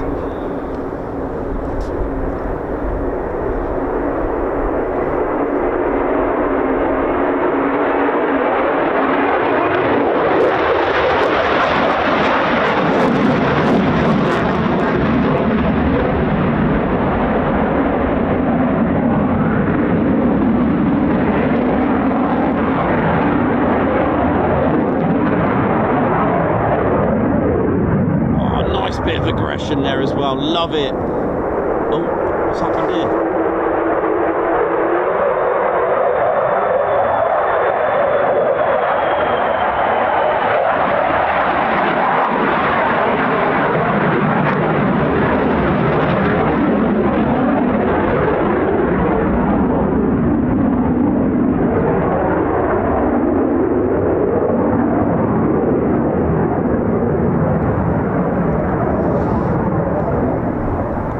I mean, is that gonna just dive down from there? What? Look at this. Oh, this is incredible. Look at this. What a steep angle to dive down at. Forget the 3-degree glide slope. Look at this. Clear to land from there. Amazing. That is so good.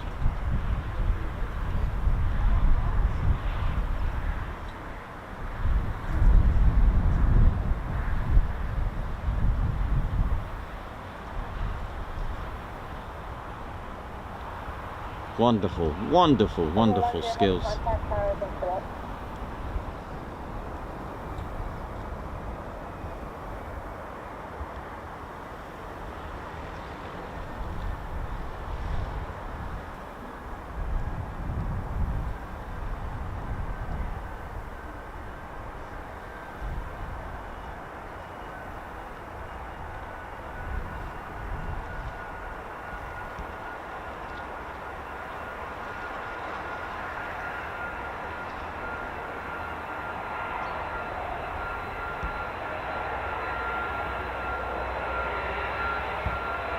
Skills, absolute McGills. Beautiful.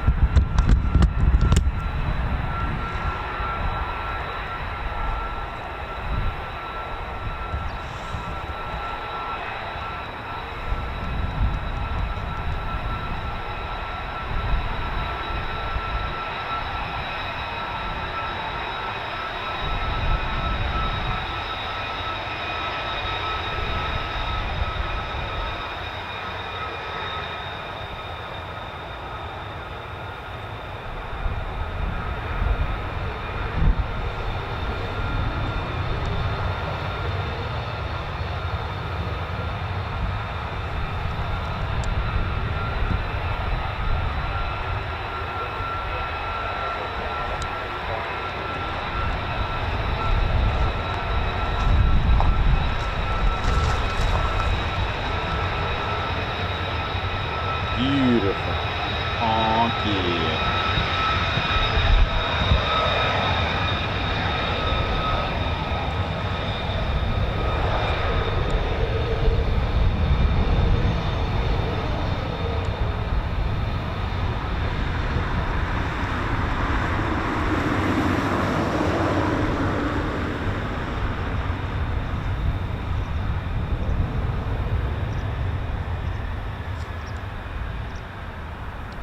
Just make way for that one.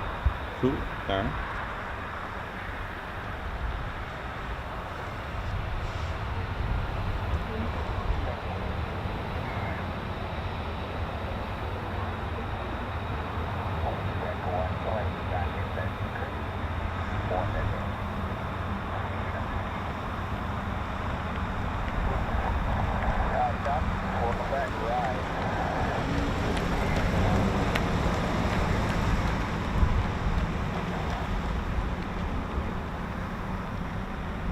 Beautiful, absolutely wonderful, wonderful.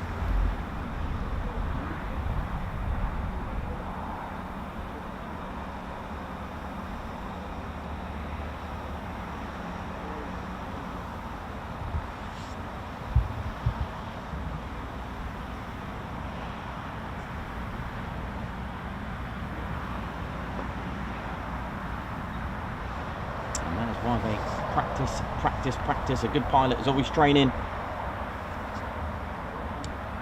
And you can see why. It's absolutely phenomenal.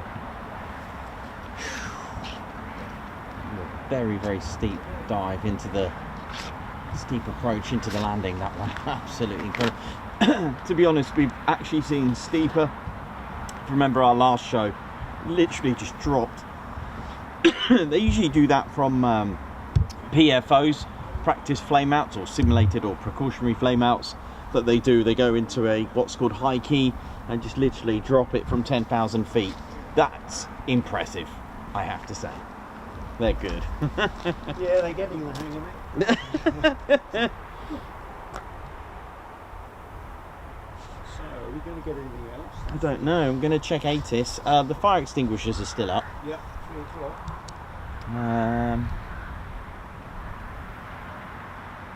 I'll check ATIS in a moment and see what's going on. Might have a cup of tea, number 7. Only 7. I think it's got 8 maximum on those little cups.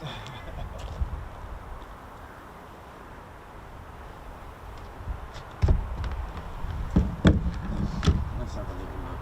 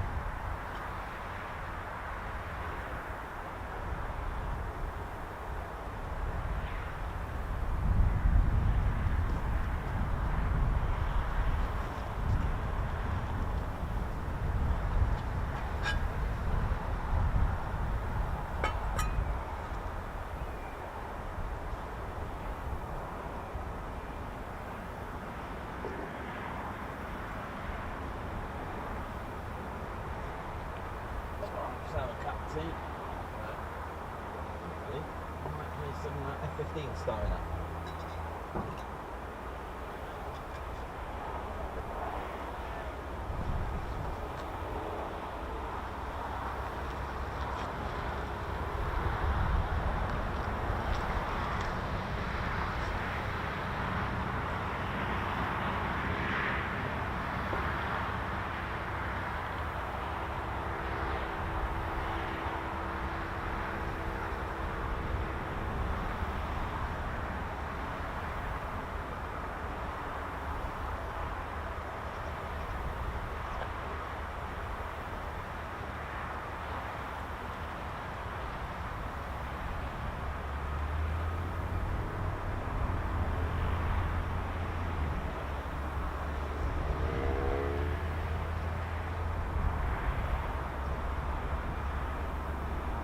How you doing all your week? Hope you're good.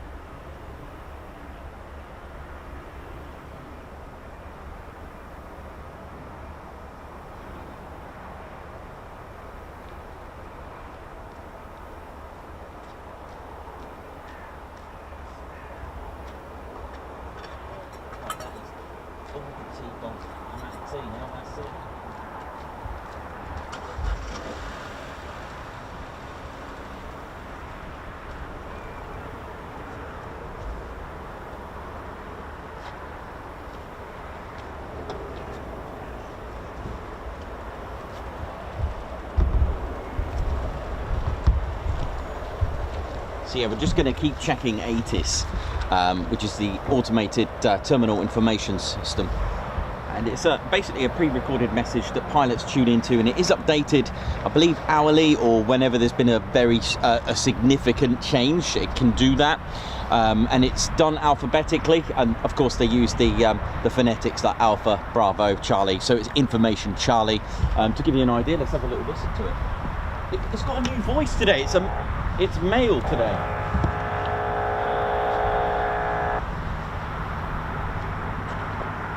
Yeah, we've got a male voice today.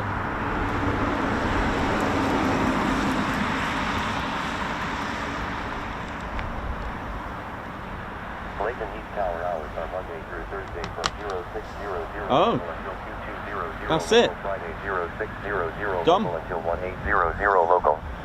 For latest field conditions, weather, and other information, contact Lakenheath approach on 264.575 or 136.5. Well, that's it. Lakenheath Tower hours are Monday through Thursday from 0600 local. That to me says the airfield is closed. Closed. That's it. We're not flying tonight then. That is it. Right, Gonna let everyone know. I'll go down Mildenhall, yeah. How we doing, ladies? Yeah, it's not a bad shout actually. It's not a bad shout. It's not far, is it? And got F-16s there. How we doing, ladies, gents and teddy bears? Yeah, so I was just literally going to check ATIS and give you an idea what it sounds like and the information. Just before I go, I will get your guards marches as well. Let's have a look, see if there's any. Yes, lots of you lovely people. Let me just get you a guards march. Oh yeah. Oh yes, mate. Yeah. Yeah, you too, mate. Yeah, take care. See you soon.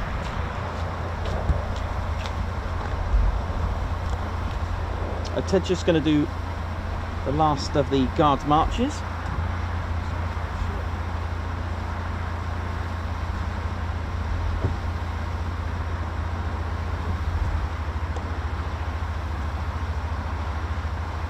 Andrew Porter, Guards March, thank you very much for the super.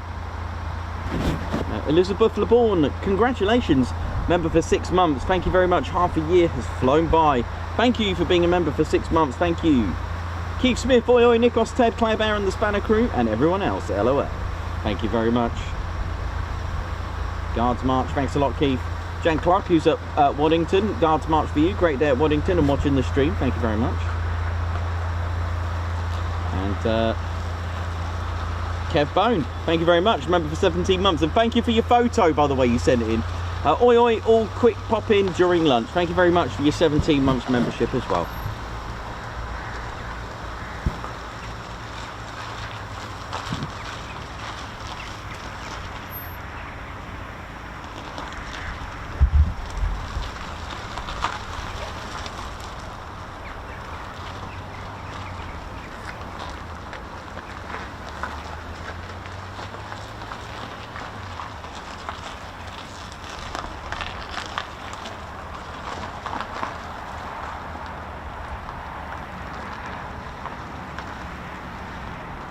Right, ladies, gents, and teddy bears, thank you very much.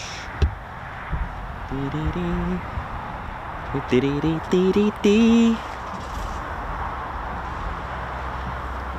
me just double check that before we finish up. Got a different voice now, eh? Lakenheath Tower hours are Monday through Thursday from 0600 local. There we go. Yeah, that's done. Thank you very much. Ladies, gents, teddy bears, thank you all for your support today. It's been absolutely magical and exceptional. Thank you all so much. And as we do, thank you very much to the 48 Fighter Wing. Thank you. And everyone on base, no matter what role you do, thank you very much, and salute to all of you. Thank you very much. AWCU, thank you very much. So yeah, massive shout out to all of you. Thank you very much. We survived a day here at Lakenheath without getting drenched completely, so we survived that one. So a great day. You know, it wasn't too bad. It was good. It was good. It was nice to see a few of the low approaches as well. So just a big shout out to everyone. So we're going to aim for Waddington tomorrow. Hopefully that works out well. We'll see how it goes tomorrow morning. And just want to say thank you all of you who are tuned in to the one and only Ted Coningsby channel. My name's Nikos. I've been your cameraman and commentator. This is our squadron leader, Ted Coningsby. We're the Ted Coningsby channel, and we've been live here at RAF Lakenheath. Ladies, gents, teddy bears, see you soon. Wish you well.